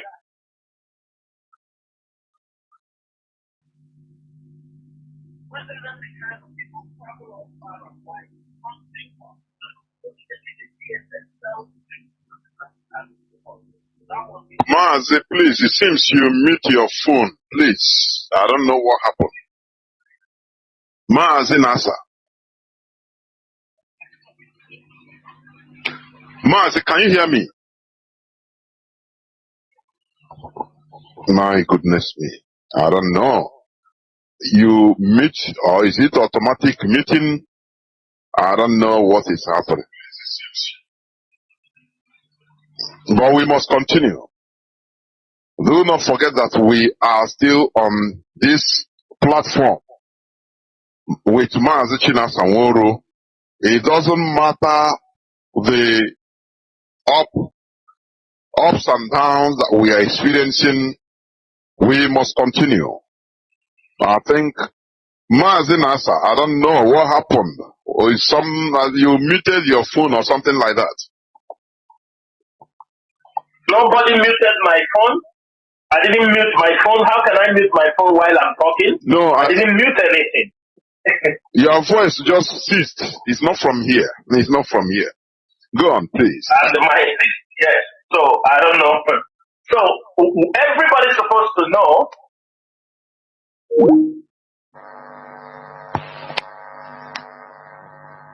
Honestly speaking.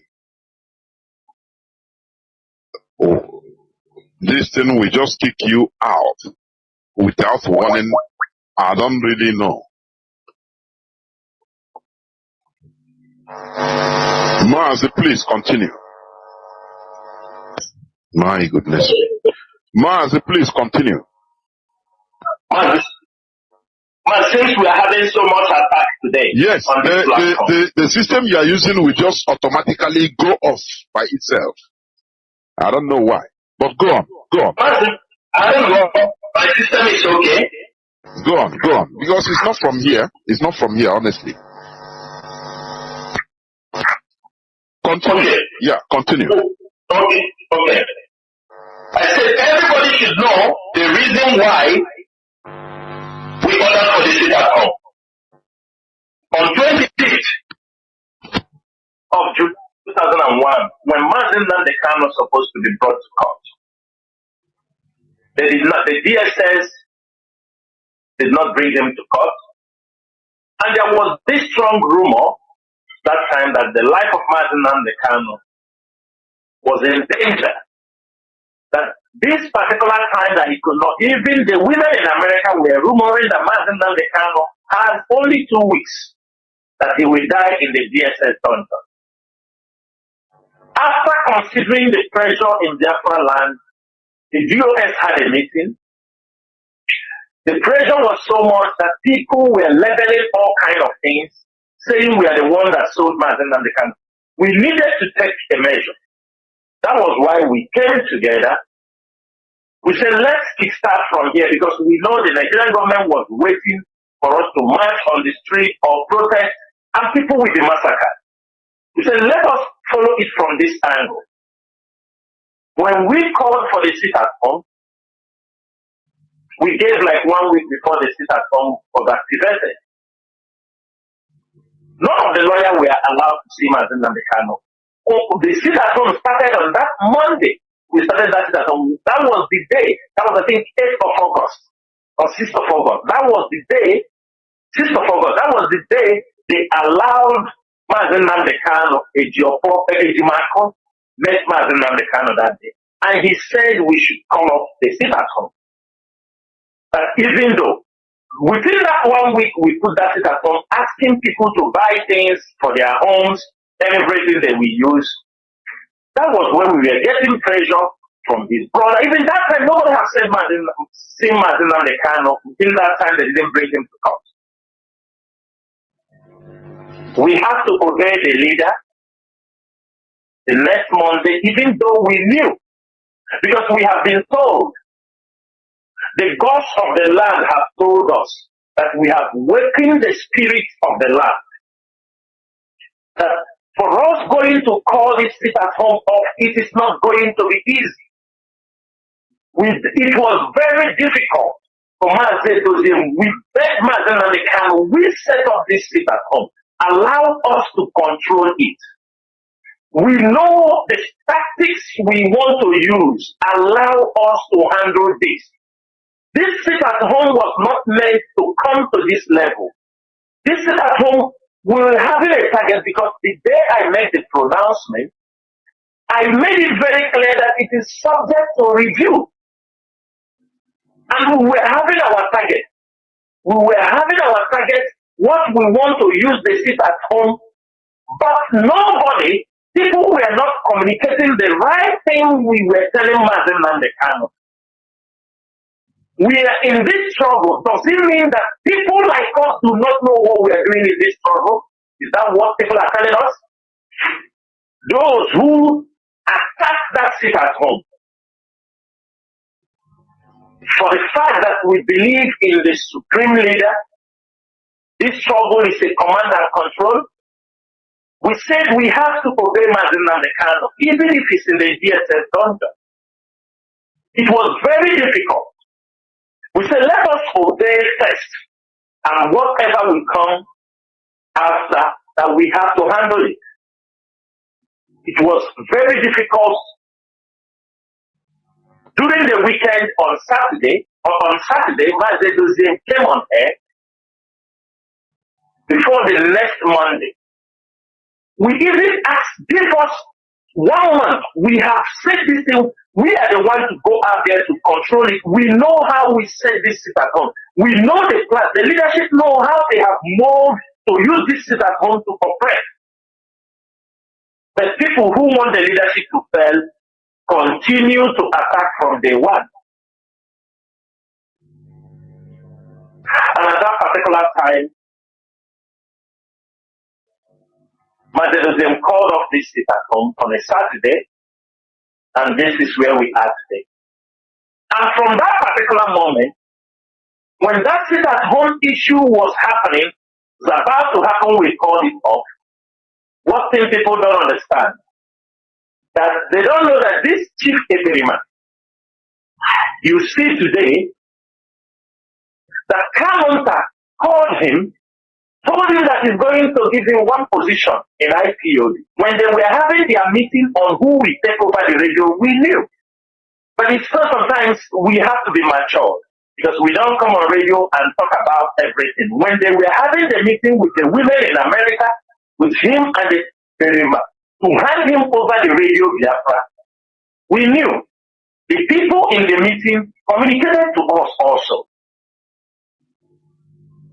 Okay, when only you get the instruction, we followed. We just want to do the normal thing. But I think most of you saw how far they took that, because they were having a sinister plan against this struggle. God knows what they have been telling Onyendu pertaining the sit at home, but what I can tell you on many occasions, people, Nnamdi Kanu have sent people. I can tell you he has sent Nnameka to talk to the Perima to stop this sit at home, and he will insult the barrister. He has spoken to Maxwell to tell this guy, don't do this thing in my name. He insulted them and they pushed them aside. Ejimako cannot say you have not been told for more than a year. But I don't know how they are twisting it with Mazi Nnamdi Kanu, delaying it till it got to this point that Mazi Nnamdi Kanu have to release a written document. Because I am sure all the things these criminals have been only do is smart. They have seen our people are coming, they are telling him things, people in the name of IPO, that we see how serious those things have been coming on air to shout. And people say, I am calling the names of IPOB members on the radio. We don't call them of IPOB members who are doing the work of IPOB. We call the name of criminals, those using the name of IPOB to kill our people, do kidnapping, ransom taking, forced marriages, rape, land disputes, traditional leaders disputes, and political issues. These are not IPOB members. And we continue. The first announcement I made on this was on 14th December 2021. We continue to talk to our people. Many understood what was happening. We have fought this battle for more than almost 2 years, and we have money before they came and raised it up again. Let me say something, because this issue, there is no way we can talk about it without bringing a lawyer to my inside, because it all circles around him. And there is no way we can explain these things. When he brought the message to people,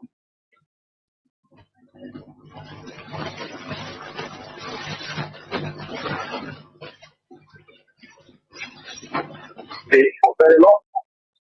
And I can tell you, only to have even asked them to institute a case against Eperima in Finland over using his name for more than 1 year ago.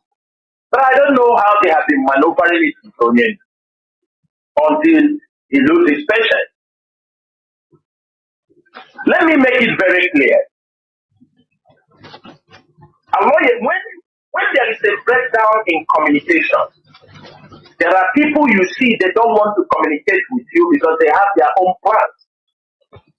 They have what they want to do. Ejimako does not like to work with any member of the GOS. Nobody in the GOS, the frontline GOS, people that I know who communicates with Ejimako because of certain reasons. It's not because of yesterday or because of day before yesterday. Everybody knew when Mazi Nnamdi Kanu was rendition from Kenya.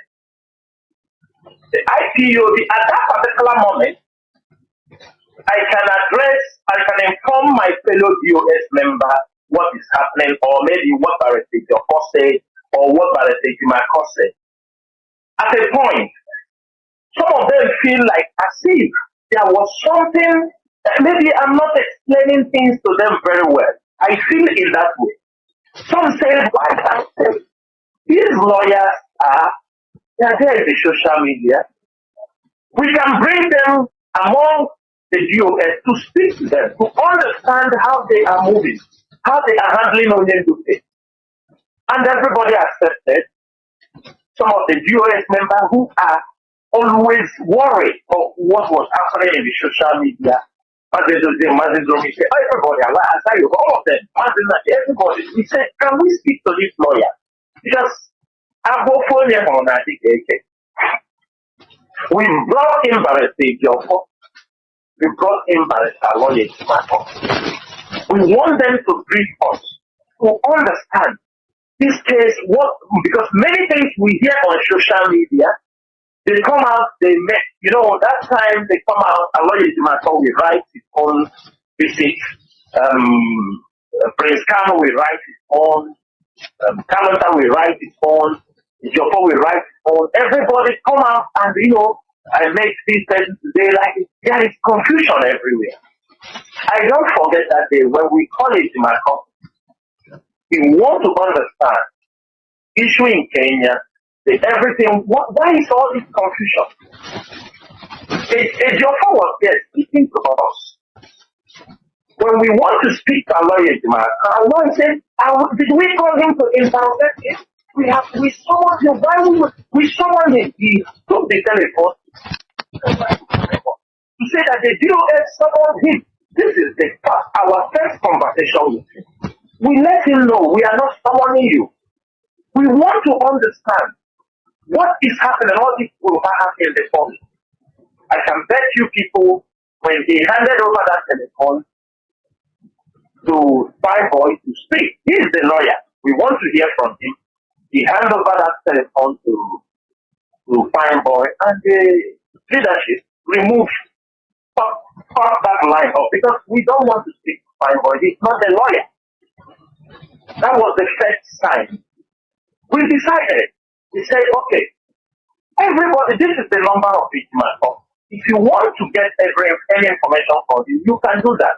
So that whatever he tells you, whatever he tells me, we can be able to understand what is happening.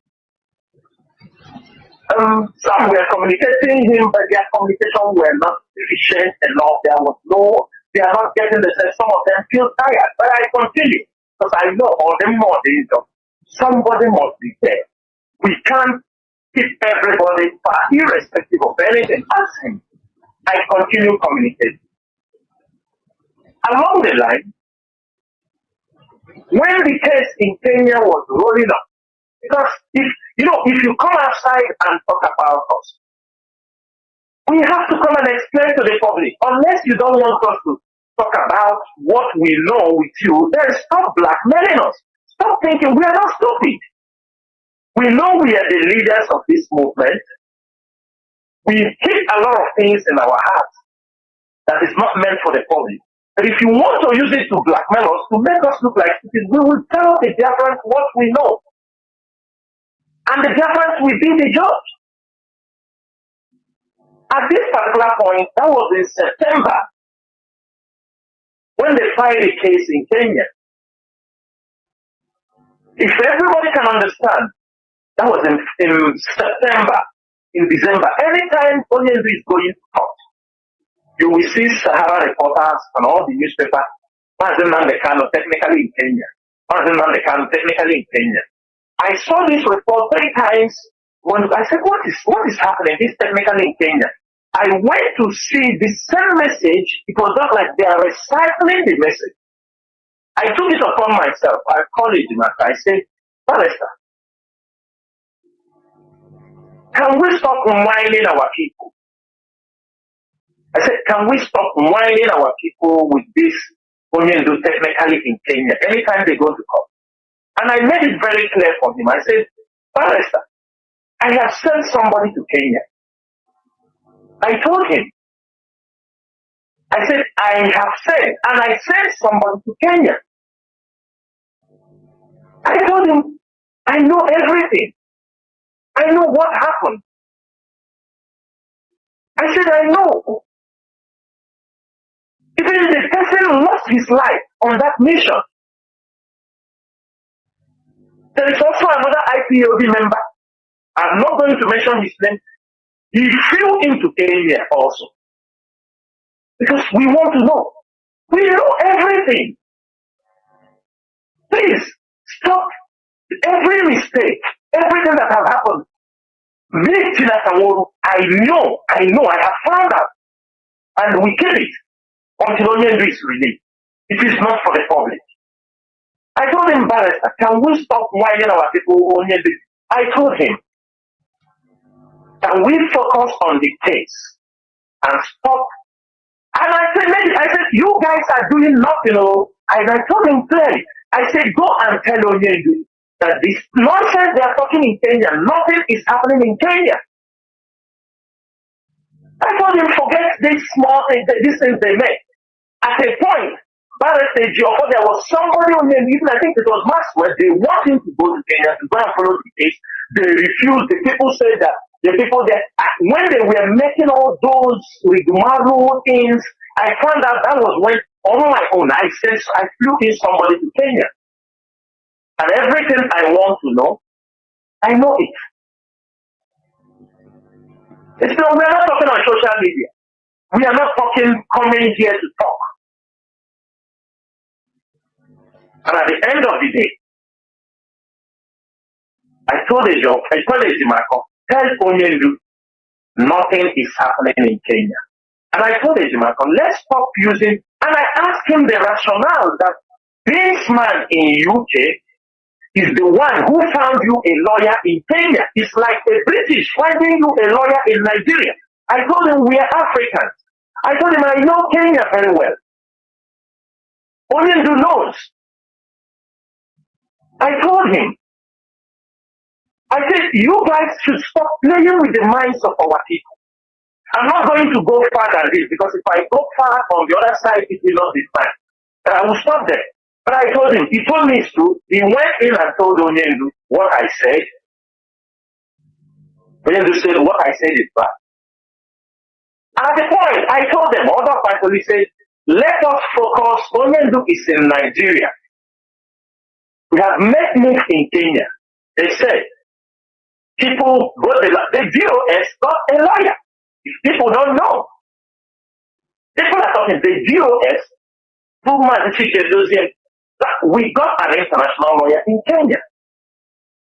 After making a move, all we did, we said, okay, said Onyendu is in Nigeria, let's focus in Nigeria. If Onyendu comes out, if we need to do anything in Kenya, we will switch to that side. But for now, Onyendu is in Nigeria, let's put our energy in Nigeria.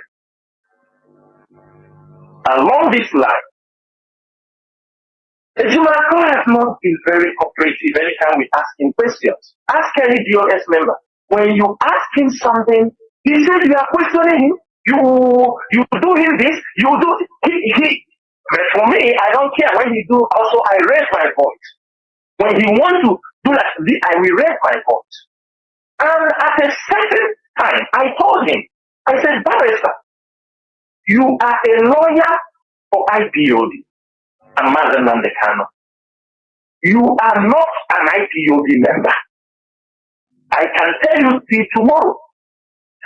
If somebody like even a state coordinator a zonal coordinator for IPO comes someplace with you, that person should be talking. When that person is talking, allow him to speak because he is an IPOB member. Your duty is to correct him whenever there is any legal implications in what he is saying. You can step in and correct him, but you don't speak. You can be special counsel to Mazi Nnamdi Kanu. We don't have problem with that. If Mazi Nnamdi Kanu sent you somewhere, go for that. But don't speak for IPOB. I have reasons, and we know the reasons why. I'm not going to say some of this because respect is a reciprocal, but we need to. I got covered on code today. As some of them have code today, yala. This is how. Ask any DOS member. Is it anybody in good communication with Aloy Ejimakor than me? Nobody. But at the time, I saw what is happening. Every one of you knows what Mrs. Bridget, Madam Meva, and the, what do they call him? Radis Chas. Every one of you saw what they did to this struggle. Mrs. Bridget, all of them came up. Before Mrs. Bridget and the code did anything they did, Mazi sent me and Chukwudi Okpoma to speak to people in America.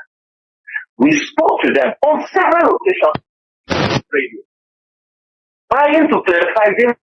We are not satisfied. I know what Mrs. Bridget told us in that meeting.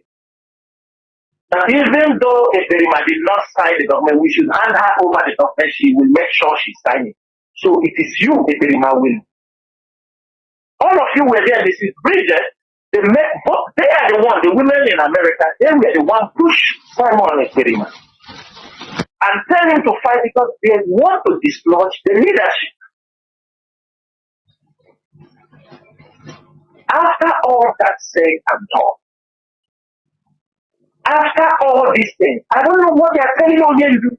Because all these things are in the public domain. Every one of you saw when they made their vote of no confidence that they have removed the DOS, that the people in charge now is the Directorate of Justice. Every one of you knew about this. And every one of you knew that the women, the Oyibo brought out the document, even Oyibo went to the point to Onyendu's wife, asked her to authenticate the document that the husband told her that if anything happens to him, that she, Oyibo, will become the next leader for the indigenous people of Biafra. Oyibo, the wife of Oyibo, the Oyibo herself, contacted Lolo Uchechi Kanu, seeking her to authenticate, to sign that says she has approved. Why Oyibo was doing that? Darlington, one Darlington in UK, the man they used to send our address where radio Biafra is sent. On one side, pushing Lolo Uchechi Kanu to make a video saying that the leadership, since the leader is in the detention now, what is the man's name? One Darlington something, one old man that we used to use address in this thing. He was also pressurizing the wife of our leader to make a short video for him to display that now, since the husband is in the detention, that Eberima now becomes the new leader for the indigenous people of Biafra. All these things were going on. Pressures were coming from all angles. At the point, all these things are happening, Mazi. That is where our anger, the Ejimakor, is, even deeper than that. All these things was happening. The social media, they're seeing everything. There is a meeting me and Mazi was having in America with some of our people from the GOS, a Zoom meeting. Some people in America, as I'm saying now, some American coordinators and people there know what I'm saying. Somebody in the meeting told Mazi that he will not take any instruction from him because he gets his instruction directly from Onyendu in the DSS dungeon through his lawyer. He said he will not take any instruction from Chinedu. He said, which lawyer is only giving you people? He said he's getting his instruction on how to run America through barrister Aloy Ejimako. Some of you don't know about this thing.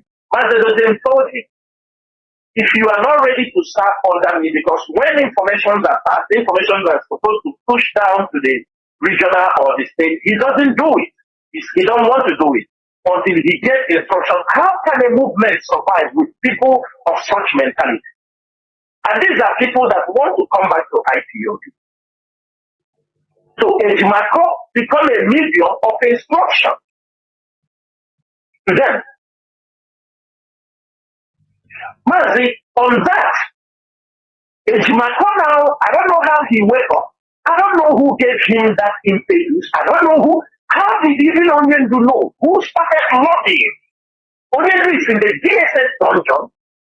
Somebody is recommending him that Bridges and the Fadamewa should be brought in as members of the US. When Mrs. Bridges and this group, when we have broken them, most of you heard the voice message of Bridges, where he was telling people, when we broke them from Owada and with the Ferryman, he was saying to somebody that they did not do much because every information about this struggle is controlled by the DOS. That they cannot operate unless they are having information from the DOS. They knew. That is when they started, okay, since they are not having information from the DOS, they need to now plant people inside the DOS. Even the younger brother of Mazi Nnamdi Kanu put mouth in that subject also. That's what we're supposed to do. We do not need to question. We don't need to ask anything as long as only do so. If we see something that will destroy the struggle, and we know that only is not being given the right information, you people are not telling him what is happening outside, then you want us to bring Bridget and Emeka, put them in the GOS. Irrespective of any plan, who will announce it? Is it Chinedu, the HOD? Then we are looking for who they will use and make that announcement. So put Bridget and Emeka inside the GOS. If we do that, the pressure come on me. I am not the one in position to announce it. Even if I come and announce such, how will the authorities look at me? See how they want to destroy you for their own selfish interests. The day Ejimako raised that, I was very upset with him. The following day, I called him because I know to him, in a bad way for trying to even tell us like that. And I spoke to him. I told him, if you go back, tell Onyendu, say it is not proper. Even if he wants to bring these people in the US, when he comes out and see how things have happened, he can do that if he wants. If the US is not for me, tomorrow I may decide, Onyendu can come out tomorrow. When he come out and do this, and I told him I resign. I resign. I become a normal floor member. I am just serving the people of Biafra. I can do that. It's just because at this point, if anything happens, Mazi Nnamdi Kanu will say, we abandon the struggle that he left in our care. If not, I will resign, become a normal member, pay my dues normal, nobody calls me, no more 20 hours meeting, no more 30 hours meeting, no more 40 hours meeting for trying to fix things. I could remember what Ejimako told me. He told me what we are doing is just the behavior of the brothers of the prodigal son. That when the prodigal son wants to come back to the family, everybody is in that. I told him the Biafra struggle is nothing to compare or quantify with the prodigal son. People are dying in this struggle. Prodigal son went and squandered money. We are not talking about money, we are talking about life of people. Bringing Bridges and Emeka into the DOS is a catastrophe. I don't know how to, I don't know how to show double face in my life. I will be the last person. Because I know what Mrs. Bridget has caused this struggle. I know what that woman has caused this struggle. But I reserve my comments. Because this is a woman that I respected, I give her attention, I explain things to her, but I found out she is a dear devil. Woman that is just destined to come and destroy. But for them, they think they are doing good. They don't listen. They don't even want to hear. Everything you tell them, it doesn't enter their head. They don't want to know.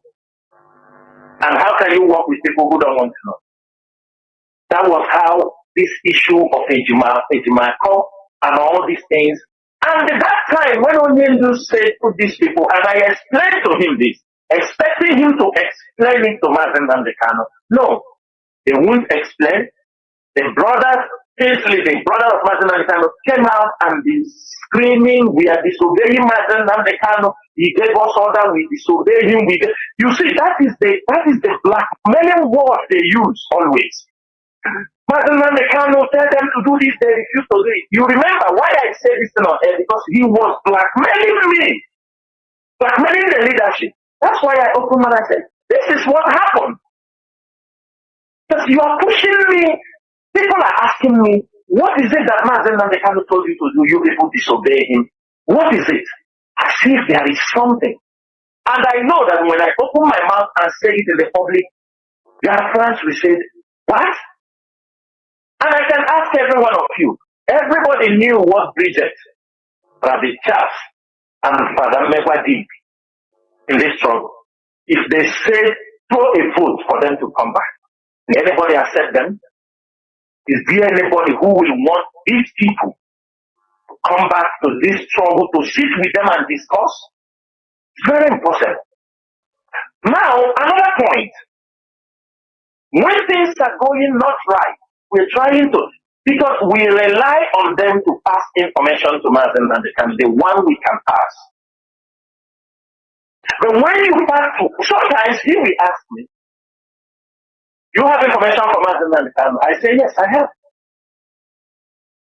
And sometimes I know any information I give him, he will just ask Kalonda if he will tell Onyendu or not. If Kalonda don't approve it, he will not tell it to Onyendu. Because there was an issue. One day we called him in a meeting. I told him, this is 1 year plus 6 months. Mazi Nnamdi Kanu had the rendition. And I saw you came out to, you try to exonerate the brother of Mazi Nnamdi Kanu and the secretary. That they know nothing about the kidnapping of Mazi Nnamdi Kanu and the kidnapping and about his rendition. That they don't have anything, they don't know anything about. I said 1 year and 6 months. Why is it that Onyendu don't want to exonerate the GOS? That the GOS did not know anything about his rendition, because that is one thing, they have killed many people, that is one thing people have suffered, that is one thing many GOS members, it has become a stigma on them as people who sold Mazi Nnamdi Kanu.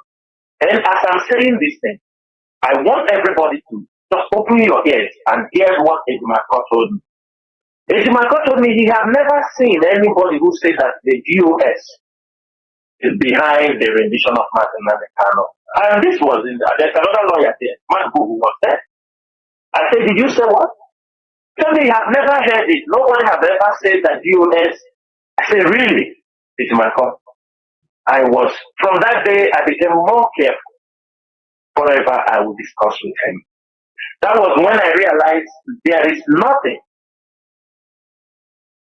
And along the line, most of you did not understand. There are some newspaper publications